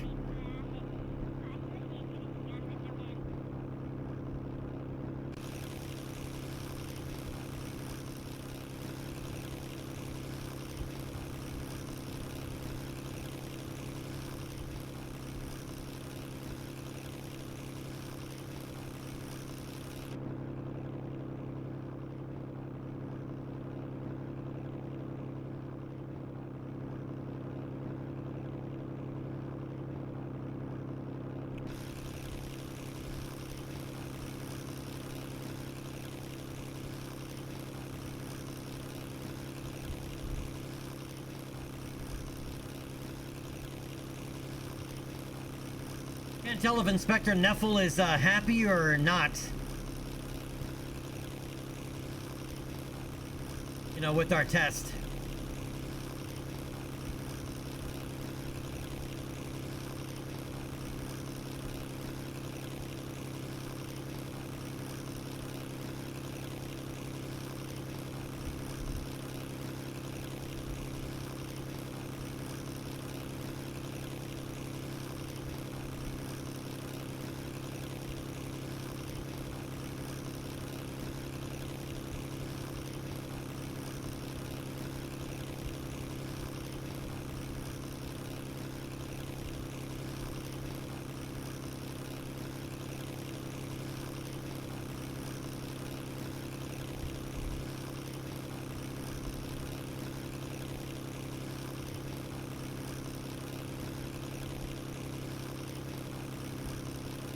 Oh, time warp. Fizz warp. Have I mentioned how much I like being able to make airplanes that are stable enough to be able to fly in 4x fizz warp? Kind of makes me wish we had a faster fizz warp, but it's a bad. I think there is one that better time warp. I think allows you to do it, but it's probably a bad idea.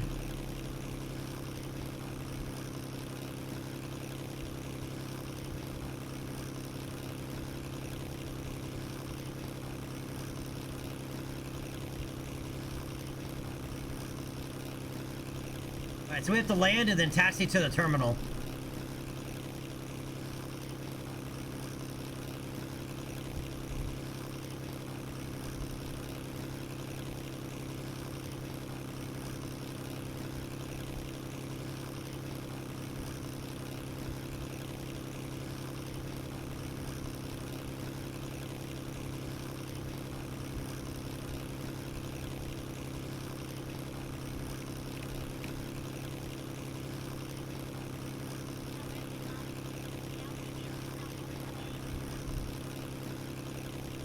We'll fly off this way so we can build some aspect.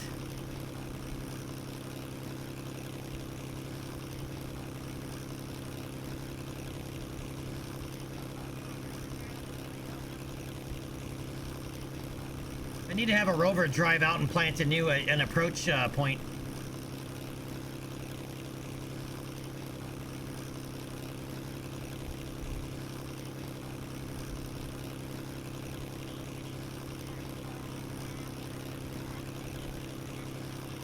Dude, I can't believe how good this looks, man. This looks so good.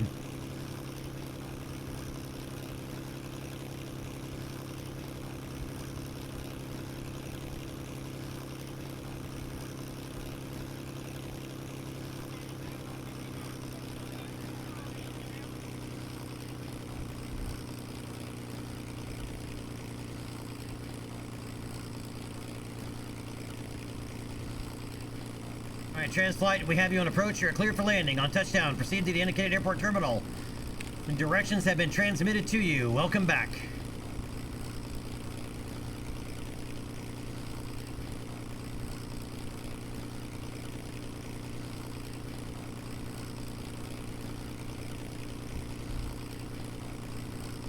Alright, let's go to radar altimeter now.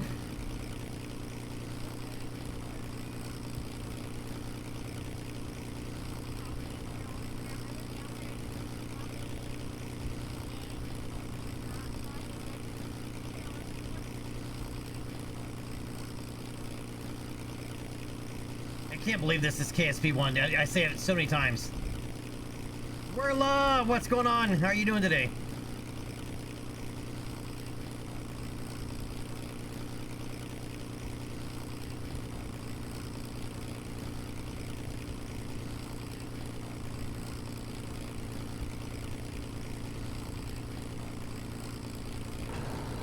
All right, gear coming down.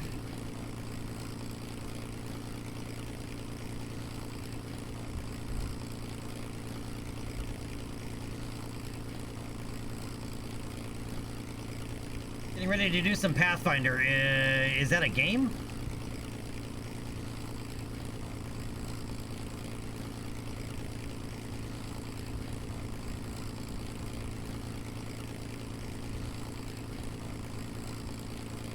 All right, flaps down.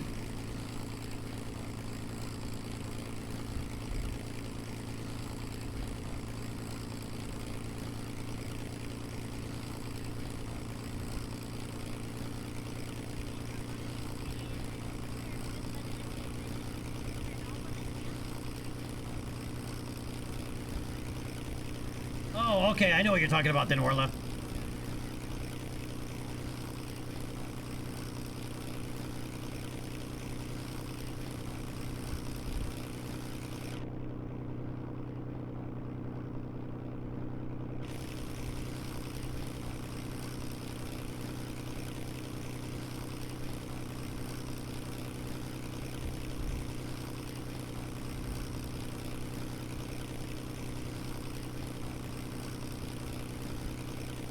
Hey, we're finally on a really good glide slope, good approach angle. Is Pappy happy? No, Pappy still says we're too high.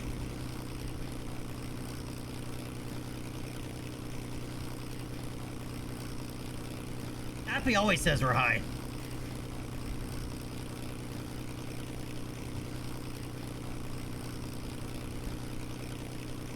And we gotta land a tail dragger.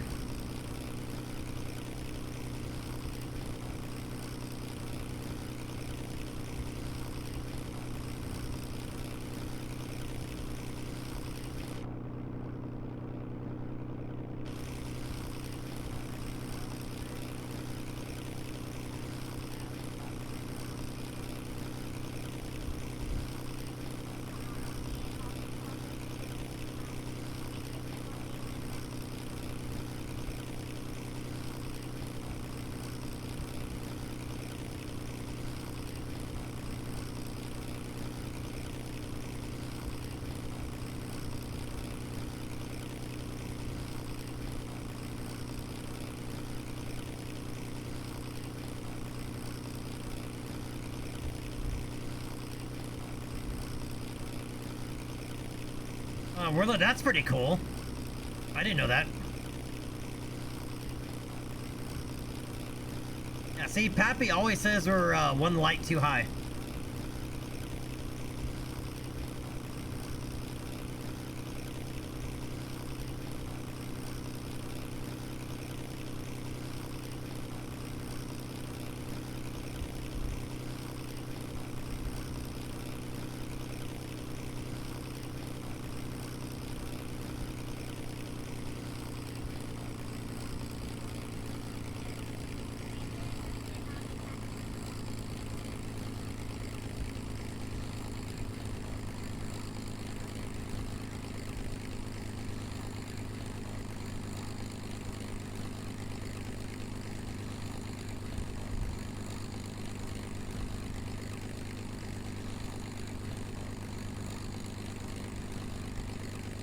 Did you see that landing? Did you see that landing? That was mint. That was liquid. Yeah, well, yeah, those, I don't know how, but yeah, I always seem to come in one light too high, according to those lights. But it doesn't feel like I'm coming in too high.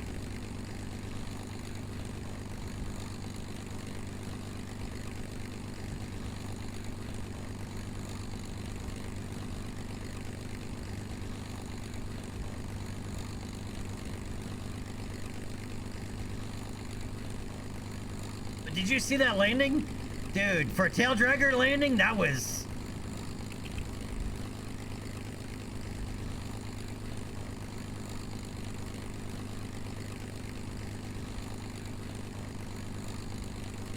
I almost looked like I knew what I was doing.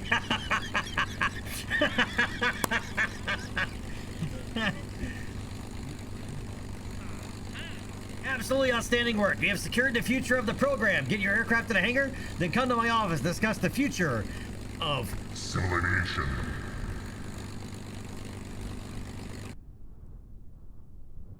Well, that engine just, like, literally just shuts down.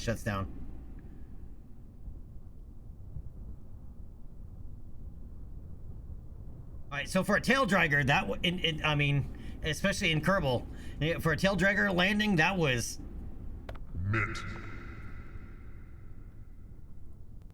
Alright, let's recover that. Alright, next up is we need to get a satellite in a geostationary orbit. We've been doing so much airplane stuff, we've been neglecting the space part of Kerbal Space Program.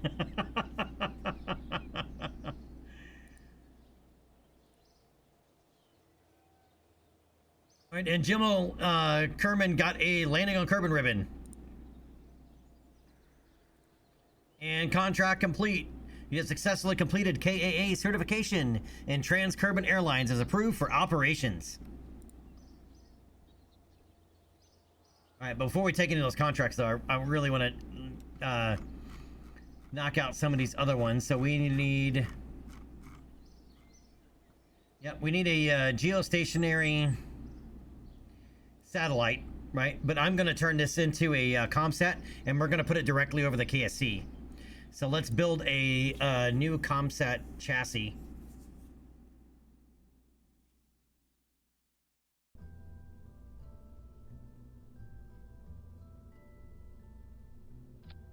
Alright, I'm gonna go with the Octo. Get out of my face, bug.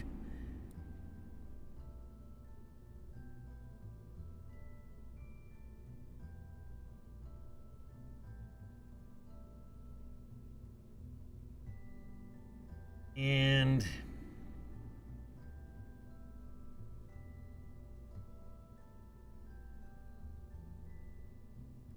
what size do I want it? Actually, the cube is... I think the cube actually is going to be better.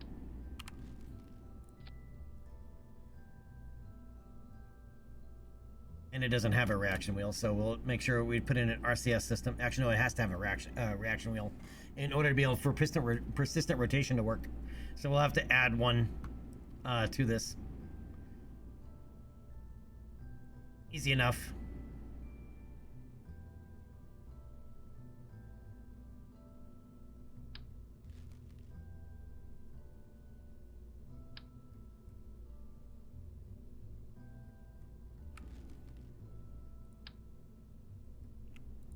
Man, thing looks gargantuan.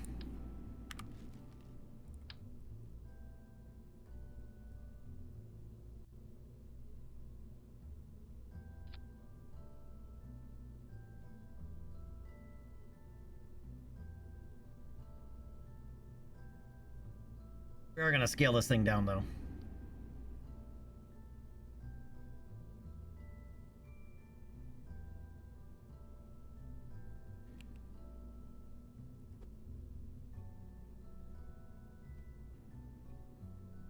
Yeah, well, and that's what we've been doing, a lot of airplane stuff.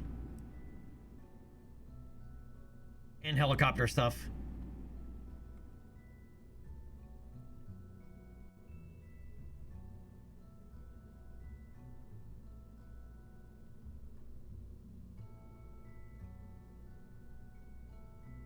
And we're not gonna liquid fuel it.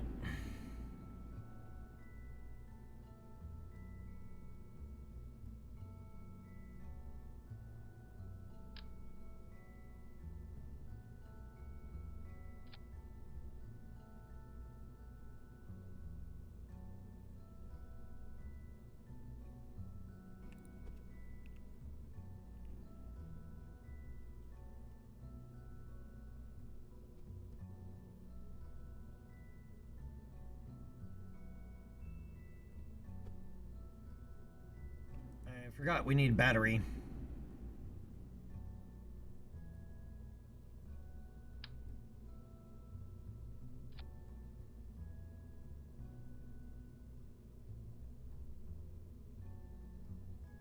Probably don't need to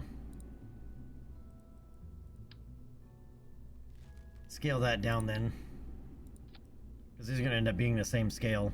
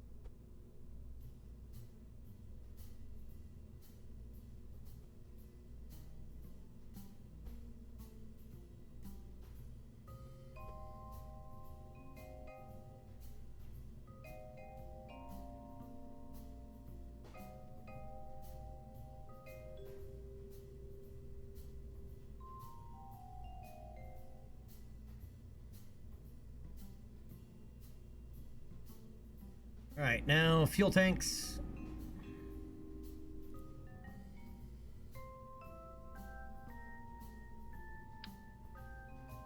And it's bigger than we need, I think.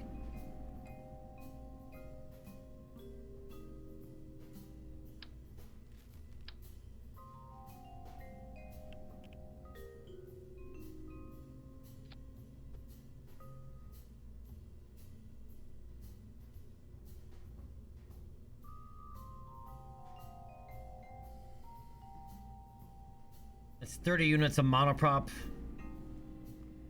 Is that gonna be enough? Because this thing will need to do some self-propulsion.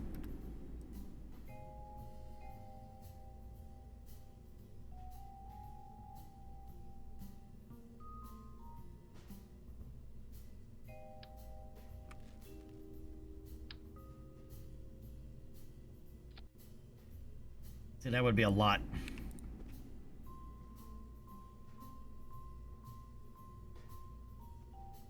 That'd be 80 units of monoprop.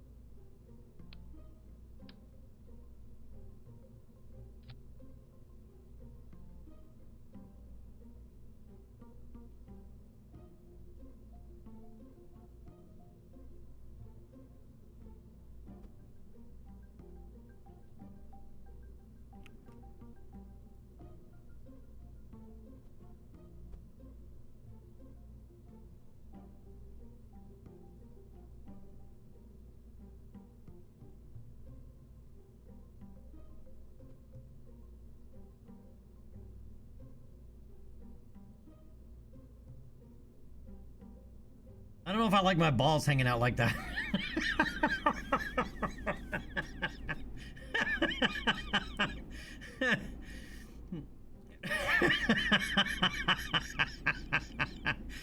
I could not help it. That had to come out.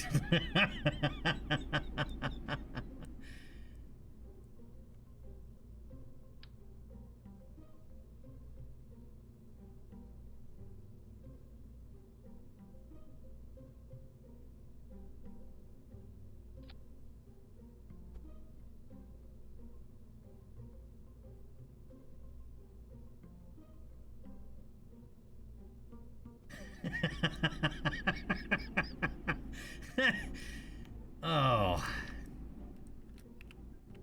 Sorry, I'm all about the adolescent humor. You should know this by now.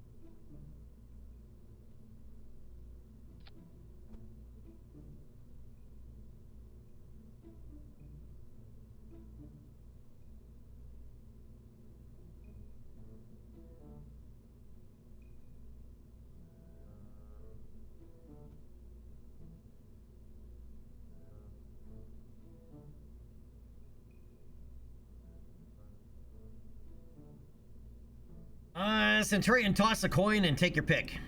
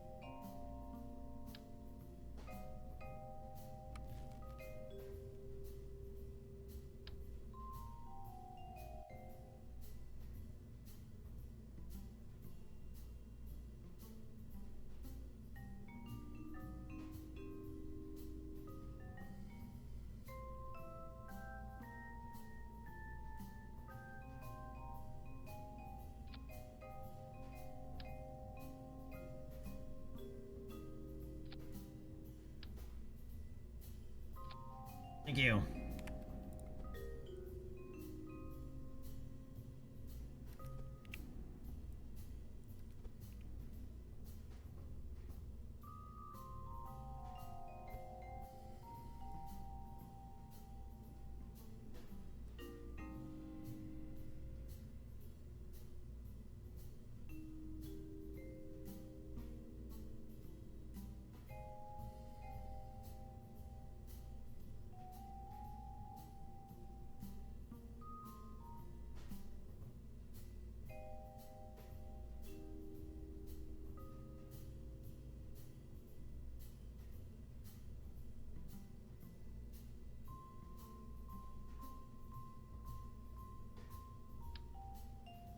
I'm wondering though if I should have just gone Octo.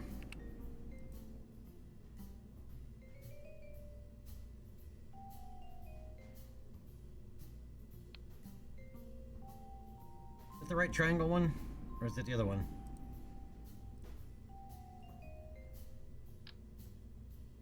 Oh yeah, I want the other one.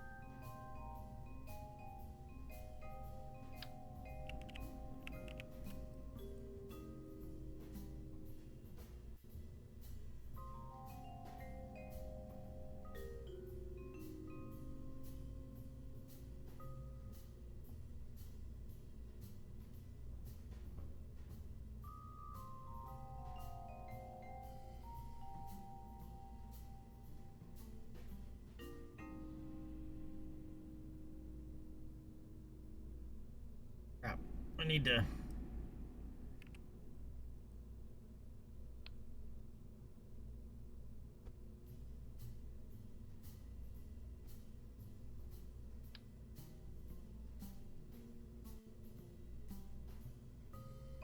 Well, that's right, there is no bottom node to this, because I attached it from the top and slid it down.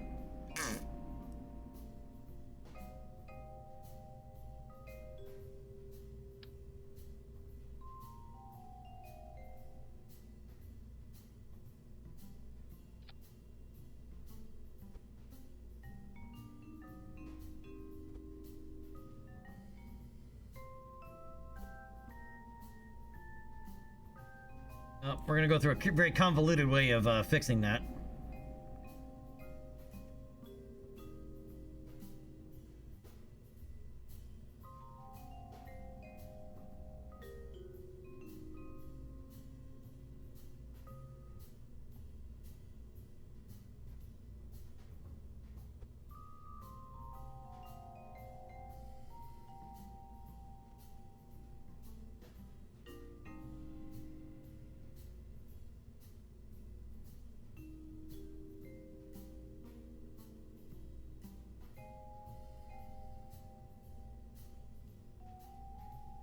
Not sure I'm liking this one.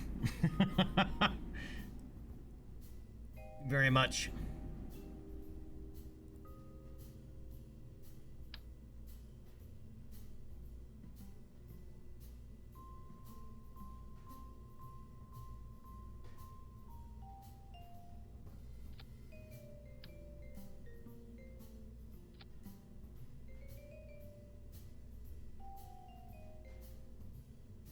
All right, just so it's got a little bit more push.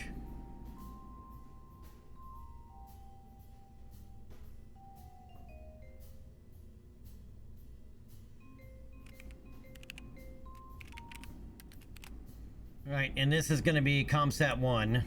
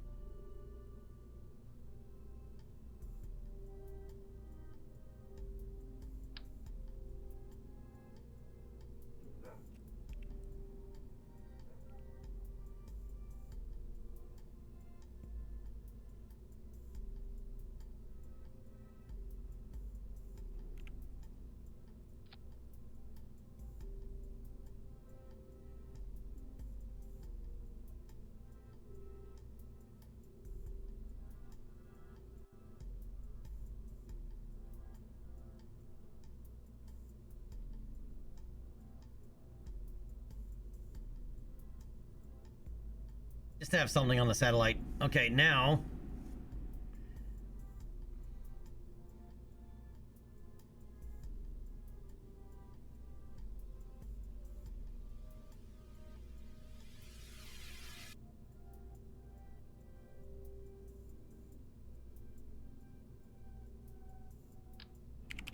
Always got to have a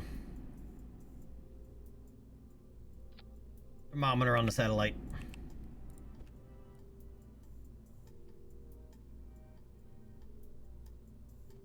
Just for those contracts, you know, for science, you know, when you need science from space near or from space far, it just makes it easier. You just go to it, go to a satellite, and you're good to go.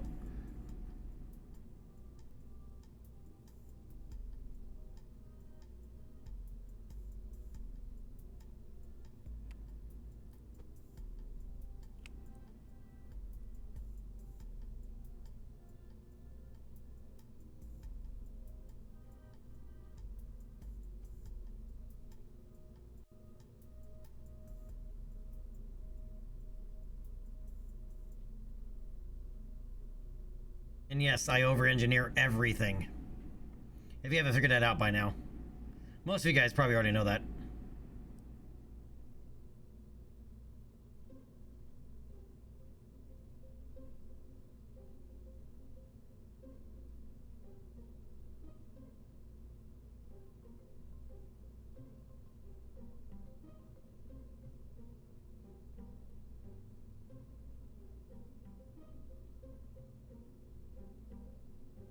I needed that because I need something to attach the satellite to the payload adapter.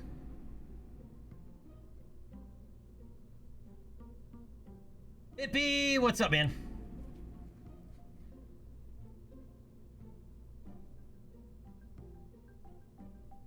All right, so what do you guys think of my ComSat idea here?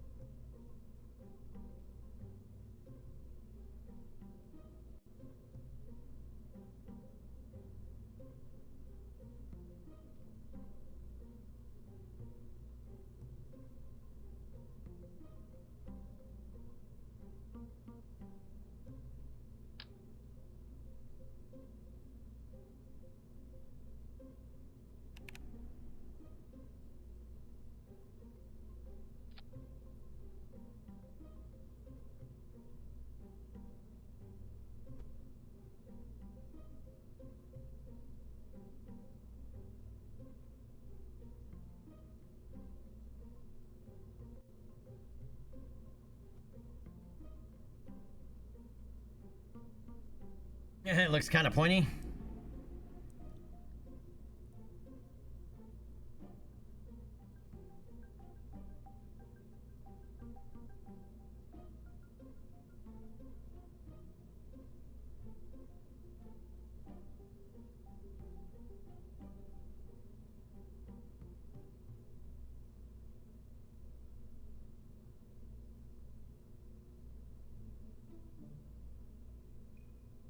All right, so this is going to be, once again, our first geostationary communication satellite. That's going to be directly over the KSC.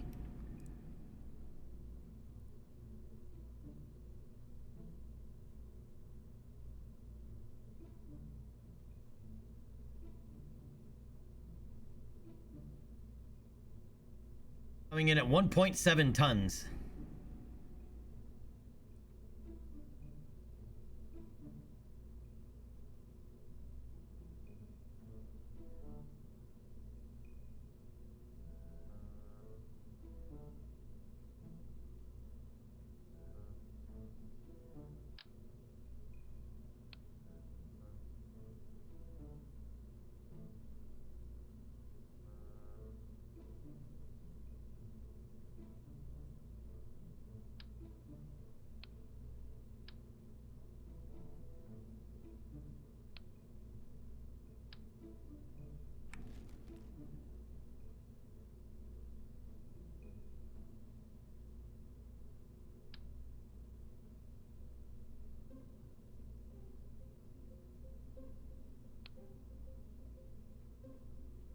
Right, why is that node not available? Because I used it to attach and then rotated this in the wrong direction.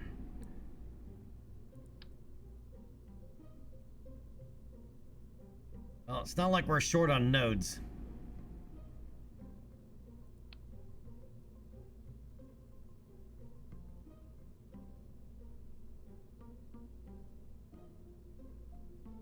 Damn it. I gotta sneeze.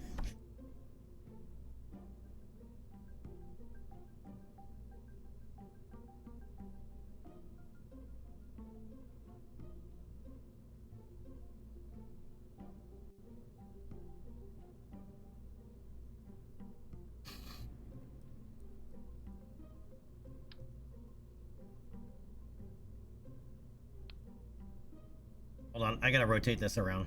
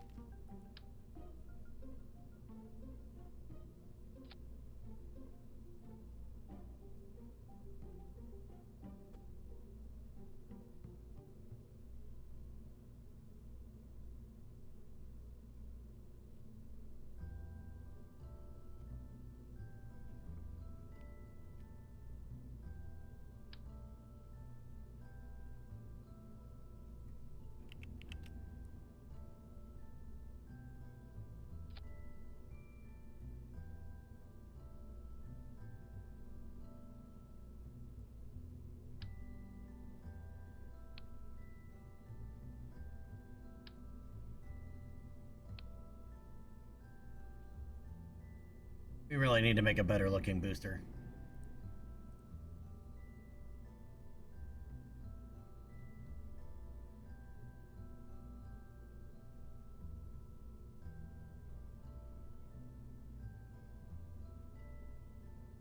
That's kind of sort of horsing around with this one.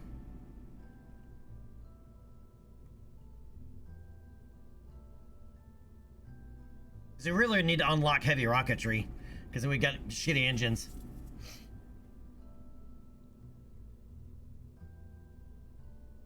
This thing does work though. This actually does work.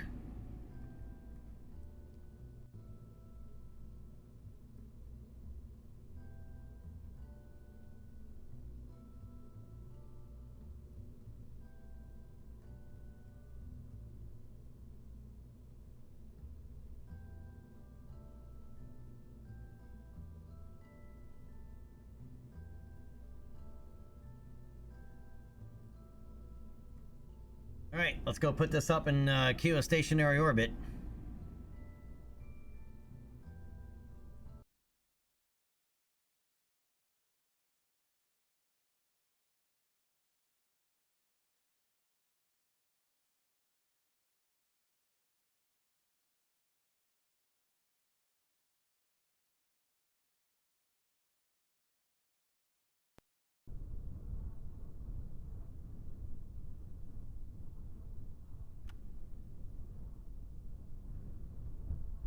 All right, let's get guidance here set. I always tag the KSC as my waypoint because it lets me know how far away I am from the KSC.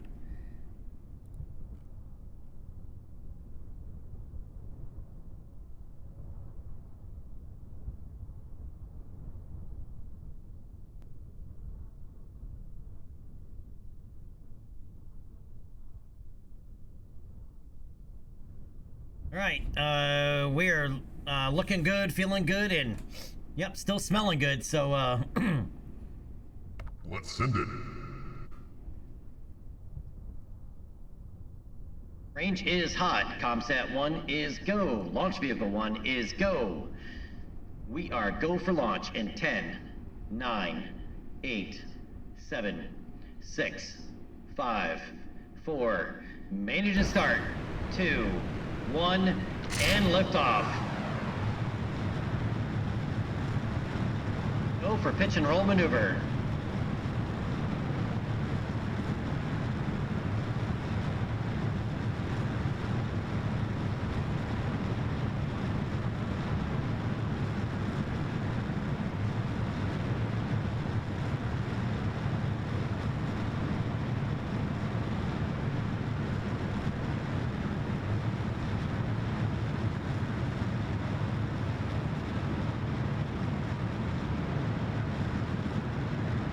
I know.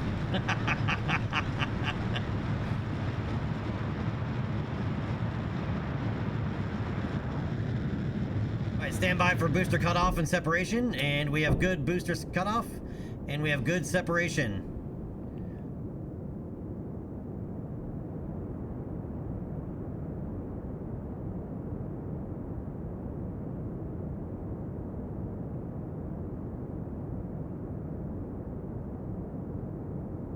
We are supersonic and way past max Q. We're now 17 kilometers downrange distance from the KSC, passing an altitude of 18 kilometers. All right, clearing Mach 2.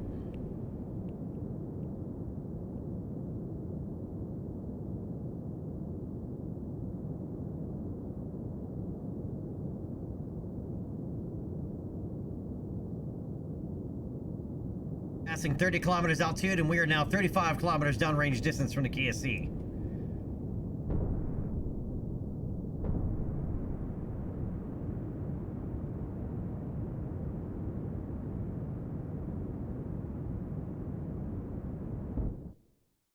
And we have main engine cutoff. We have good stage separation and upper stage ignition.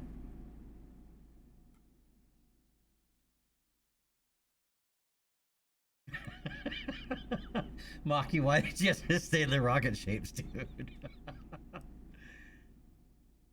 Oh, and we are flaming hot. All right, get ready for the fairing ejection.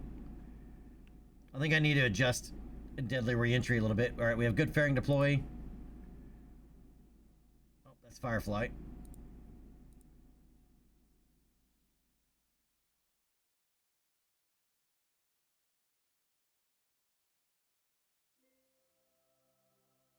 Let's reduce that down to 110%.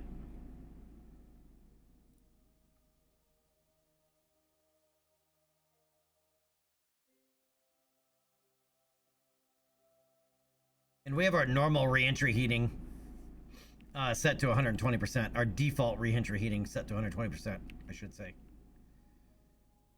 All right, let's point that over there.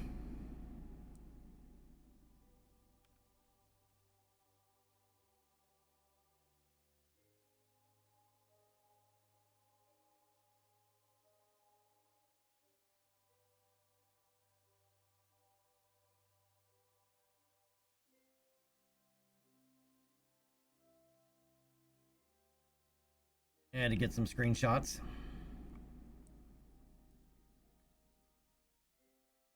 All right, passing 105 kilometers altitude, and we're now 165 kilometers downrange distance from the KSC.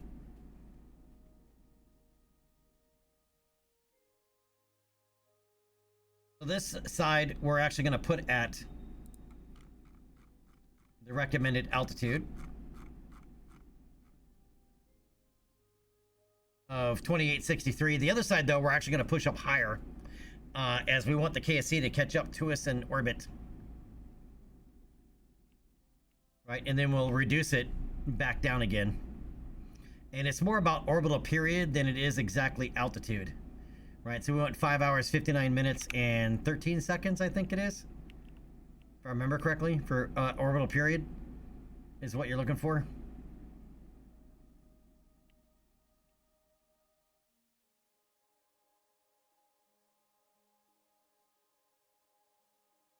Lost Kerbal, yes we did. It was pretty awesome, man.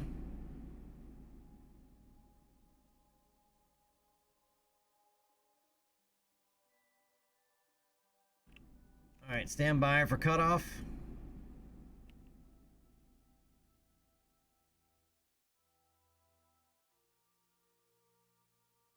All right, 2858, close enough. We want a little bit of fuel in here because I want to deorbit that upper stage. All right, so stand by for antenna deploy.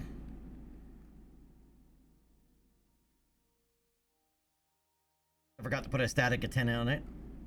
All right, and we have good payload separation.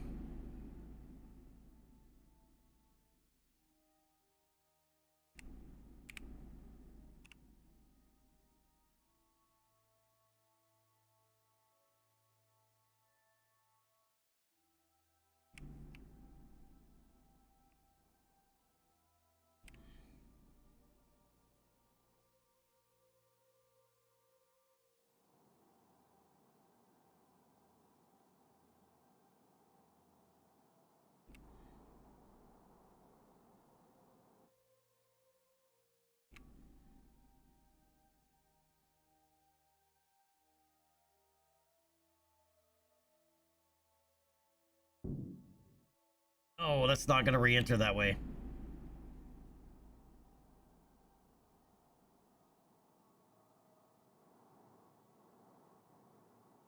I could have let it ride up further. We'd have a better lever arm, but...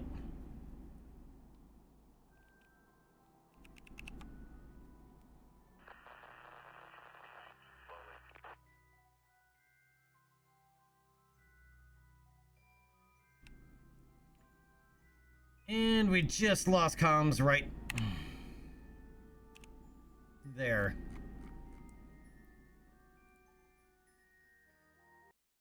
That's all right. We'll be able to still be able to deorbit that. We'll just let it go up to the its other lever arm, and deorbit that later.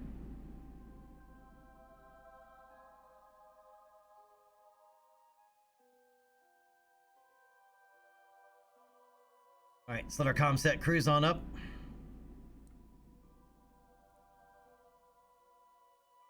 World first milestones. We have broken a speed record of 2,500 meters per second.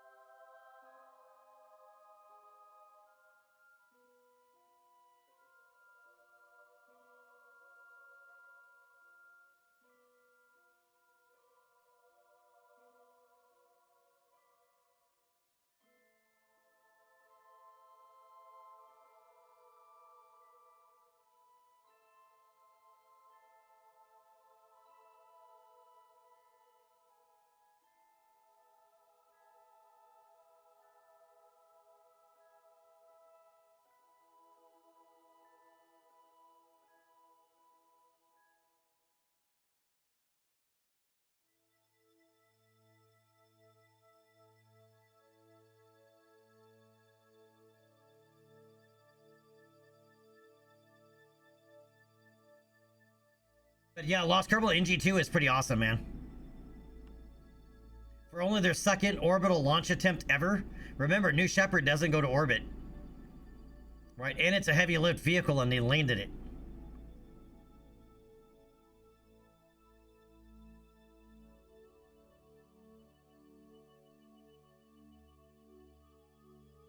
Not just landing it back on land, but landing a drone ship to boot, right?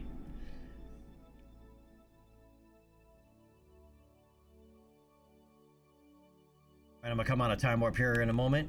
There we go.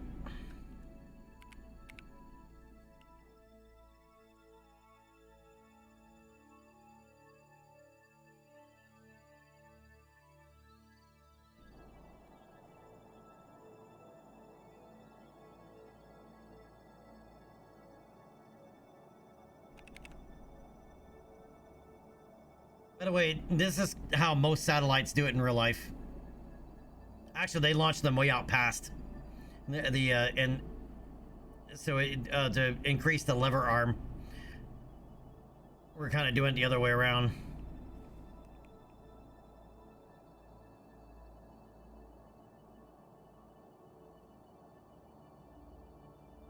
I know it's correct, right? It's 5 hours, 59 minutes, and 13 seconds.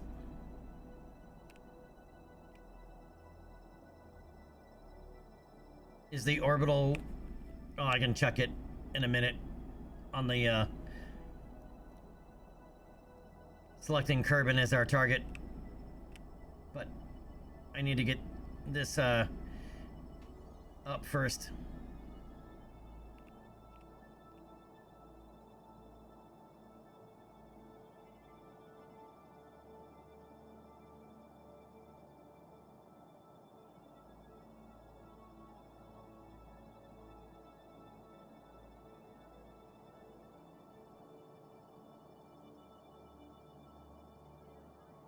Hope I have enough fuel on board. Jeez.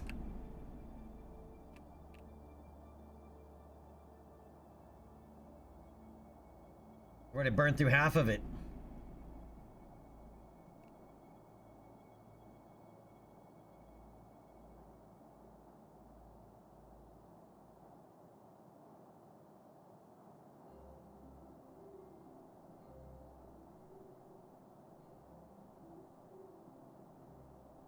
We don't have enough fuel on board.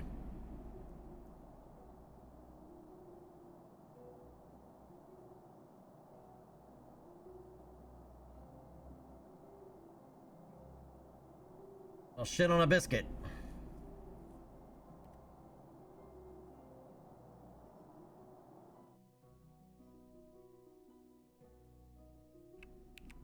Alright, I gotta hold it here for a minute anyway. We're getting too far away from Apoapsis.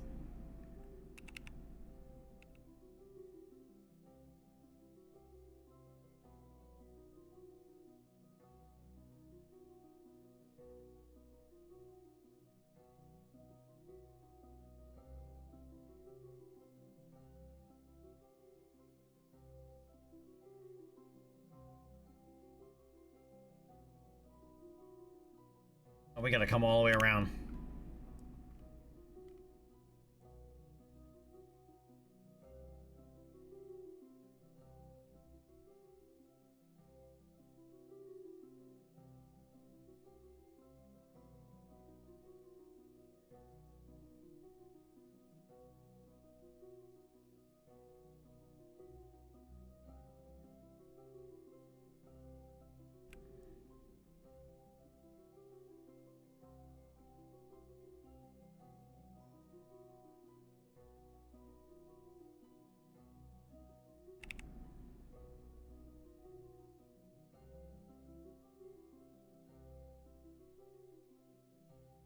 I'm not gonna be able to put it. We have enough to to finish the contract, but it's not gonna be enough fuel to be where I want it to be. Over the KSC. We're gonna be downrange of the KSC.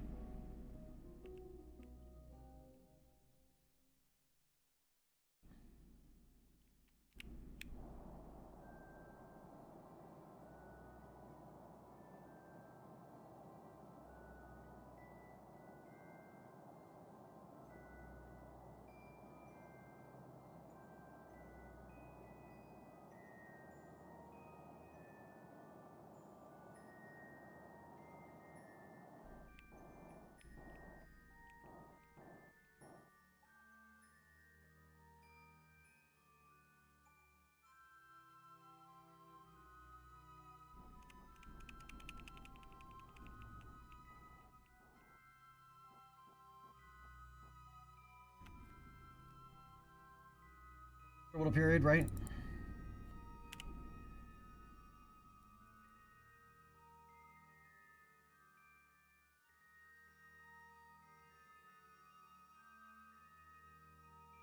That's not what I said to switch to. 9 seconds. 5:59, 9 seconds.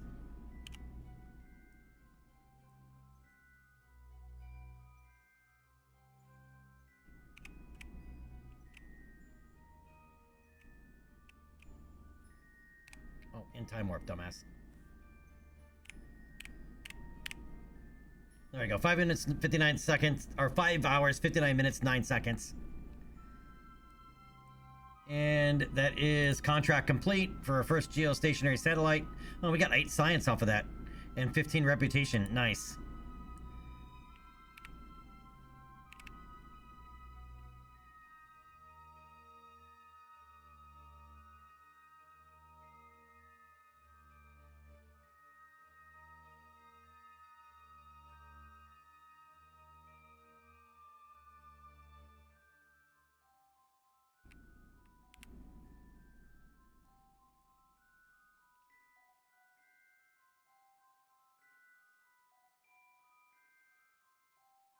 Yeah, so here's the KSC. We're about 4 hours ahead.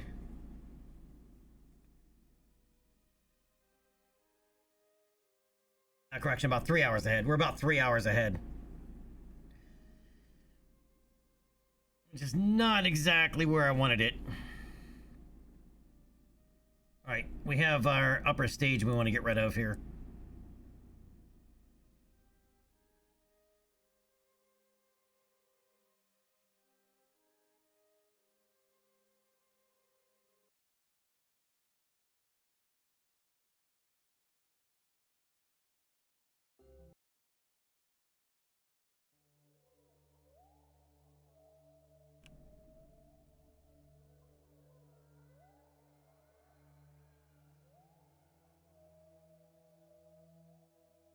Alright, so we're gonna let it warp up here to its apoapsis. We're barely in orbit on our periapsis, so... we have 24 meters per second of RCS delta V.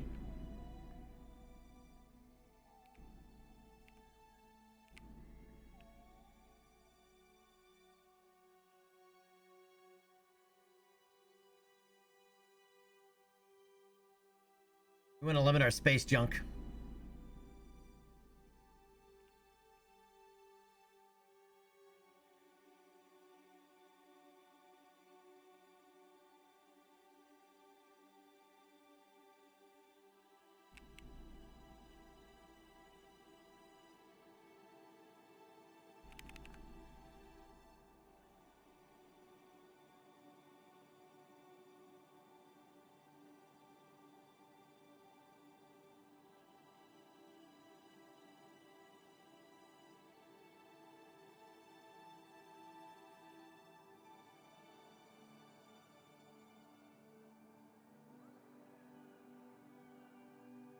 And that's it. It's out of fuel.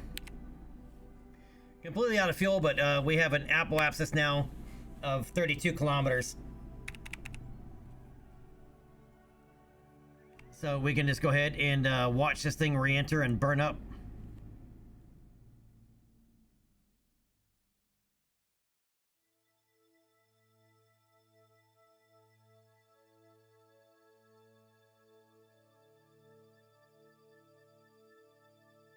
And we need a better orbital vehicle.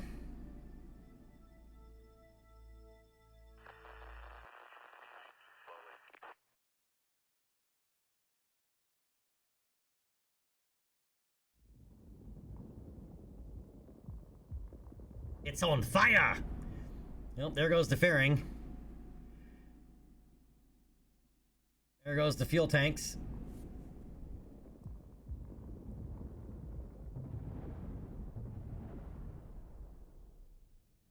Yep, and everything is burning up, blowing up.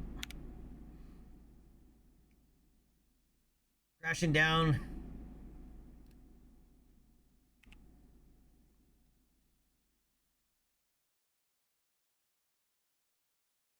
Which is what we want that upper stage to do. We want it to burn up and not be space junk. Alright, but we did put up our comsat. I just didn't give it enough fuel to be where it wanted to be. I'm not really satisfied with that satellite design anyway.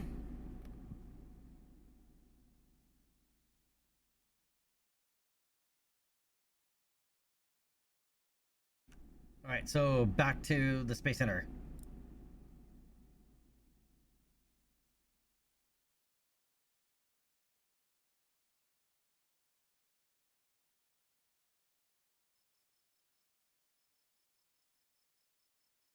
And let's see how much science we have. I'm going to see if we can't unlock...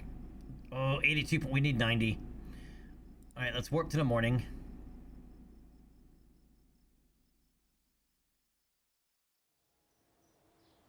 Oh, that sunrise was gorgeous. And we really need heavy rocketry. As that's going to give us our reliance and our swivels. Right, plus we actually get a, you know, our thumper booster. We even pick up the Kodiak there.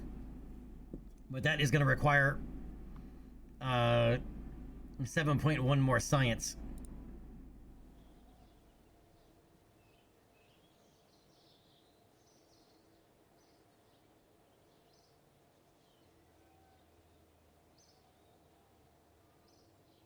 We do have a Tundra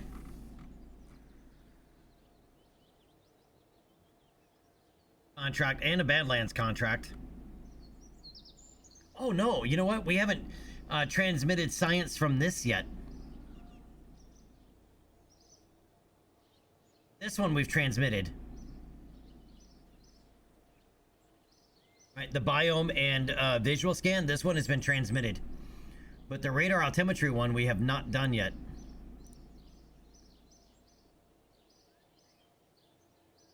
I didn't transmit this yet. Wait, is this thing ever gonna finish? It's at 82.3%.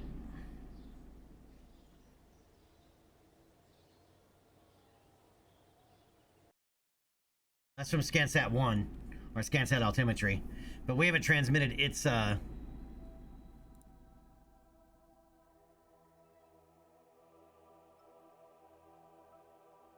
How is that coming back around? Alright, I'm gonna terminate that, because it actually is in, had a 30-kilometer, periapsis. That's from that vehicle we just did. It left physics range, so it...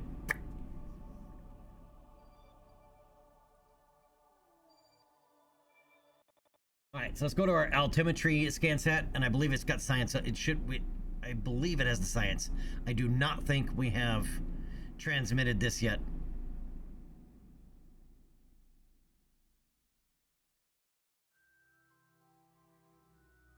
Nope, we have not. Only 6.2 because it's not done yet.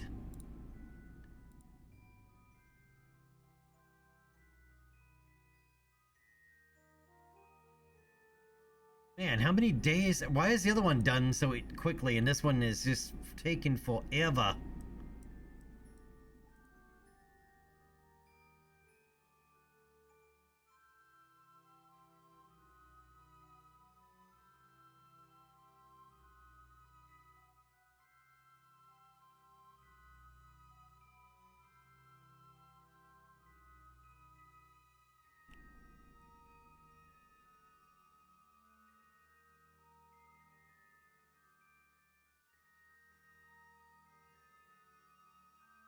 It's at 90.167 inclination. Its scan area must be narrower. Because it launched first. And it seems to be taking more than twice as long. This has been over 15 days. And still hasn't mapped the planet.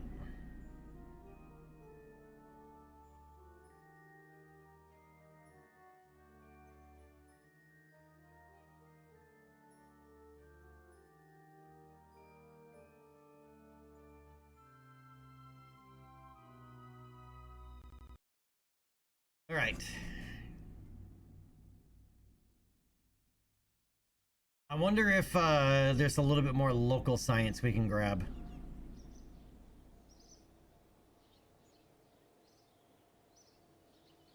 I don't think we've gotten a surface sample from the water yet, or have we?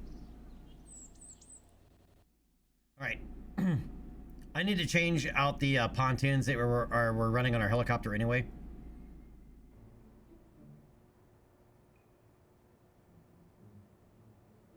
Because we actually have real ones now. I'm gonna leave them over there, though, for now. Nah. Ditch those bad boys.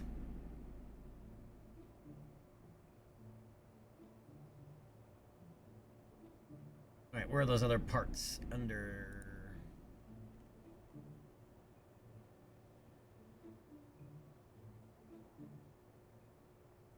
Can't be arrow. Where are those parts? Oh, right here.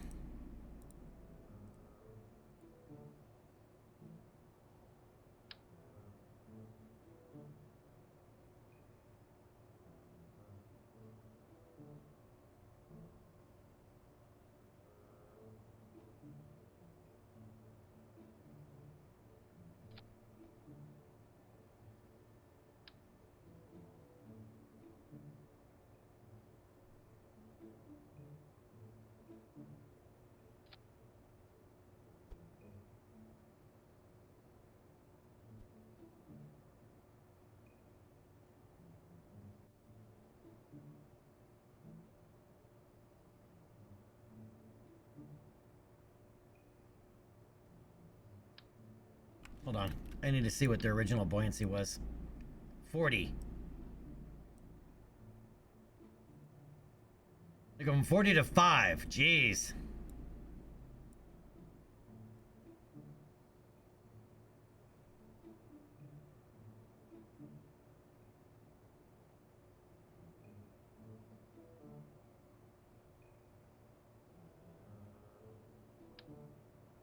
These have a lot of buoyancy, though, in general.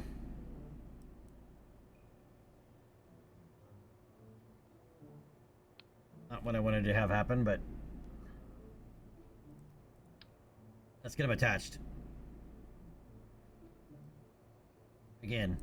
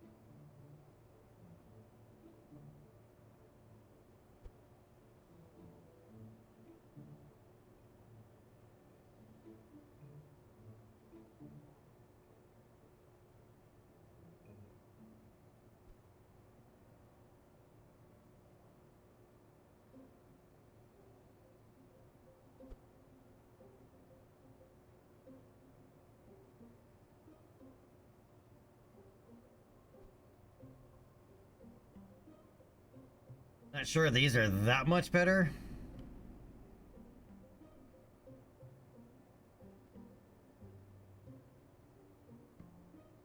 Kind of feel like this should be flipped over.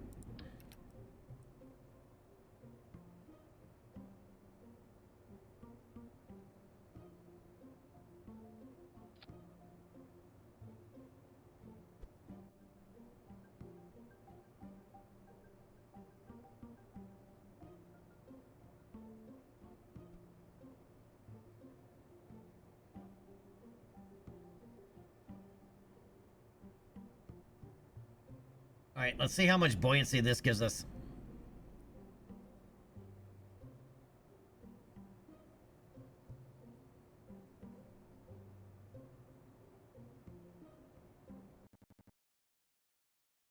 The thing is, we can land or spawn right in the water.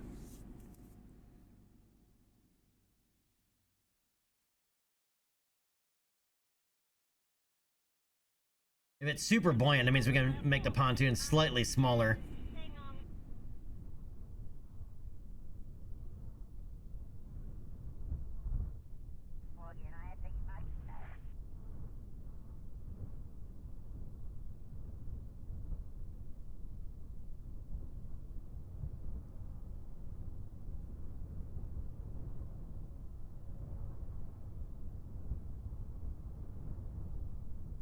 Yeah, this looks almost too stable.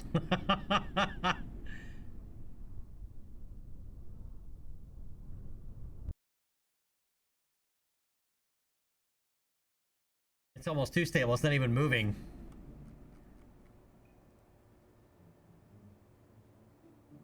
I didn't even max out the buoyancy, did I?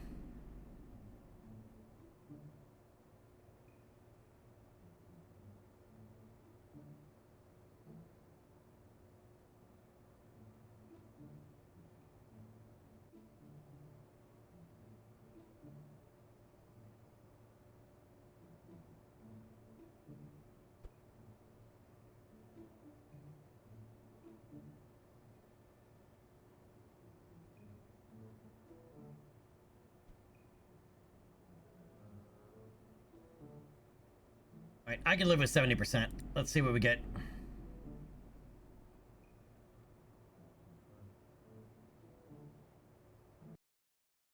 Alright, they don't look too ridiculous.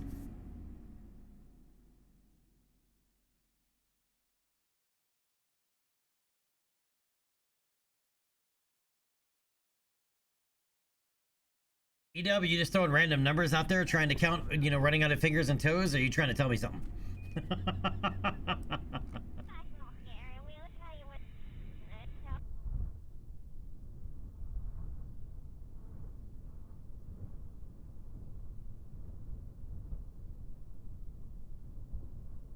Yeah, that is crazy stable.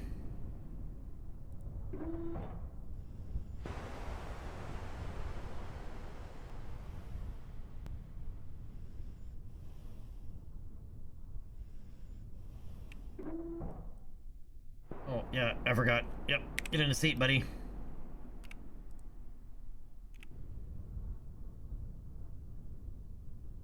It broke off. We hit the tail must have hit the water. That's why I wanted to double check, because the tail touches the water, the tail rotor goes bye-bye. How we doing, Angela?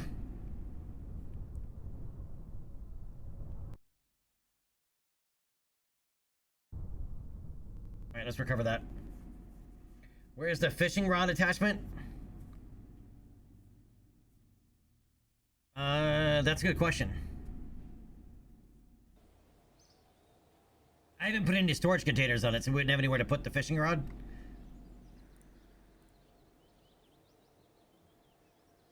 All right, EVA and Kerbal's water ribbon for Bill, and Valentina got a research 4 ribbon. They gave us 6 science. We can get the rest of it right there too. But I'm gonna add one more section to the back end of those floats to keep the helicopter from down in the water like that.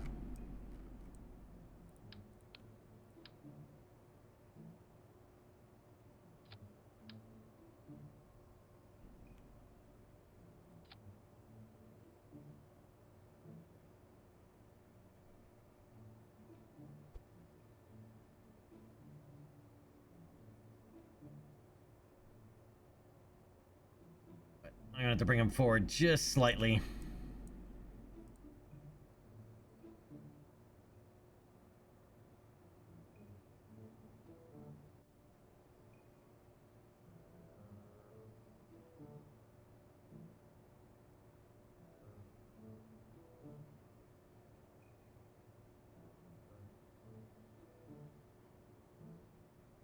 Angela, yeah, that was pretty awesome, wasn't it?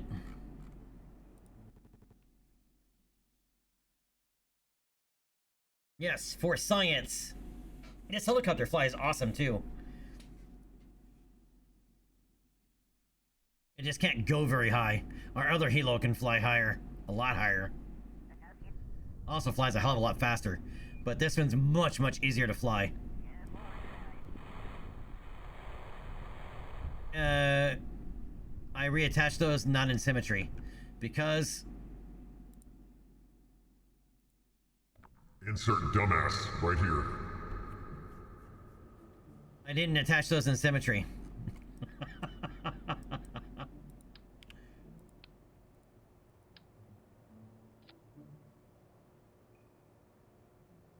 Yep, oops.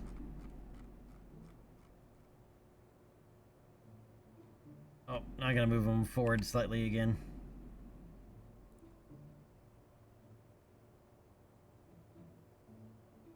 Oh, they should be good.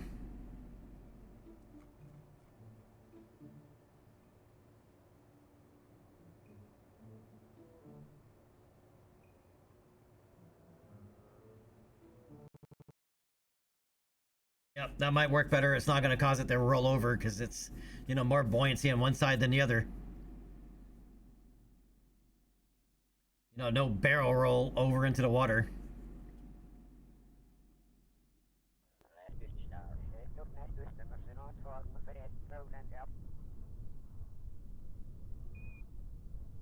Yep, there we go. All nice and stable.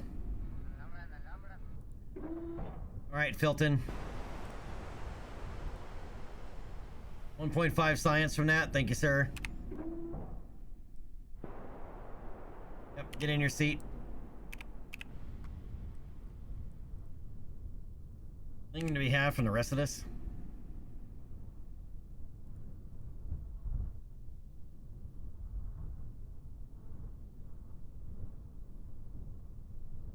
.2 science, we'll take it. And I'm pretty sure I already have a magnetometer data. Oh, we could put a bathylic spheric experiment on this thing too, and I forgot about that.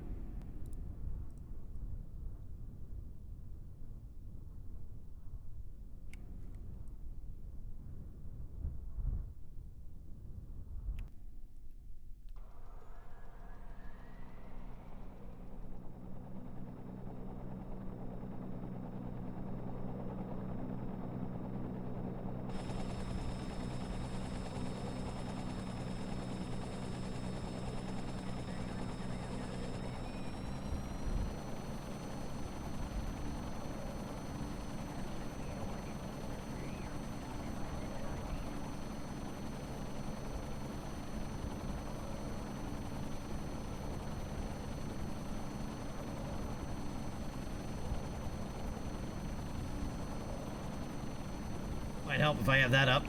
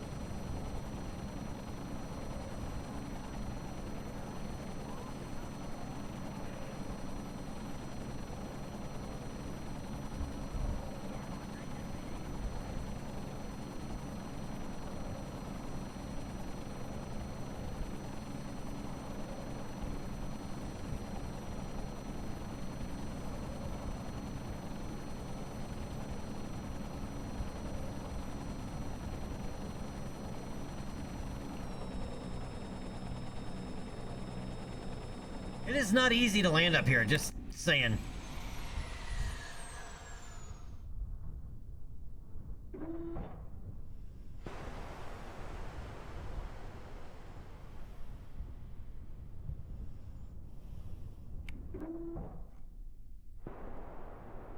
wait, he's a scientist. He should get back out.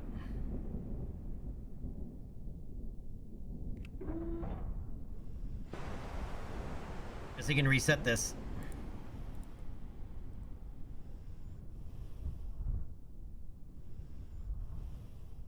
Yeah, we've already gotten all the mystery goo we can can off of this thing.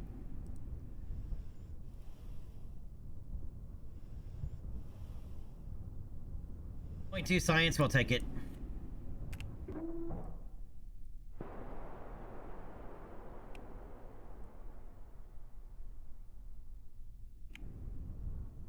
Alright, and recover vessel.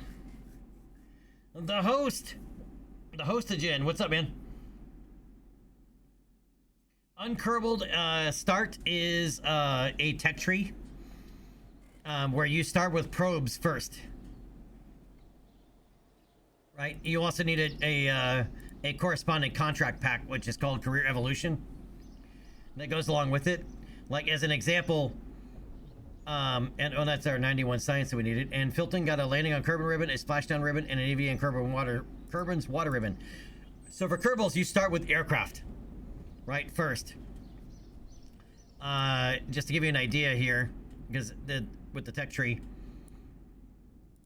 Simple command modules, which gives us the Mark 1 command pod, the Mercury-esque command pod, is way up here in tier 4 of the tech tree. Right, so you have a lot to do before you actually start putting Kerbals into orbit. And you actually get the small reentry pod, the Onion, right, which is the Vostok style pod you get in tier 3, which I find unusual because you really can't launch it yet. So we haven't even put a Kerbal into orbit yet. That being said, we have done probe missions. We just put up our first geostationary satellite. We have a couple of ScanSat probes up, and we have a contract to do our first lunar flyby with a probe.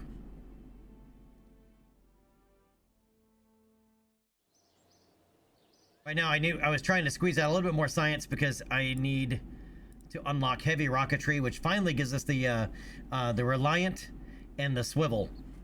Right, so the Reliant and the Swivel are way up here. You know, so we have some of the other mods I'm using add in smaller rocket engines, so it takes a while before you get decent rocket engines. So we're going to go ahead and unlock that, go ahead and pay the research price there. So now we can actually build our first, you know, dedicated family of launch vehicles.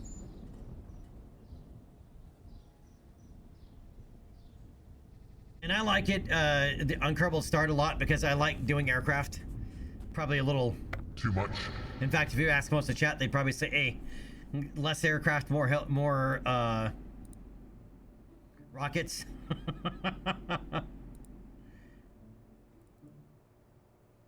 But I like aircraft.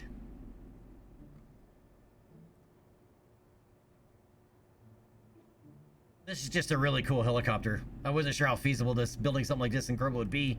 And it works. This thing cruises. You can get this thing up. I've had it up to 270 knots, but you're starting to lose control. Right, 230 is much. It stays stable up to about 230 knots of speed, and it just looks badass.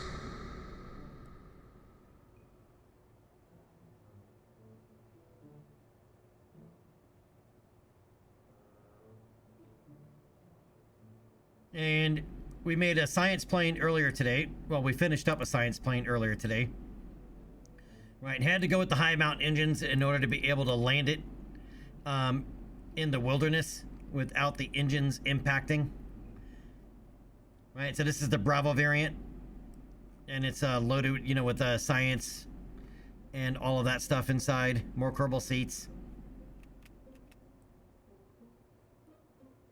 The A variant is actually underwing engines, but the issue with this is these are too low to the ground. They smack. I guess I could do this.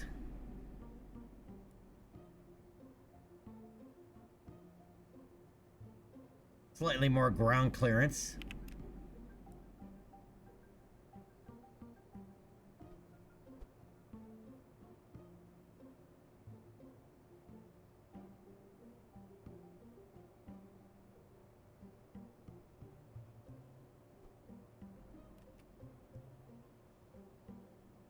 But still probably not, they're probably still too close in rough terrain, they'll smack.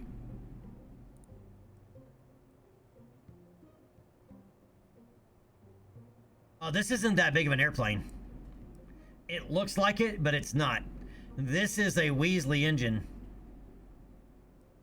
Right, this fuselage is only 1.825 meters. Right, look how big the Radial Science Juniors are.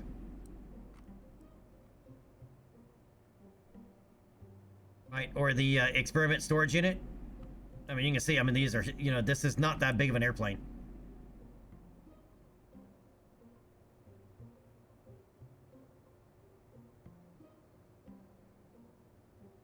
Yeah, with the high-mounted engines, yeah.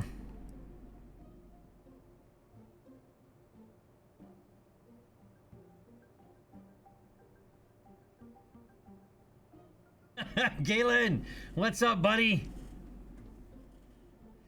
Yeah, well, the idea is I was trying to get to the point where we get like 10 engines, or at least 10 episodes out, because you have to remember, next week is Star Citizens International Aerospace Expo.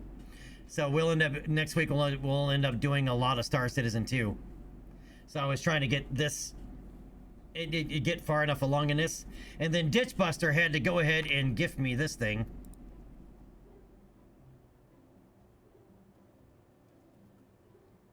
Yeah, so Ditchbuster gifted the stream Arc Raiders, so now I'm like, well, shit. Shit.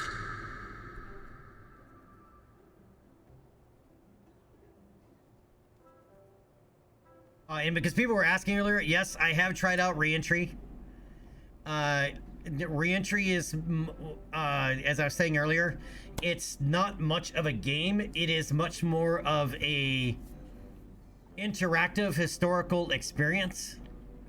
Is probably the best way to put it.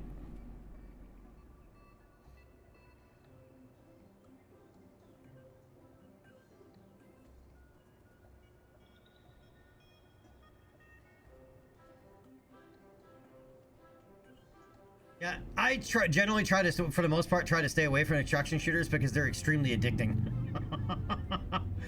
They're very addicting.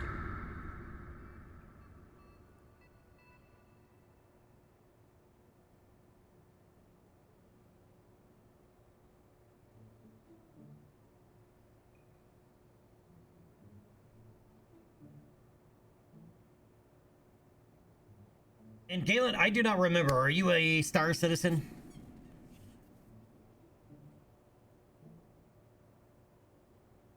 Angela, yes, but with this initial release, it's going to be very limited because there's not going to be a whole lot to it. Right? It's barely more than a tech demo. In fact, I haven't even looked to see if they actually did put out a public build already. Thank you for reminding me, because I forgot to look.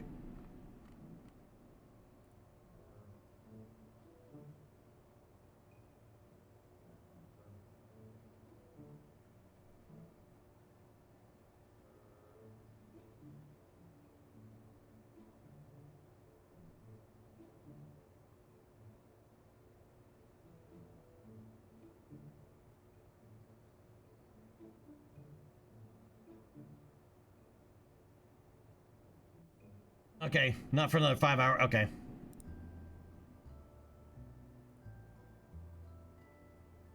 Right, but there's not enough to, there won't be enough to KSA to go all in on it. Like it's only been in development for a year, right? It's got years to go.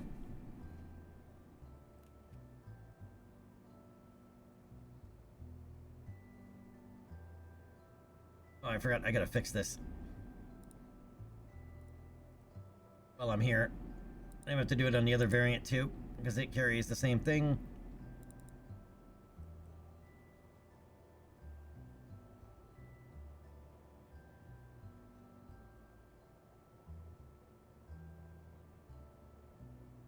And we also made our first airliner, right? For our first airliner, I went old school. It's a tail dragger. But we'll likely end up making a jet here before too long. For airline purposes.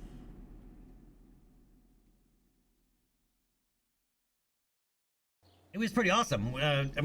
We watched it on stream together. For considering it's only their second it's only Blue Origin's second orbital launch ever, right? And then they landed the booster, and it's not like a normal sized booster. It's not Falcon 9 sized. It's significantly larger than a Falcon 9, right? It's not as big as Starship, but it is a lot bigger than a Falcon 9. And the fact that they landed it on their second attempt ever, and it's only their second time even going to orbit, that puts them, you know, they're more successful with it than SpaceX was in the beginning. Right? SpaceX crashed a lot.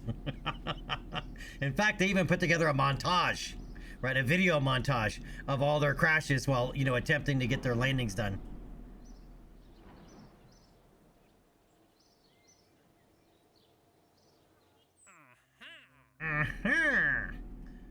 All right, so several of these are overlap with our first lunar flyby, which I don't want to do yet. We're going to be building out a new launch vehicle, the first of an actual family of launch vehicles. Now that we have those engines unlocked, but I did want to look and see what other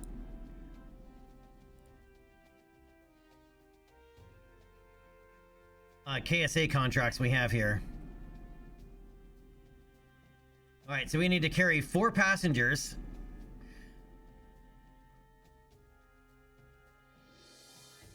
All right, we need to fly some company executives to new airfields to negotiate landing rights for future commercial flights. Visitors know the island is one of the best places to camp out and watch launches. Passengers can only, because it's directly downrange, not where you want to be. You would not want to be directly downrange from a launch site. All right, passengers can only be loaded after the vessel is launched. They cannot board from the spaceplane hangar. Land and move to within 50 meters of the terminal. Land and move. All right, so we need to carry 4 passengers. Begin at the runway. Land at the island airfield. Complete landing rights negotiations. I'm assuming it's just, yeah, we gotta wait for 30 seconds. All right, and then take off again, and then land back at the KSC runway.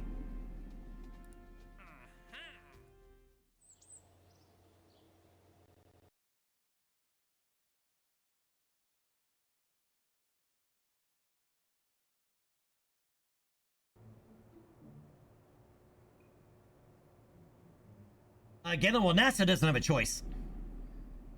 Right, being a public agency with taxpayer money, they don't have a choice. So they have to be hyper risk averse.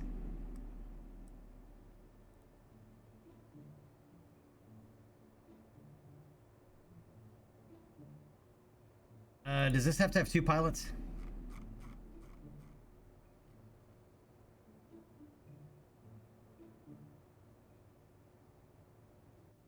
Nope, just the one.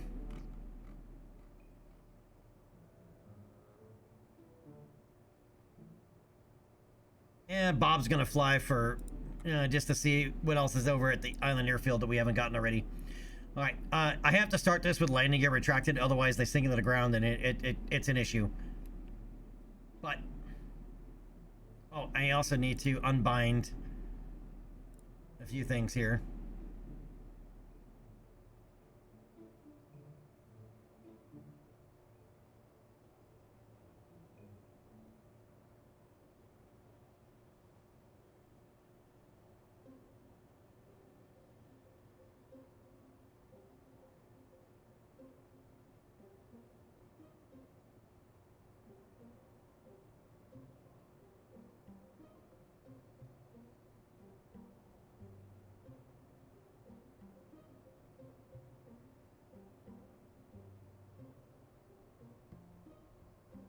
Alright, so the ladder is a just-in-case thing.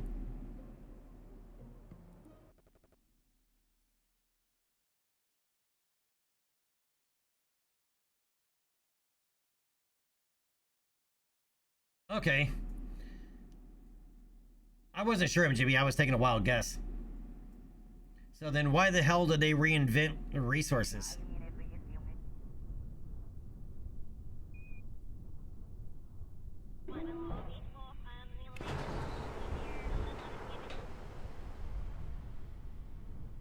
Alright, transflight. You are clear for departure and immediate takeoff. Fly safe.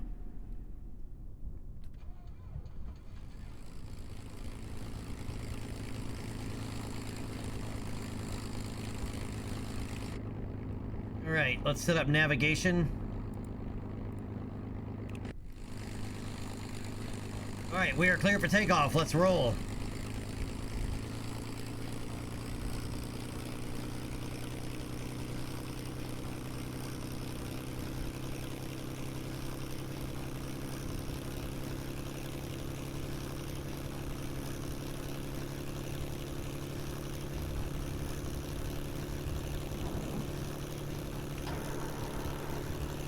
Alright, positive rate, gear up. Storm over there.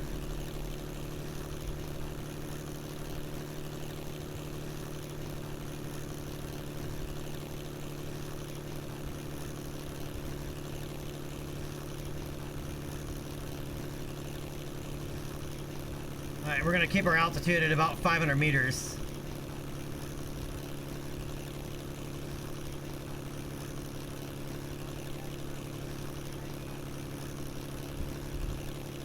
Yeah, we'll go for 1,000.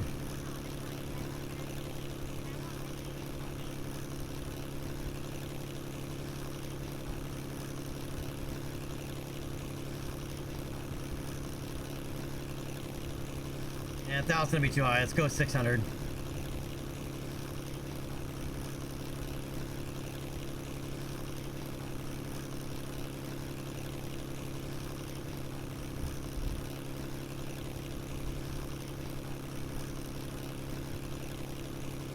Alright, so we gotta fly these guys out to,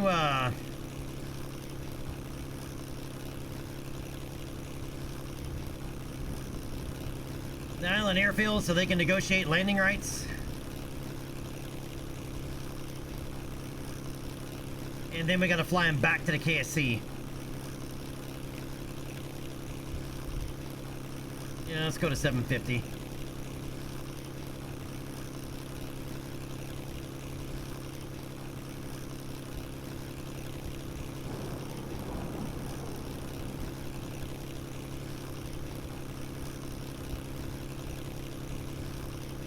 Transflight, we have you on approach. You are clear for landing. On touchdown, proceed to the indicated airport terminal. Direction has been transmitted to you.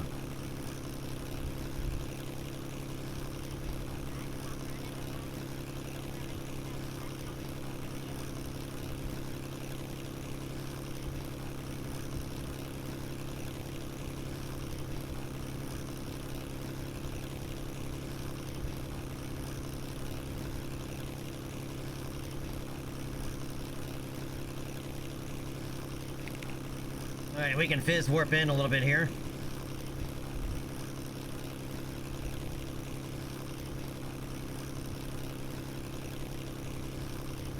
Alright, let's slow it down.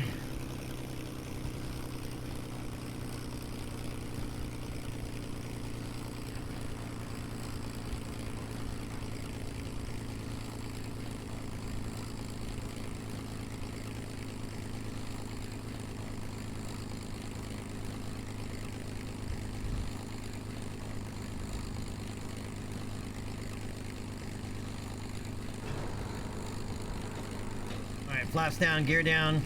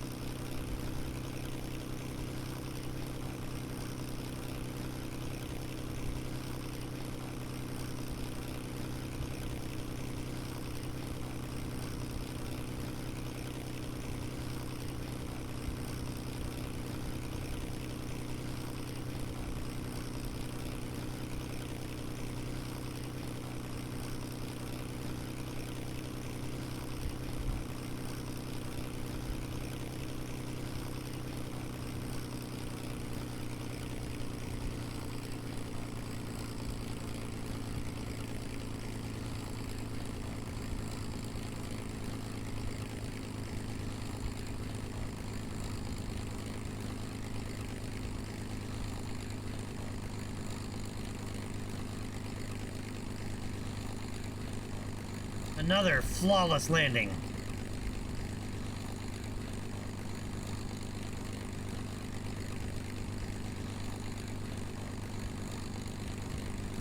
Interesting discovery. You discovered an abandoned island airfield. We already knew about this place, though. We've already been here a couple times.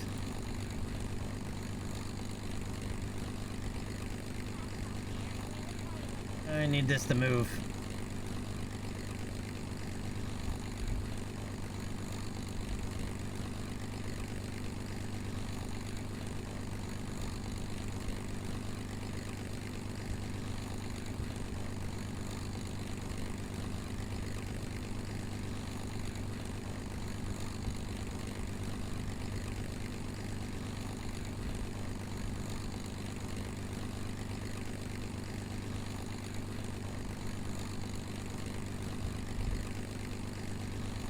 Okay, yeah, we're not close enough.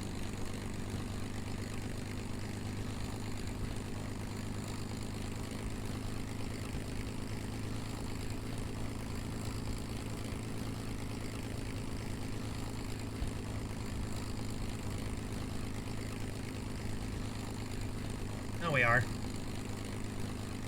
Alright, so we gotta sit and wait.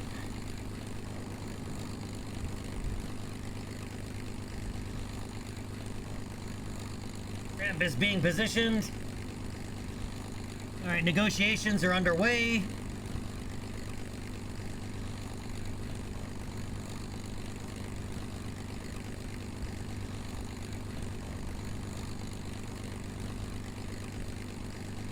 Alright, flaps up.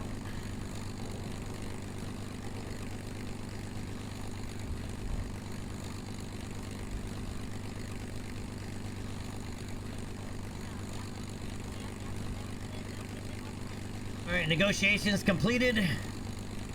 Requesting clearance for takeoff. And transflight, you are cleared for departure. Please proceed to the runway for immediate takeoff.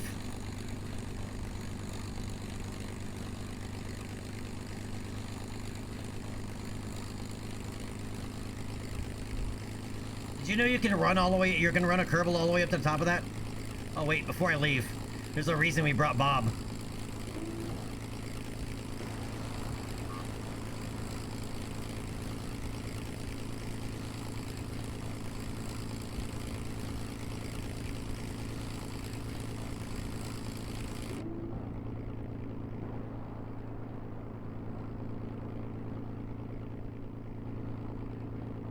Oh, you can. You can walk around inside the airplanes. That's what I wanted to know. Whether or not you can do it in flight or not, that's a different story, but...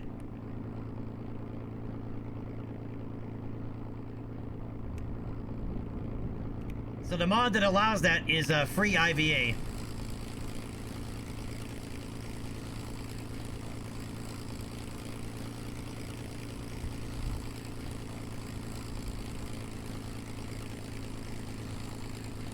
Alright, let's rock and roll.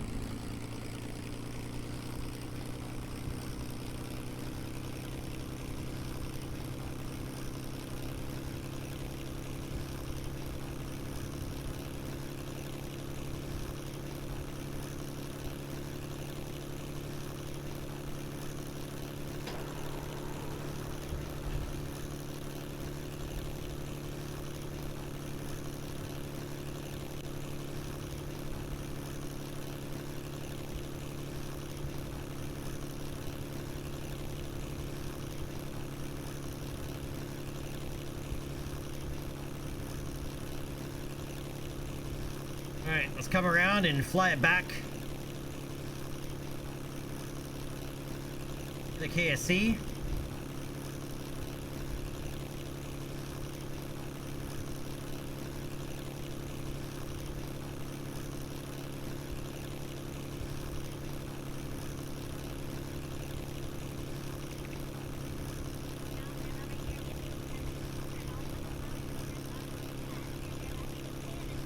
Get some fizz warp going.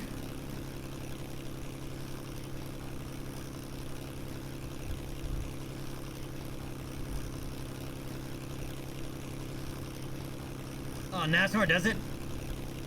I haven't been up there in ages. Transflight, we have you in approach. You are cleared for landing. On touchdown, proceed to the indicated airport terminal. Directions have been transmitted to you. Welcome back.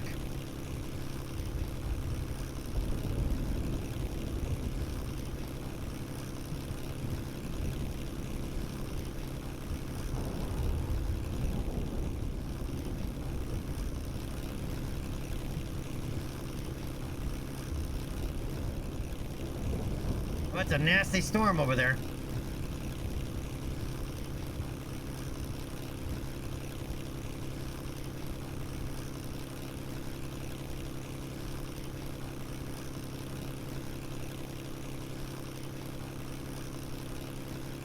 EW I do, but I need to update it slightly. But it is in the KSP mods channel. And for Twitch subscribers, I've also made my whole entire game data folder available for download. With the exception of Blackrock's clouds. You have to get that from his Patreon page. Alright, we need to slow down.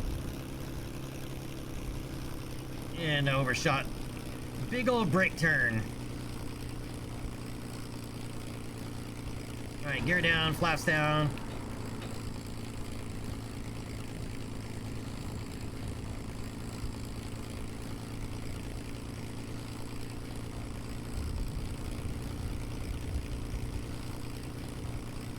EW, yeah, just type in exclamation point in Discord for the mod list. It's just under KSP mods. And it also has the link to Blackrock's clouds in it. Or once I land, I can link it to you as well directly.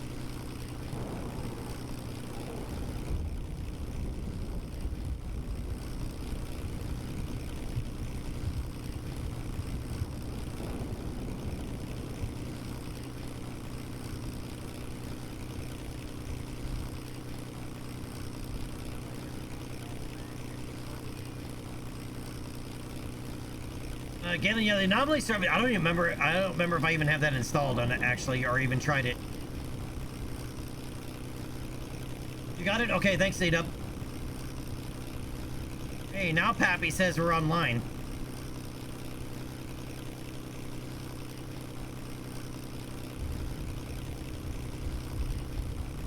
No, now Pappy's saying we're high.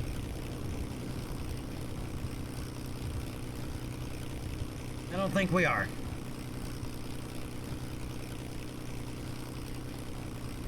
I didn't realize there was a welcome sign right there. Kerbal Space Center.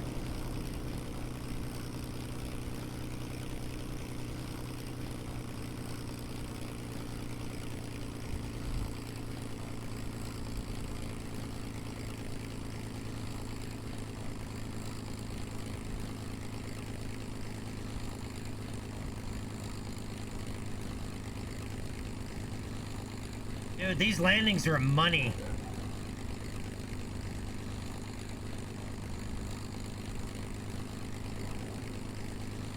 Yeah, Pepe says, get off my lawn.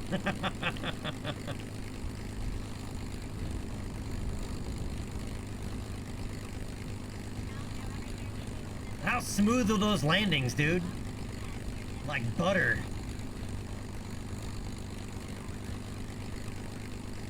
Alright, we got a taxi over here to the terminal.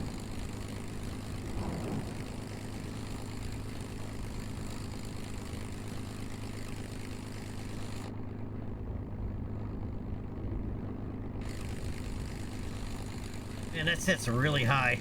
That is such a big angle.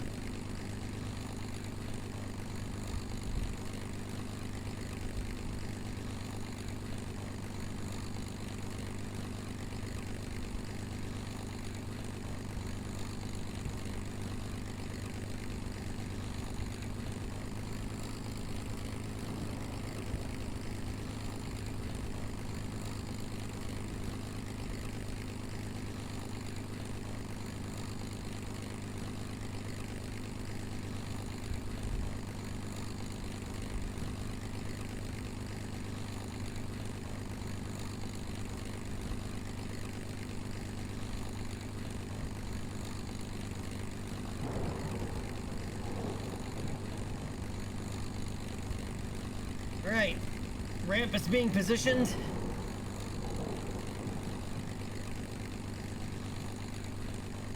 Alright, passenger offloaded. Ladies and gentlemen, Trans-Caribbean Airlines welcomes you to your destination.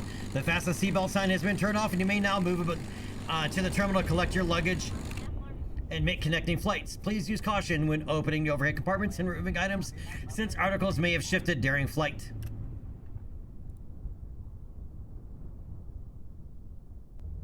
Alright, so now all I gotta do is recover the vessel, and our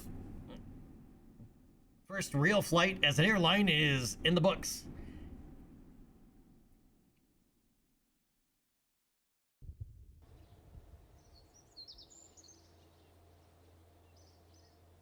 Right, and we got 1.1 science as well, because we brought back a little bit of a surface sample. All right, contract complete. Just out of curiosity, what is it going to give us next?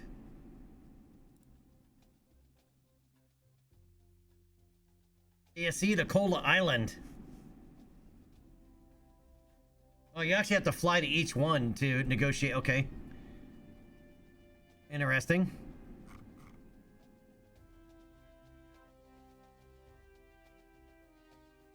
Yeah, so we have to negotiate. So no, we've opened up Island Airfield passengers, so we can actually carry passengers to Island Airfield just fine.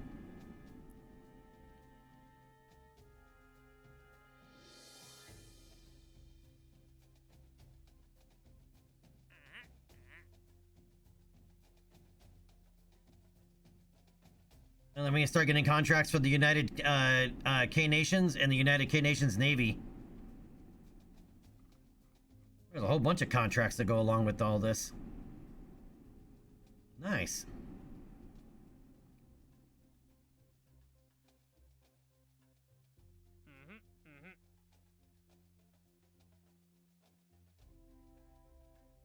Seven passengers. We don't have an airplane that can carry 7 passengers. 10 passengers. We don't have an airplane that can do that yet, so we will need to make a new jet before we get to those.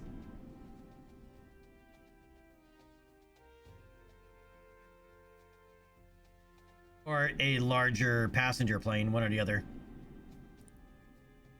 Kola Island is... Where's the hell is Kola Island?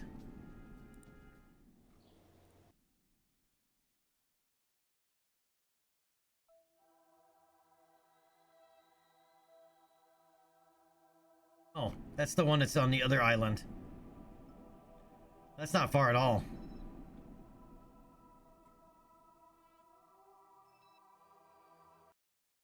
And it's a proper runway. So I'm going to grab that contract. We're not going to execute it, but I'm going to grab it right now.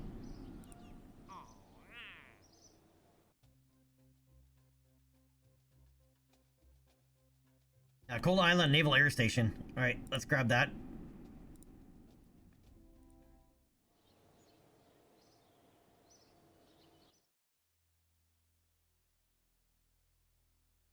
I'd like to unlock fuel systems too, but we're not there yet. All right, but we do have proper engine, you know, I shouldn't say proper, but better engines for an actual launch vehicle. Why did I come in here? We want to go over there. Okay, so now we can start designing our first Mooner flyby probe.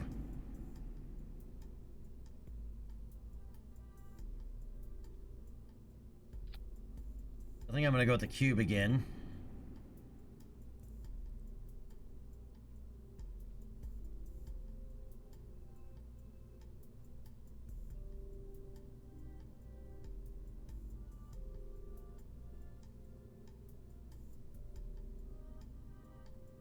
For the first one, I'm going to keep it simple. We're not going to bring any Science Juniors because they're just too big.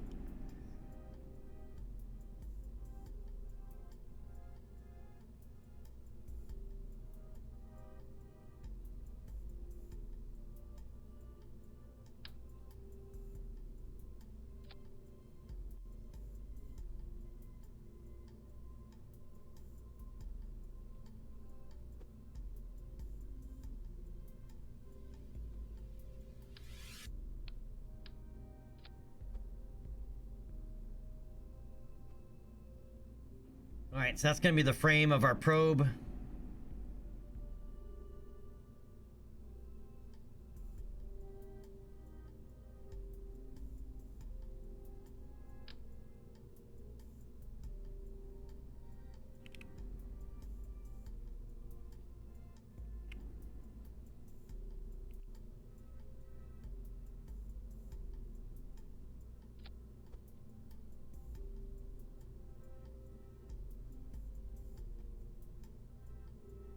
Alright, there's our battery.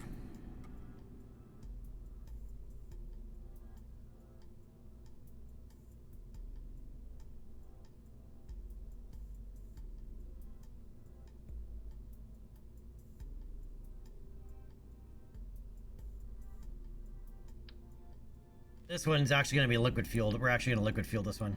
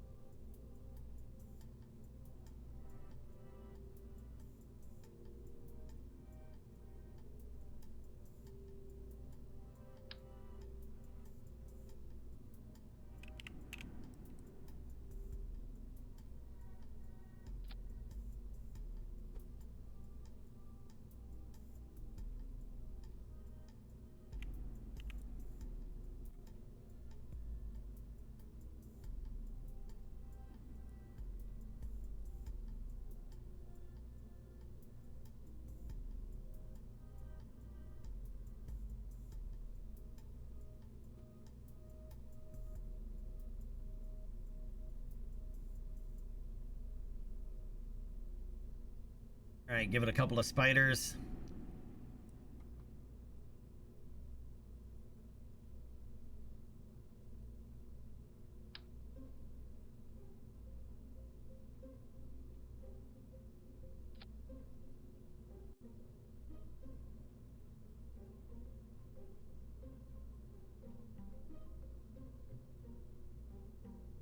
I don't know why, but I don't like the 2x6s all that much. Or the 3x2s. I prefer the 1x6.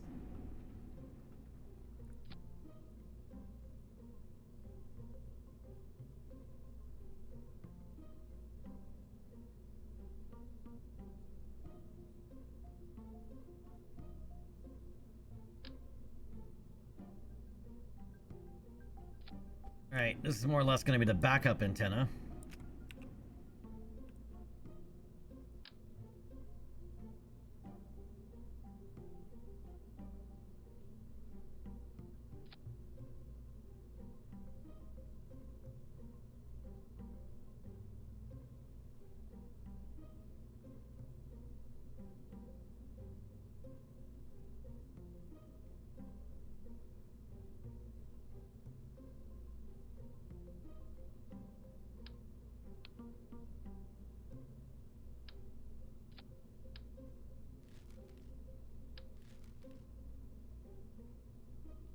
I don't need the battery.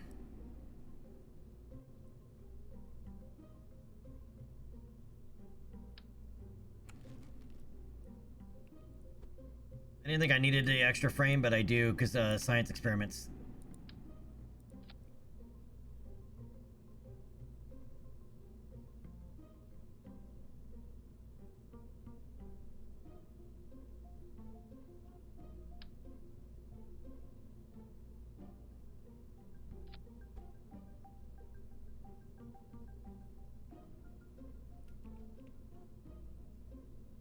Hippie, first mooner flyby.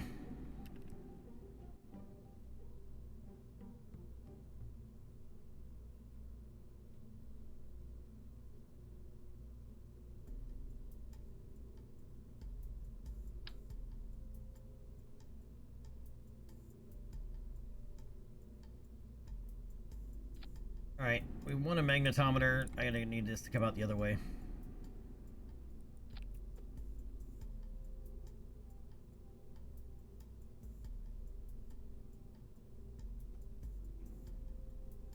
It's gonna need more fuel than this. By the time we're done with this, it's gonna need more fuel.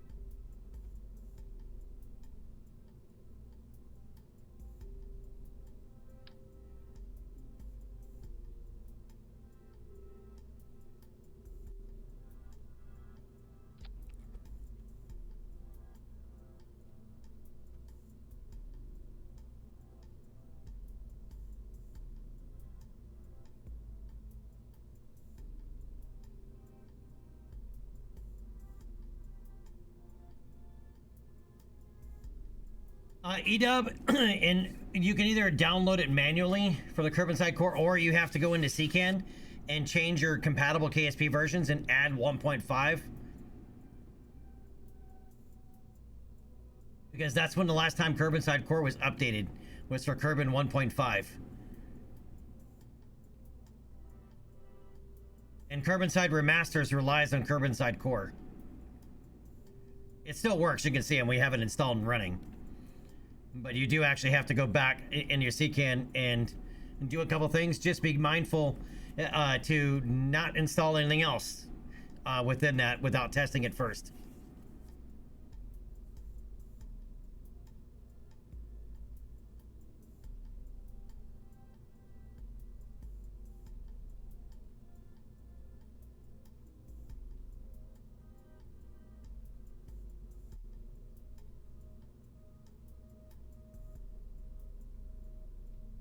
Right. Do we or do we not want... Go the other way with these.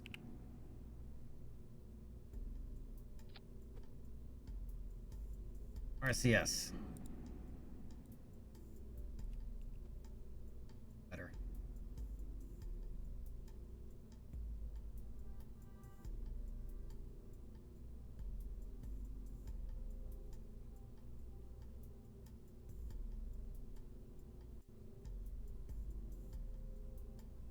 Yeah, we're already down to 800 meters per second.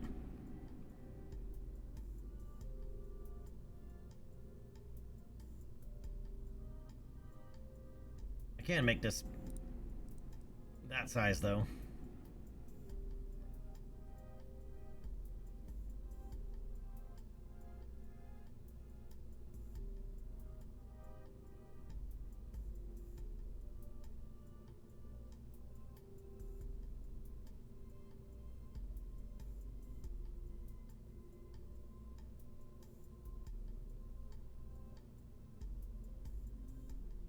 Either I haven't run across them yet.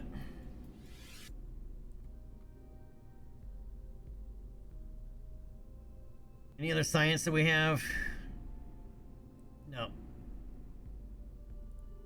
But we want RCS. Oh, and a reaction wheel.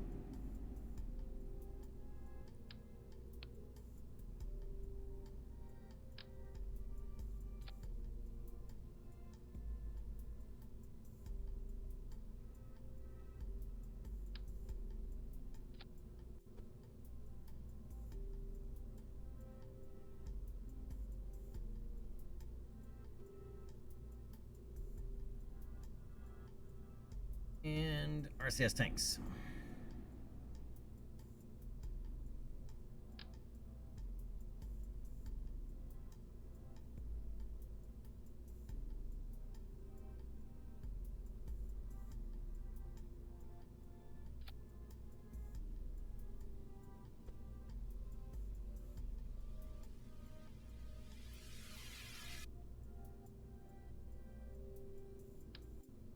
Up here.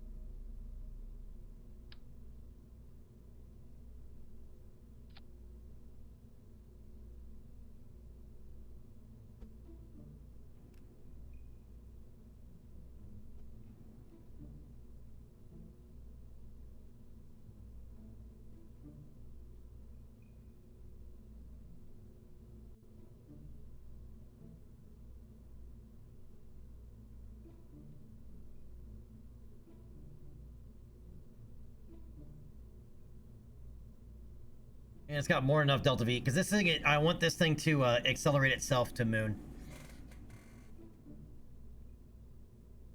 And then swing around and maybe, you know, fling it back towards Kerbin to die a fiery death.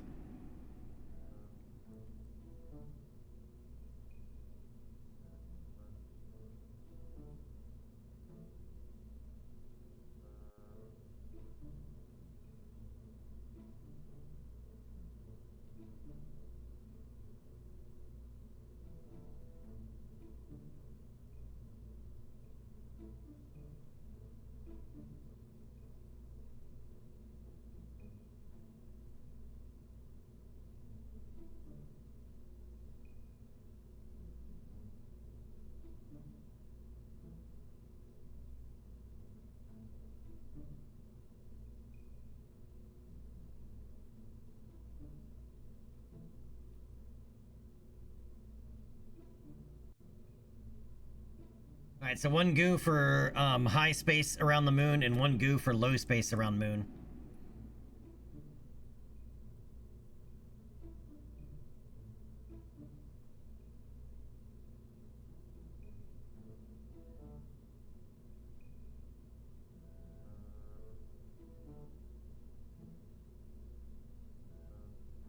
And there we go, all buttoned up. All right.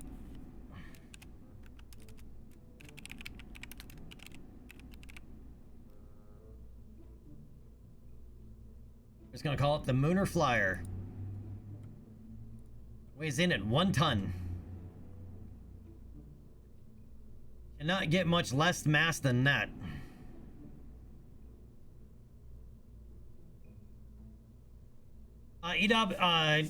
Onka Lupe and Jade of Mar made a mod for me called, it's the Rocketology Rebalance.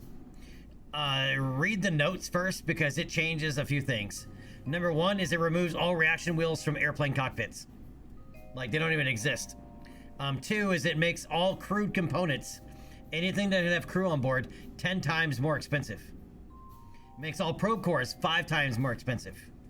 It makes liquid fueled engines 10 times more expensive. It makes SRBs 5 times more expensive. Right? The idea is to encourage reuse. Right? But the big one, as I said, is no reaction wheels in airplane cockpits. So I would call that one optional depending on how you want to play.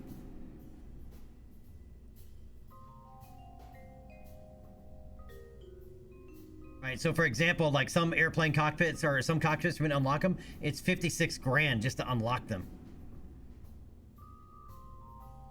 Right, for R&D, depending on what your difficulty level is going to be. Right, let me, now that we've saved this. Right, so to give you an idea,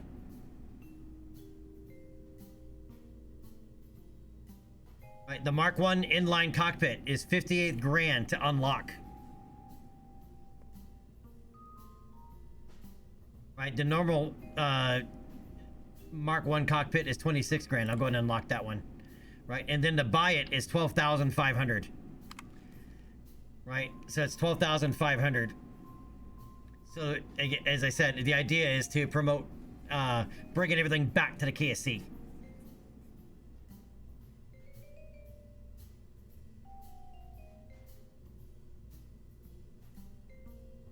And actually, it doesn't make them move awkwardly. It makes them move better. Airplanes don't behave right with reaction wheels. Like, they don't feel like airplanes.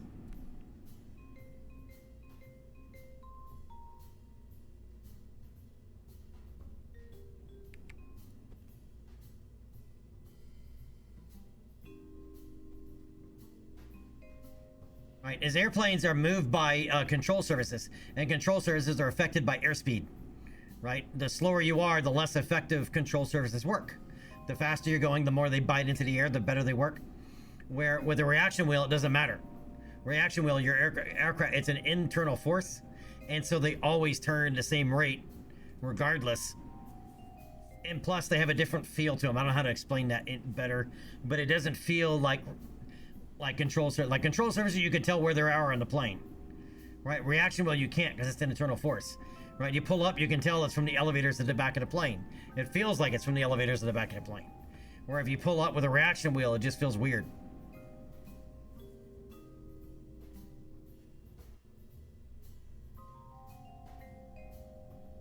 All right, so we've designed the Mooner Flyer. This is going to be our first Mooner flyby in this career. Now we need to make a new family of our new first entry into a family of launch vehicles. But that is going to have to wait until tomorrow because we are now 6 hours in. And I also need to take Delta to the park before the sun goes down. So we're going to save this and we're going to call it here. And we're going to say episode 8 is in the books.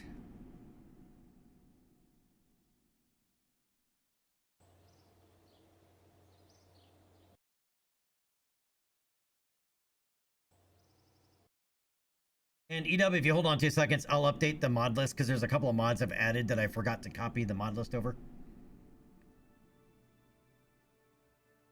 And we'll also go see who we can go hang out with here. Come on, Kerbal. Work with me here.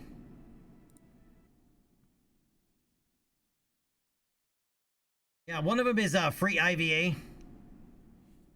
I also need to add World Stabilizer, which I have not added yet. I'll add it to the mod list right now and then re-upload it real quick.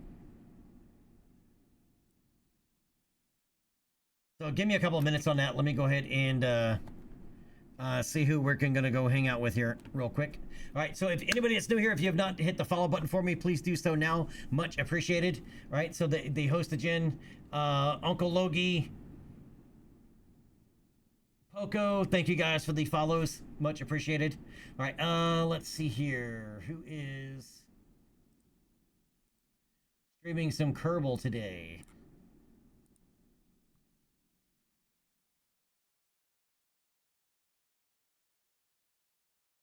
I see EJ jumped over to Anno already. He didn't waste a moment.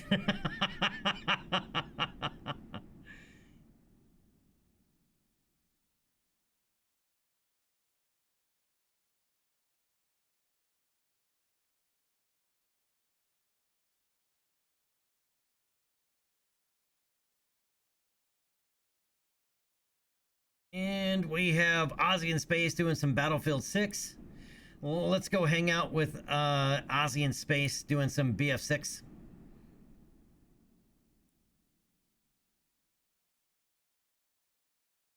Ozzy's good guy.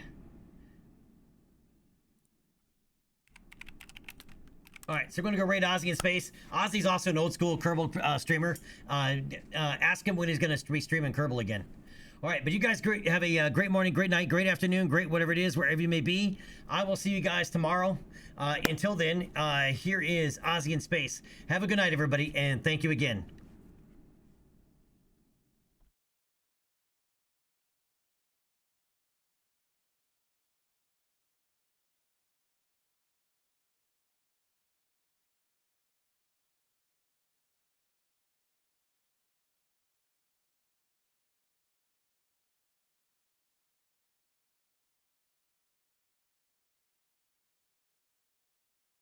There's a bunch of them coming down from that roof on C, by the way.